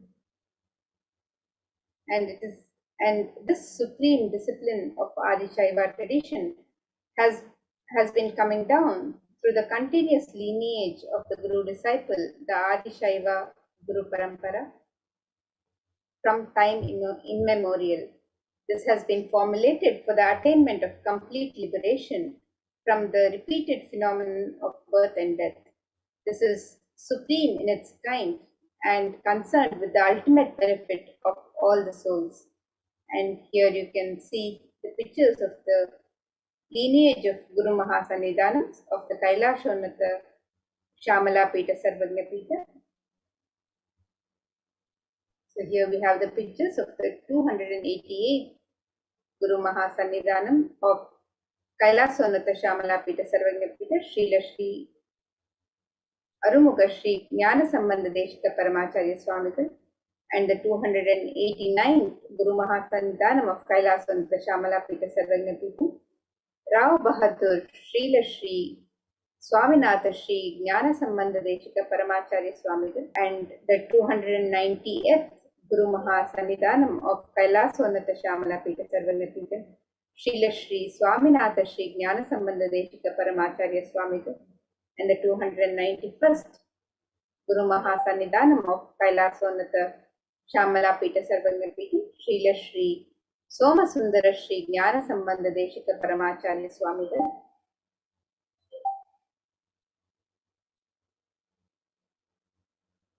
And now, the lineage of living masters continues. Kailasonata Shamala Pita Sarvagna Pitam's rare and sacred lineage of pontiffs has been systematically carried over in an unbroken progression from ages. The chosen emissaries of Lord Paramashiva and Devi Parashakti, the Guru Mahasannidhanams, the pontiffs of Kailasonata Shamala Pita Sarvagna Pitam, are the direct representatives of the cosmos.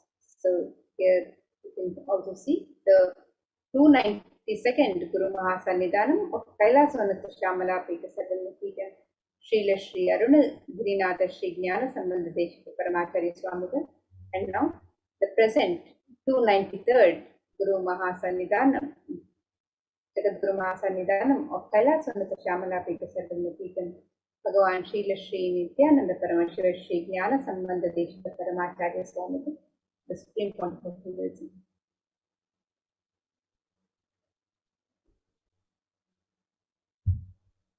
On the 27th of April 2012, Srila Shri Nithyananda Shri Jnana Sambandha Deshika Paramacharya Swamigal was formally appointed as the 293rd Guru Mahasannidhanam of Kailasonata Shamala Pita Sarvagna Pita, and is the lawful successor, descendant, and inheritor invested with all the powers, duties, obligations to perform the rituals, spiritual, religious, and customary rites vested in the Kailasonata Shamala Pita Sarvagna Pita, has been reviving its religious and linguistic epicenters to its original glory.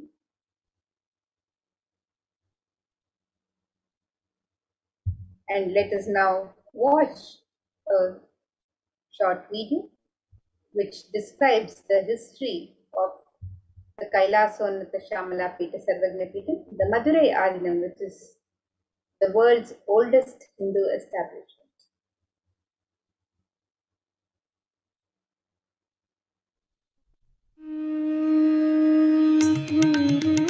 The ancient temple town of Madurai in southern India boasts of a 2,500-year-old history of spirituality. Historians trace Madurai's existence back to the 3rd century BC, making it one of the oldest continuously inhabited cities of the world. Legend says that Madurai was established by the cosmic mother herself, who incarnated as princess of the pious king Malayadwaja Pandian.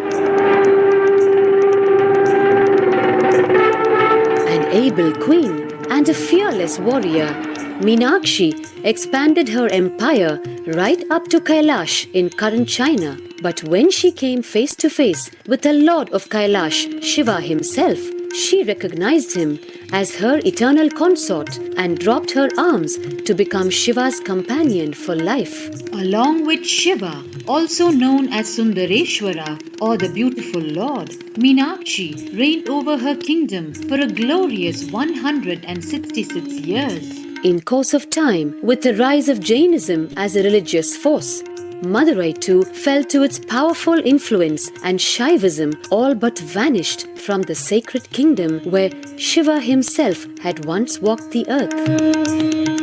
The renaissance of Shaivism in Madurai was the sacred task of a child incarnation, Tirunjana Sambandar, one of the 4 visionary saints of Shaiva Siddhanta tradition. The story goes that as a baby, Tirunjana Sambandar was once nourished by the milk of enlightenment from the cosmic mother herself. This child prodigy arrived in Madurai to effortlessly defeat the learned Jain monks with his wisdom, healing powers, and spiritual prowess, and restored Madurai to her beloved religion, Shaivism, by reviving the ancient Madurai Adinam and the Meenakshi temple, which had fallen to desolate ruin. Madurai Adinam is today the world's oldest living Hindu organization, with a recorded history alone spanning a glorious 1,500 years and an unbroken lineage of illustrious pontiffs to this very day. Over the centuries, Madurai Adinam has been patronized by the likes of Tipu Sultan, Robert Nobili, and the poet saint Vallalar. The pontiff of the Madurai Adinam is known by the title Guru Mahasannidhanam and inherits the responsibility of carrying forward the traditions of Tirunjana Sambandar's sacred work.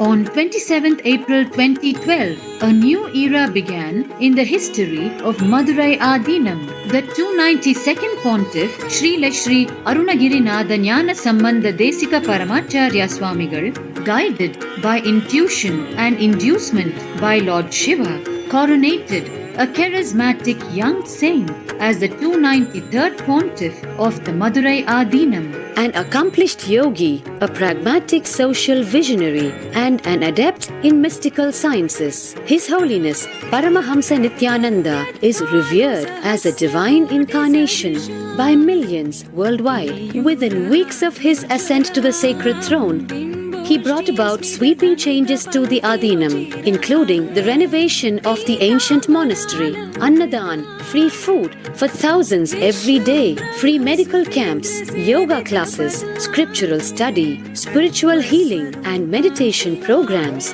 The traditional Adinam now has a website, and thousands participate in the morning worship and spiritual talks via live streaming and two-way video conferencing.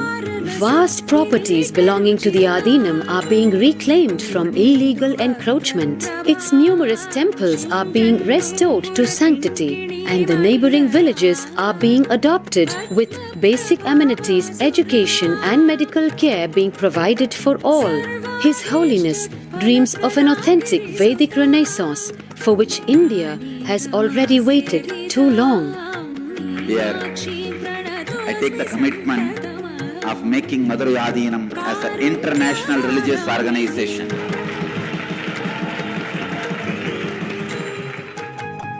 We will fulfill all the responsibilities of Madurai Adinam, make Hindu tradition, Saiva tradition alive, revived, lived, celebrated all over the world. With a brand new pontiff at its helm, Madurai Adinam promises to be more than just another traditional monastery. As a whole generation turns to spirituality for answers, the changes at Madurai Adinam mirror the changing role of spiritual organizations today as power centers and guiding forces, forging the enlightened government of the new world.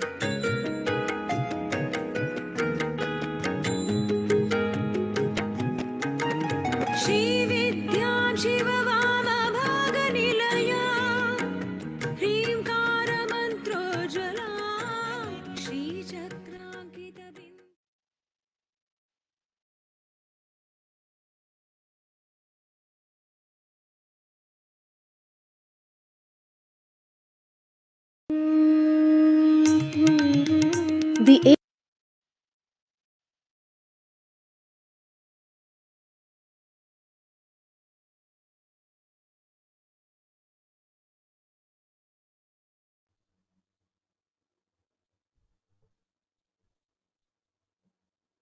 Today, for all of humanity, out of the billions of people on planet Earth, we are the most blessed people. For us, Sundareshwara is not a history, he's a happening. Sundareshwara Paramashiva himself has come down again in the form of the Supreme Pontiff of Hinduism, Jagadguru Mahasannidhanam, His Divine Holiness Bhagwan Shri Nithyananda Paramashivam, as Swamiji, the 1008th incarnation of Paramashiva to revive Hinduism, to continue being available to all of us, playing his divine Leela, performing miracles in the lives of his devotees, attending to our prayers, and continuing the legacy as ruler of the whole of Madurai, Shamalapita Saranipita, as the 293rd Jagadguru Mahasannidhanam, and as the Supreme Pontiff of Hinduism, guiding the whole of humanity.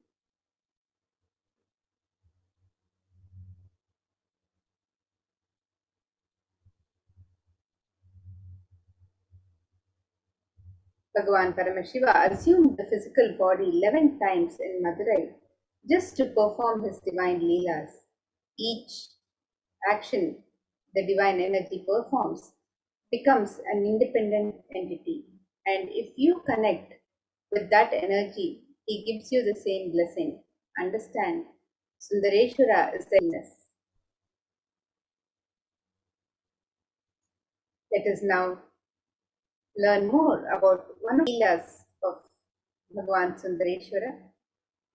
This is the Leela of healing the Pandyan king's fever. Pandyanukku Juram Teerthapadanam.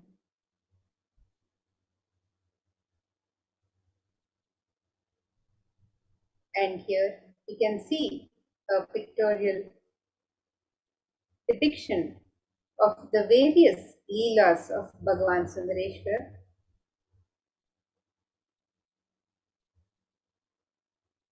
In the Tiruvilayadal Puranam, which is a collection of 64 16th century Shaivite devotional epic stories written by Paranjyoti Munivar.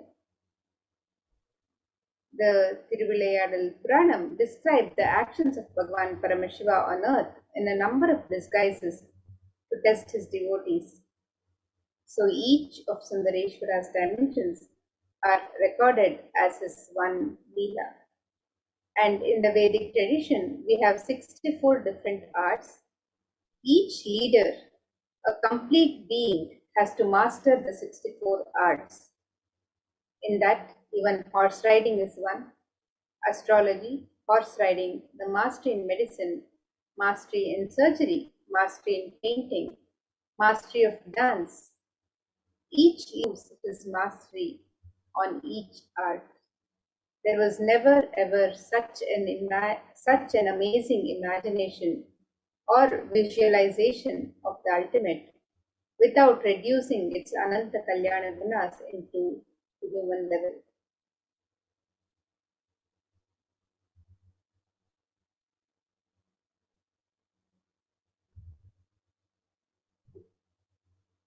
And here you can see a video where Swamiji has spoken about the Shiva Leelas, and this video is available on the YouTube channel, Kailasa's HDH Nithyananda YouTube channel. We invite each one of you to watch this beautiful narration of Shiva Leelas as narrated by Swamiji.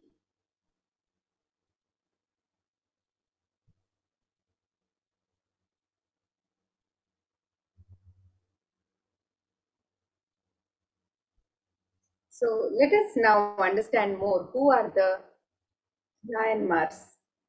The Nayanars or the Nayanmars were a group of 63 saints living in Tamil Nadu during the third, who were devoted to Paramashiva.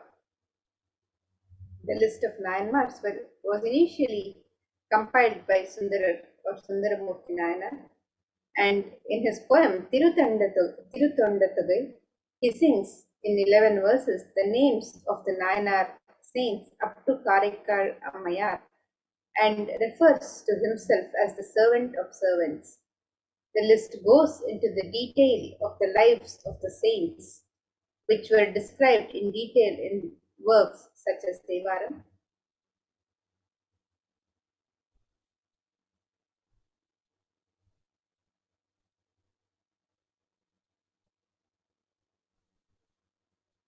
And Paramashiva assumed the physical body 11 times in Madurai just to perform his divine leelas. And each action the divine energy performs becomes an independent entity. If you connect with that energy, he gives you the same blessing. And understand, Sundareshwara is the energy of leela, playfulness. The best way to connect Bhagavan Sundareshwara Paramashiva is through leela dhyana. And today, let us meditate on the 62nd Leela from the Shiva Pandyanakku Jwaram Tirthapadanam, the Leela of healing the Pandyan king's fever.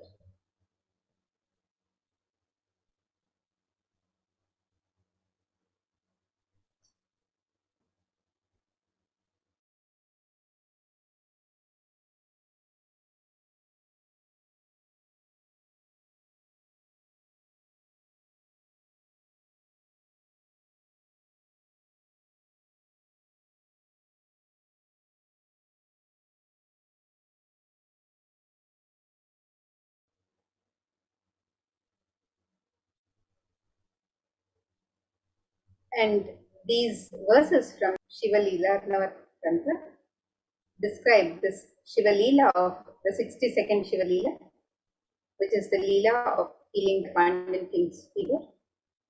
And these verses describe that in the clan of Arimarthana Pandya king, a king who was known for his magnanimity and who stood tall due to his widespread fame, was born with hunchback. Hence, people called him Poon Pandyan, the Pandya king with the hunchback.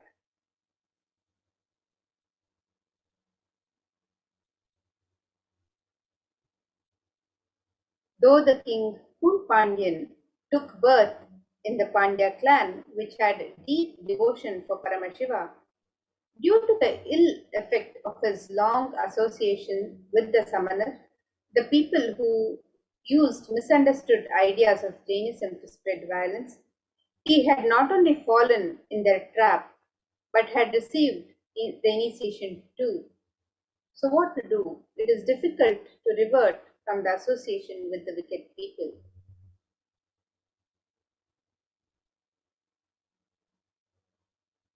And in a clan consisting of great devotees of Paramashiva, which was quite sincere and integrated in observing the truths revealed in Vedas and performing the duties prescribed in the Vedas without any hindrance, a boy by name Jnanasambandar was born.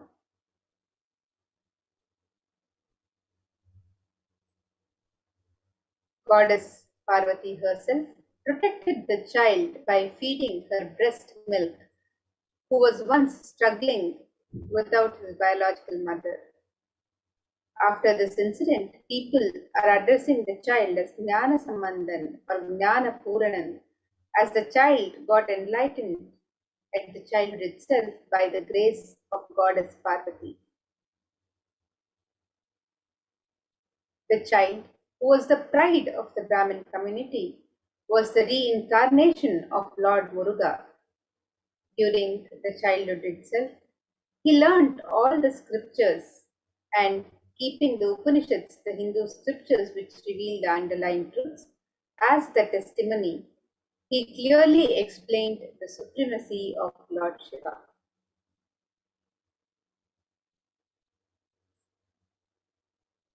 Jnana Sambandar, being the of tattvas like sacred ash, Rudraksha, and the Shadakshara mantra, the Sharavana Bhava of Lord Muruga, was considered as an enlightened being, and some people worshipped him as a result of their good deeds in the past births and won over the evil attacks of the Kali Yuga.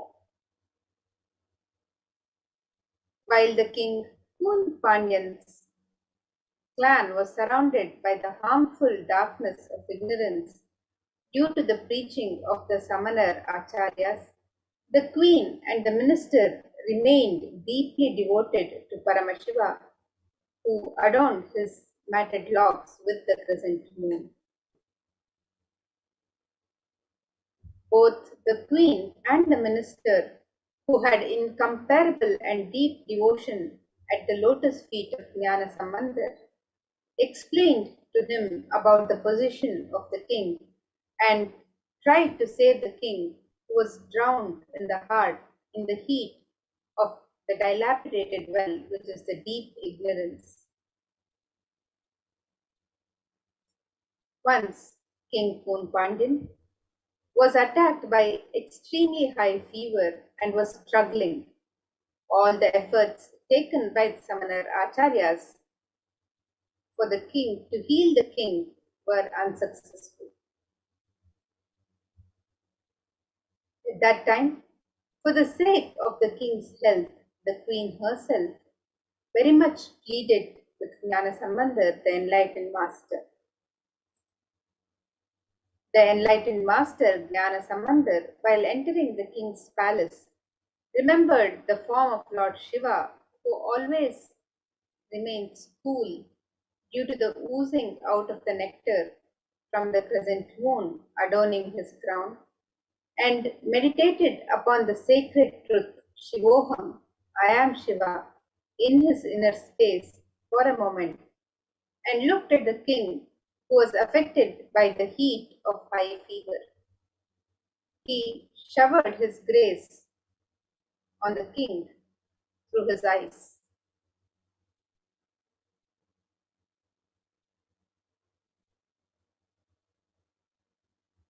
Saint Jnana Sambandar, who was established in the state of enlightenment, which is beyond all the rules and regulations of ashrama dharma, the duties of the 4 stages of life as per the Sanatana Dharma, smeared the sacred ash on the forehead of the king as a result of the good deeds performed by the king in his previous births. He also applied the sacred ash on the chest of the king with his right hand, which had worshipped the divine feet of Lord Shiva. While applying the sacred ash, Jnana Sambandar also sang the divine and healing verse Tirunitrupadika.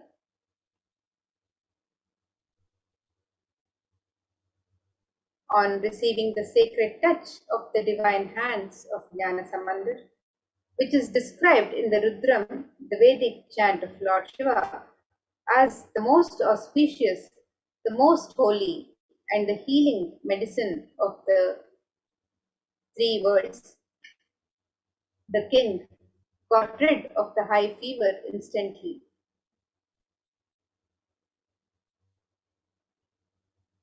As the heat existing in the stomach was spreading all over the body, the king was suffering. When the king got rid of that suffering, he became very happy. The queen too became happy about the complete healing of the king. She rejoiced that not only the physical heat of the king got healed, but the religious heat of the samanar, the people who had used misunderstood ideas of Jainism to spread violence, was also put off in the king's life. The physical heat which got removed from the king's body by the graceful eyes of Jnana Sambandha got doubly evolved in the heat in the hearts of the Jain monks. And 80,000 Jain monks were living in the 8 mountains all over the earth. They were adept in many various forms of pranayama. When they got defeated by Jnana Sambandha while curing the physical illness of the king, the wandering devotee of Lord Shiva, they decided to win over him by debating with him. Hence, all of them gathered in Madurai. Jnana Sambandha was an expert in various fields like Vyakarana, Mimamsa, Tarka, and was well versed in the philosophies of Upanishads. The moment Jain monks approached him to start the debate, they got stuck mentally and became speechless.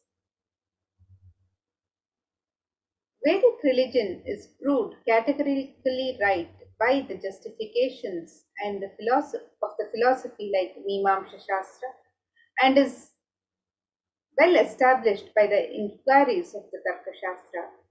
Leaving aside all the valuable justifications, the Jain monks wanted to win over Jnana Sambandha just by their mere faith.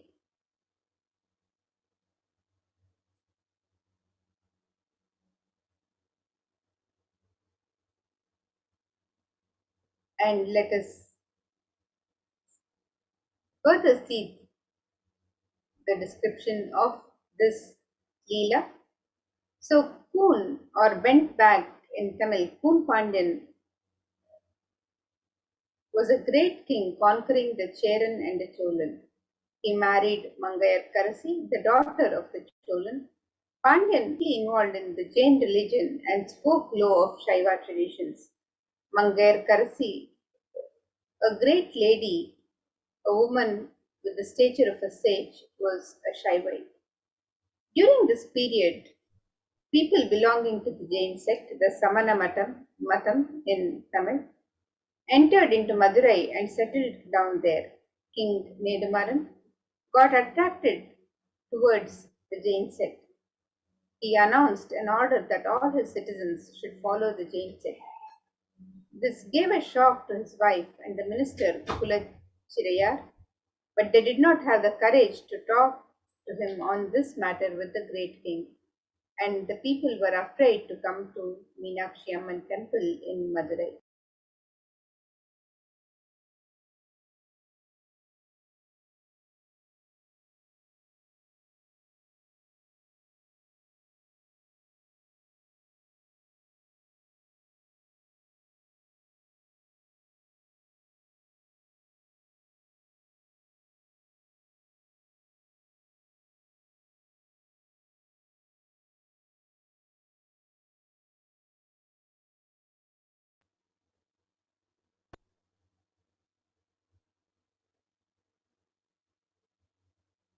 The Queen Mangayar Karasi decided to pray to Lord Sundareshwara and talk to him on this worst state of affairs. She took the minister Kulachirayar along with her to the temple and prayed to God. At that moment, a Brahmin came inside the shrine. The Brahmin saluted the queen and said, "O queen, I am residing in the Chola country. I am on my visit to various divine places, thinking of worshipping Lord Sundareshwara of Madurai. I inquired with people here as to why no one is there in this temple. I became sad on hearing that the citizens are following the Jain sect and hence no one is visiting this temple. The queen immediately wrote a letter and said, "Oh, Brahmin, somehow or the other, please hand this letter over to Jnana Sambandar. Ask him to visit Madurai." The Brahmin who came to know that Jnana Sambandar is staying at Vedaranyam, Tirumuraikadu, went there. And immediately after reading the manuscript given by the queen, the letter given by the queen, Jnana Sambandar decided to visit Madurai. Tirunavukkarasar, another saint, said to him, "O Lord, you may not be knowing the Jains. I, the one who was affected by them, know about Jainism. Further, the planetary positions are not conducive for journey. Please start on an auspicious day." And Jnana Sambandar replied to him, "O Lord, we are the slaves of Paramashiva. When Paramashiva is there behind us, what can these planets do?" Then he immediately sang the song, "Veyuru Tolipangan Vidamunda Kandan Nalla Veenai Thiravi." Even today, those who feel that they will be affected by the adverse position of planets in their birth chart sing this song. And without bothering about the planetary positions, Jnana Sambandar immediately left for Madurai. Mangayarkarasi felt very happy on the arrival of Jnana Sambandar. The Jains got angry and decided to burn the house to kill Jnana Sambandar. Sambandar got infuriated. He immediately sang a collection of songs, the Padikam, beginning with the lines, "Cheyanna Thiru Alavai Meviya."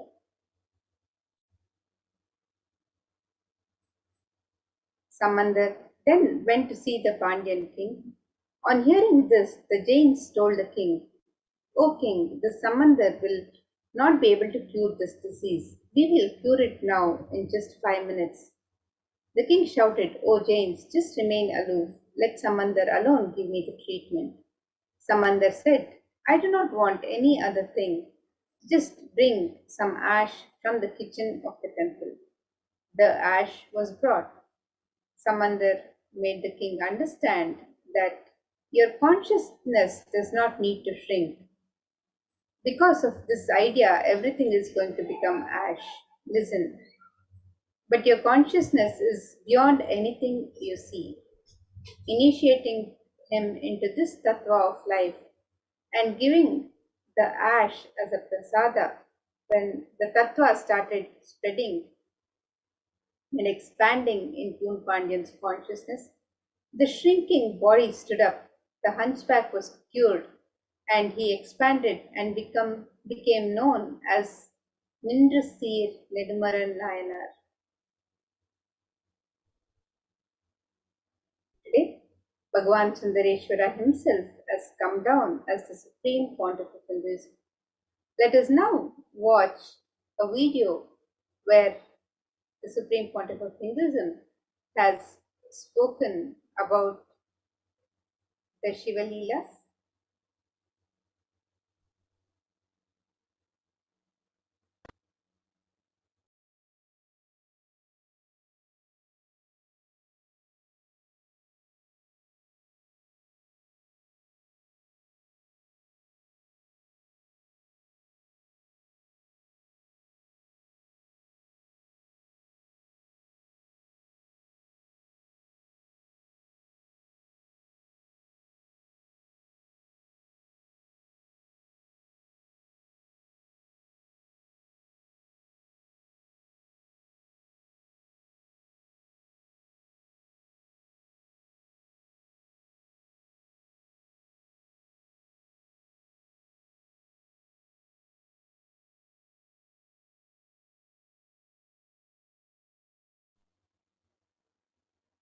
So let us now watch this video where the Supreme Pontiff of Hinduism himself has spoken about the various Leelas of Bhagavan Sundareshwara Paramashiva.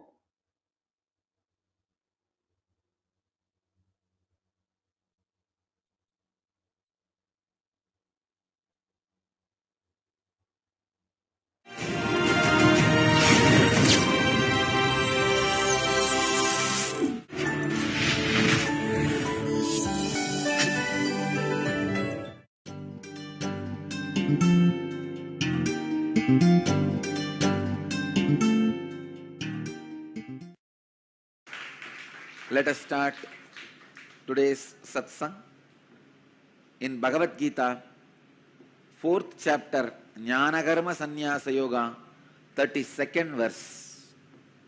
एवं बहुविधाः यज्ञाः विताथा ब्रह्मणो मुखे कर्मजान् विद्धितान् सर्वान् एवं ज्ञात्वा विमोक्ष्यसे. Evam bahuvitaha yajñaha vitata brahmano muke karmajan viddidan sarvan evam jnatva vimokshase.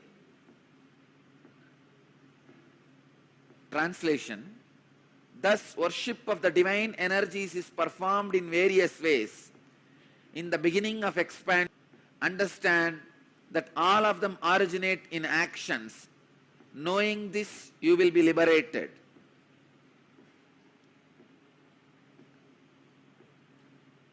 Sri Krishna is revealing some of the mystical secrets. How various divine energies come into existence, how by connecting with them, your expansion is possible. Please understand, one example I wanted to give. Brahma, in Hindu stories, Hindu Purana, Brahma becomes egoistic. So, Shiva's extension comes out as Kala Bhairava and cuts Brahma's head, removes the ego of Brahma and makes Brahma enlightened.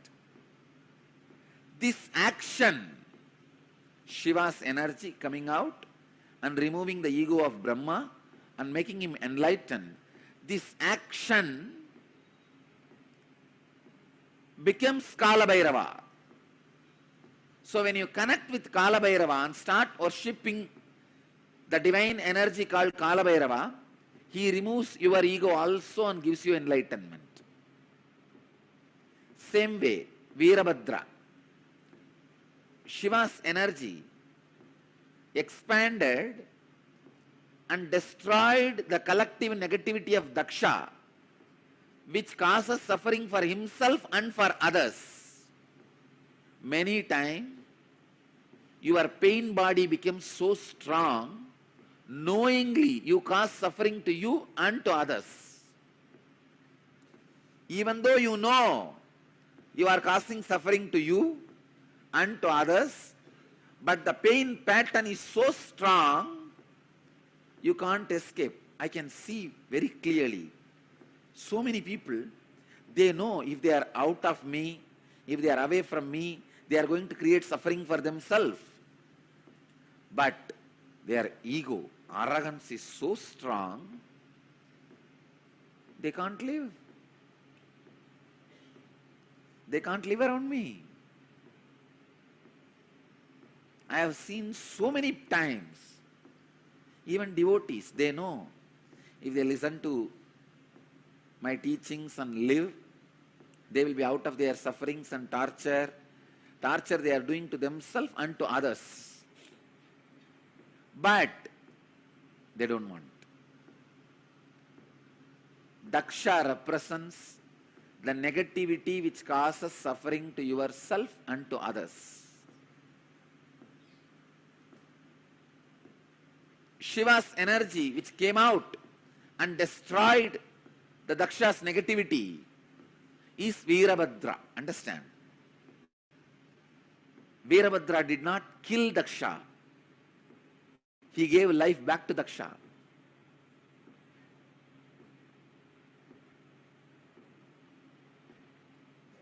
So this energy which destroys your negativity of giving suffering to yourself and to others is called Veerabhadra. If you connect with divine energy and pray, feel, you will see in you also the pain body, the patterns which create suffering for yourself and others will be destroyed.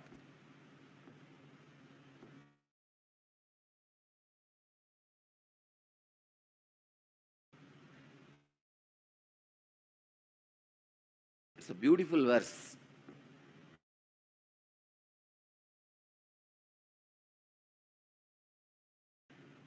Eva Bahuvita Brahmano Mukhe Karmajan Vididan Sections. Knowing this, you will be liberated. Same way, if you are frozen, closed, then start connecting with Krishna, who is doing Rasa Leela, who just opened himself to the whole universe. Understand? Krishna's Rasa Leela did not happen just with Gopikas. It happened with the plants, trees, rocks, Yamuna, whole thing. And the Purnima Chandra, the full moon, with whole, he had Rasa Leela. His Rasa Leela was enjoyed by the whole existence. Gopikas were also happened to be there, that's all. It was not concentrated towards Gopikas. It was with the whole. So if you are frozen, suffocation, many times people do have this sickening suffocation. Come on, then expand. It is time.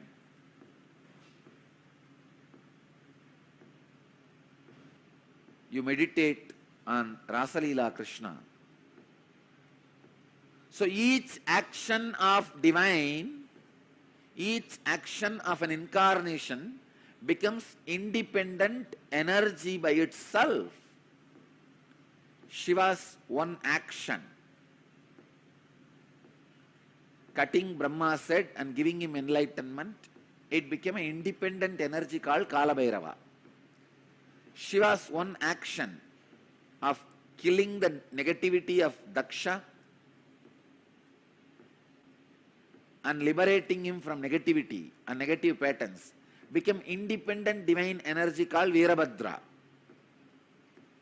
Shiva's one action of teaching in silence to Sanagadi rishis and giving them enlightenment becomes Dakshinamurti. Just each action of divine becomes one form, one energy. Understand? When Shiva assumed the body and married Meenakshi and ruled this Pandya kingdom, he became Sundara Pandya. That action became an independent energy of Sundara Pandya. Just yesterday, I was reading the Akashic records, the night.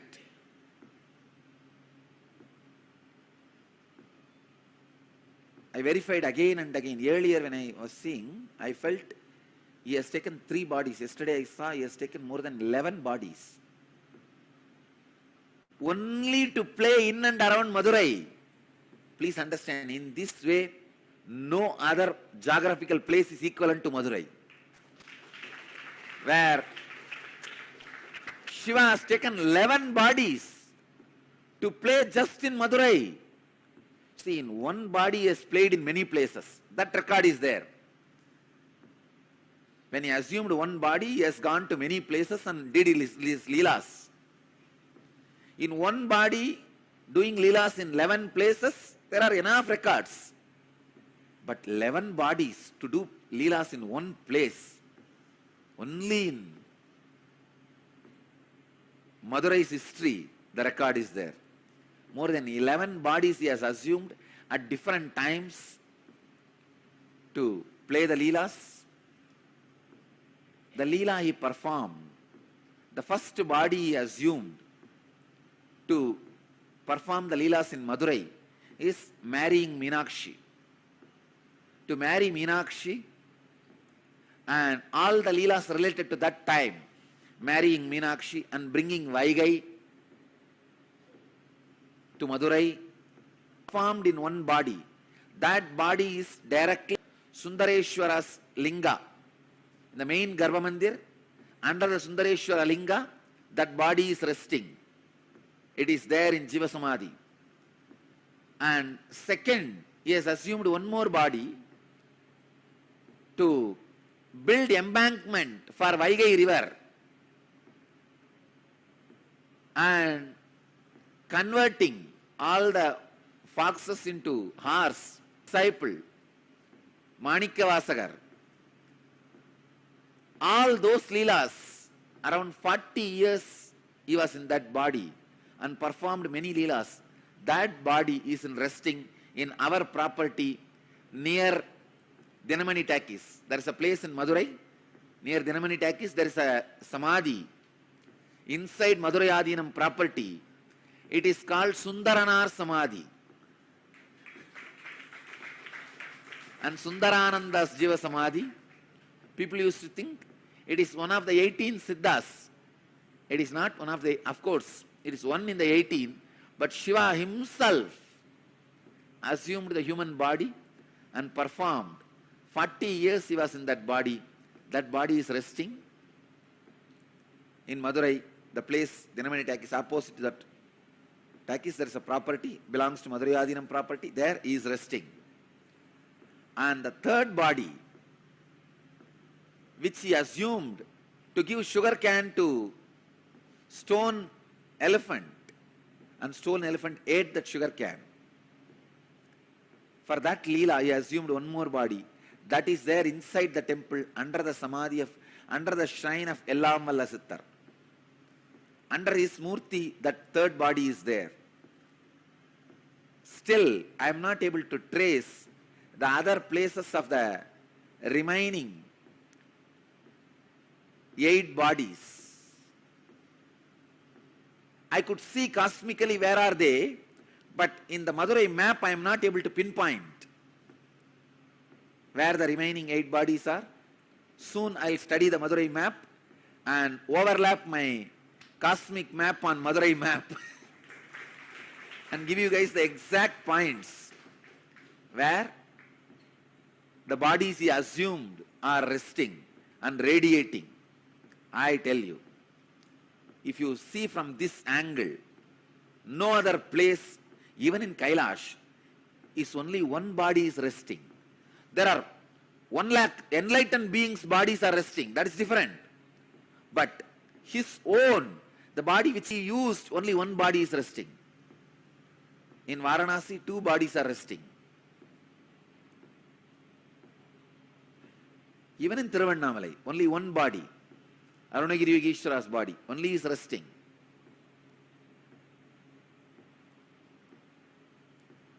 I was shocked when I read yesterday the Akashic records. 11 bodies he has assumed. I tell you, Madurai was his honeymoon place. It was his favorite. Somehow, Madurai people had a very close, hearty connection with Mahadeva. Even for small things, he will assume a body. Come here and play. This was the place where he was very playful and joyful without any of the so-called social laws, regulations, rules and the dharma which he himself created. Here, he has broken the laws he created as per the planets. He has changed the planets for Madurai people. He has changed the teachings for Madurai people. He has changed the social laws for Madurai people. He has broken all the moral rules for Madurai people. He has done everything possible. Socially accepted, unaccepted, legal, illegal, dharmic, adharmic. In which Shastra it is dharmic? You convert the wolves into horses and sell them. And after you sell and go away, all that fellows, they become overnight, they become again wolf and bite and kill all the remaining horses who are there. And that poor king is now pauper. In which dharma it is accepted? In which shastra it is accepted? He has done everything possible. He comes down as a worker for the old lady, saying that, see, once there was a flood, huge flood in Vaigai river, and king ordered all the citizens of Madurai should take up one portion and cover it with mud and build an embankment. So all of them have taken up one portion. One old lady, Vandi, her job is that making idli and puttu. Puttu is those days breakfast. She will make all this and sell for people. Still now, in Madurai it is a very popular business. Go out in the night, you will see hundreds of shops.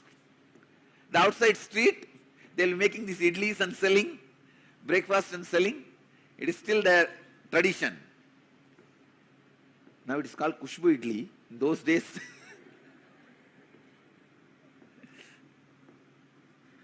it's a tradition of Vandi. So she used to make this pittu and sell. Those days breakfast.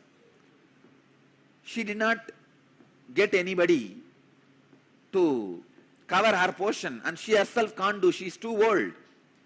She prays to Sundareshwara.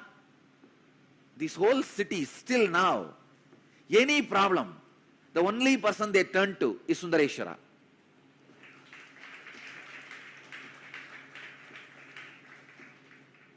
They don't trust anybody else. They just turn towards Sundareshwara. And she's the old lady. She can't get a worker to fill her portion, to do her job. She turns towards Sundareshwara. O Chokkanada, Sundareshwara.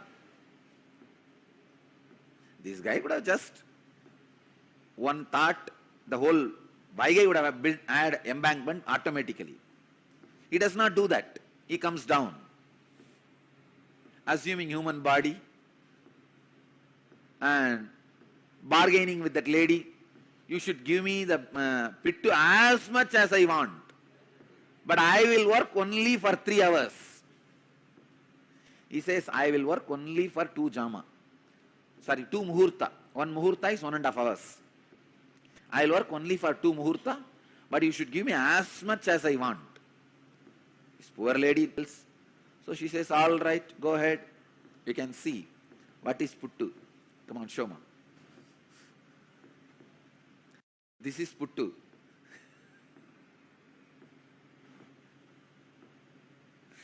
Those days breakfast.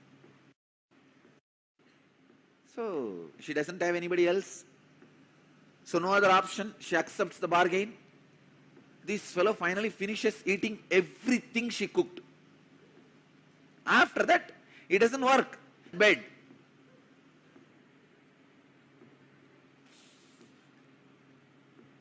So he goes and lies down in the banks of Vaigai. I also traced the palace he had in Vaigai. Just in between, the mid of the water, he had a palace where he used to drink with that, all the bhutas. He was not a womanizer. He used to drink and gamble. He will have all these bhutas around and they will play the dice. He will gamble with them. Finally, what is there? Finally, he will cheat all of them. And he was not a womanizer, but he used to drink and gamble. Anyhow, so he went and lie down in the bank of Vaigai. King comes in the evening to see whether the embankment work is done. He sees all parts have been covered except his portion, the Vandi's portion. King got very annoyed and asked whose portion it is. They said this is one the old lady's portion. He asked, naturally she won't be able to do. Who is doing for her? They showed this guy is been employed by her, but from morning he is not doing anything, he is just lying there. So king calls him and asks, who are you? This fellow says, who are you to ask me this? King says, I am the king of this Madurai. He says, that is the way so many people are thinking, but actually I am the king. There was a argument.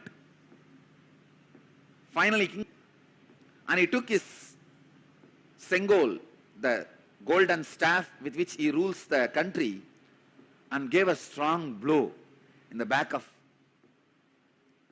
Sundareshwara.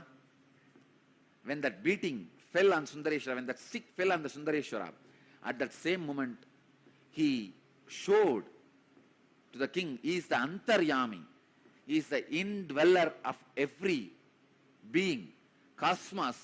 So the whole world, whole universe, including himself, had that beating. The whole cosmos, including the king, had the mark of that golden staff, scepter, golden scepter's mark. And king was shocked. There he sees Sundareshwara standing with Meenakshi and smiling.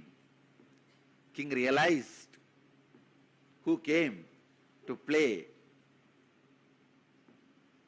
in the form of a worker, and he fell at the feet of Sundareshwara, asked him to apologize.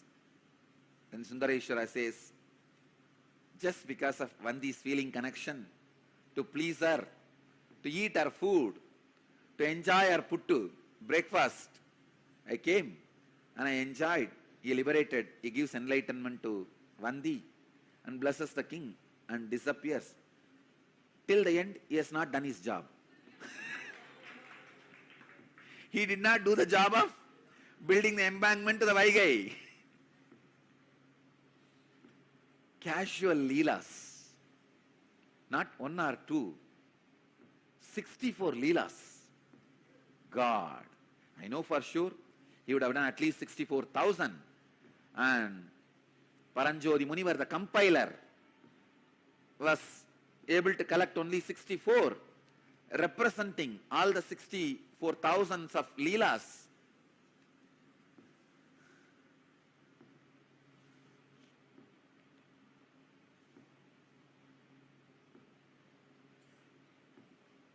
The body with which he has performed this leela, especially blessing the Vandi and converting the wolves into horses, foxes into horses, that season, around 40 years, he has performed some more leelas. That body was used by him for 40 years. That body is resting in Madurai Adinam's property. I have taken the blessings of the 292nd Guruma Sannidhanam to build that into a beautiful, huge temple.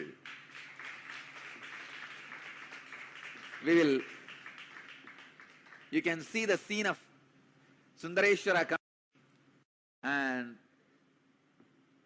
eating the puttu of Vandi, the old lady.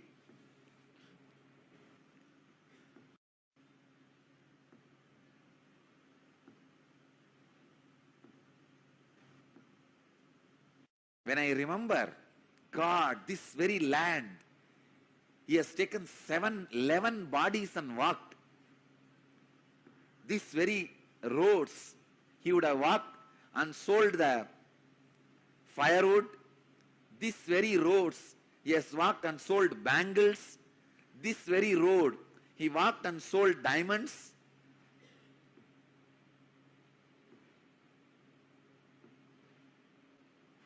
I'm really going crazy. Vaigai, he created this very Vaigai. He himself came and built embankment, at least acted as building embankment.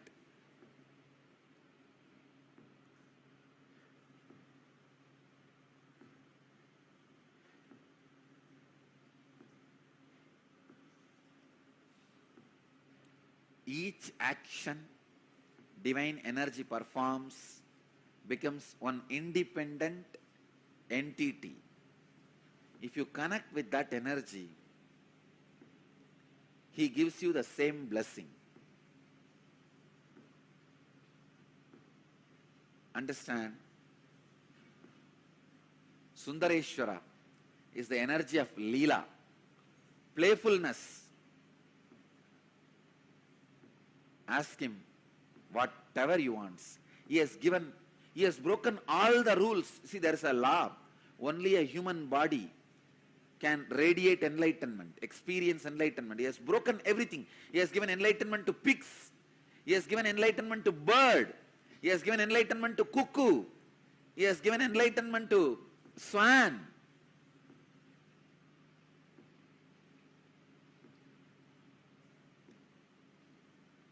Everyone can be assured. He has given enlightenment to pigs. What a Leela. Sundareshwara. Bhagavan explains, Sri Krishna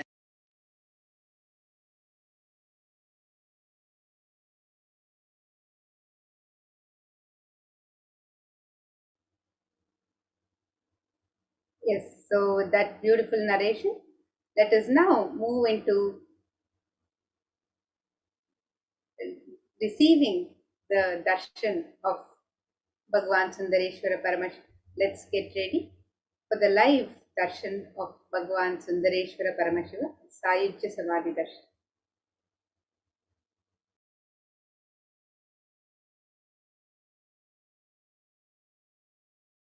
explains in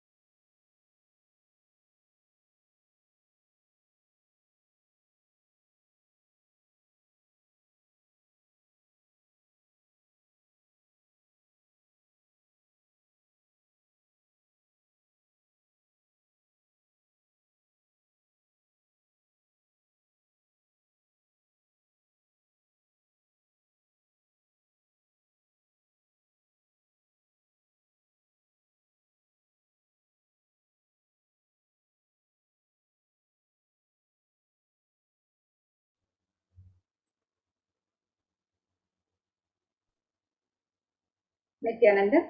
So let us now get ready for the live Sayujya Samadhi Darshan of Bhagwan Sri Nithyanandeshwara Bhagwan Sundareshwara Paramashiva.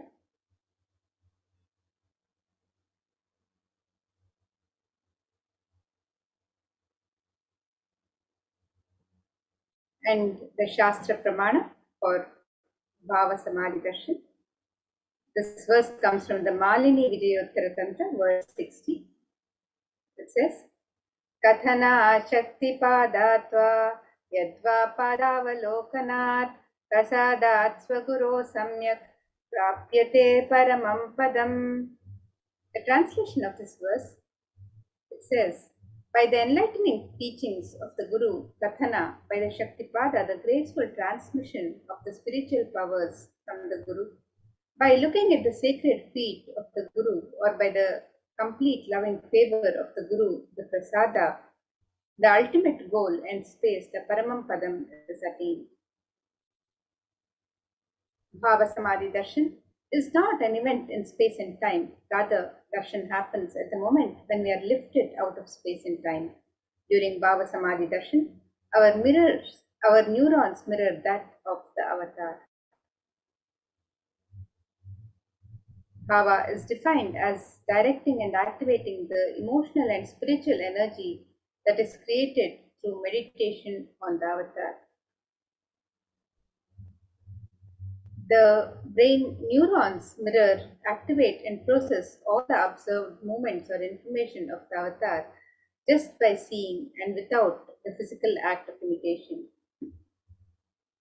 That is, our entire body, silently and without movement, recreates what is happening distances far away, experiencing the superconscious energy radiated by the avatar.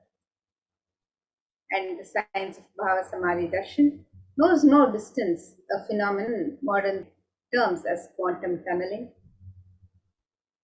And during Bhava Samadhi Darshan, our thoughts per second reduces significantly, and we relax into the space beyond thoughtlessness, becoming mentally at ease in coexisting dimensions beyond duality, where we and the divine become one, unconditioned by the parameters of time and space.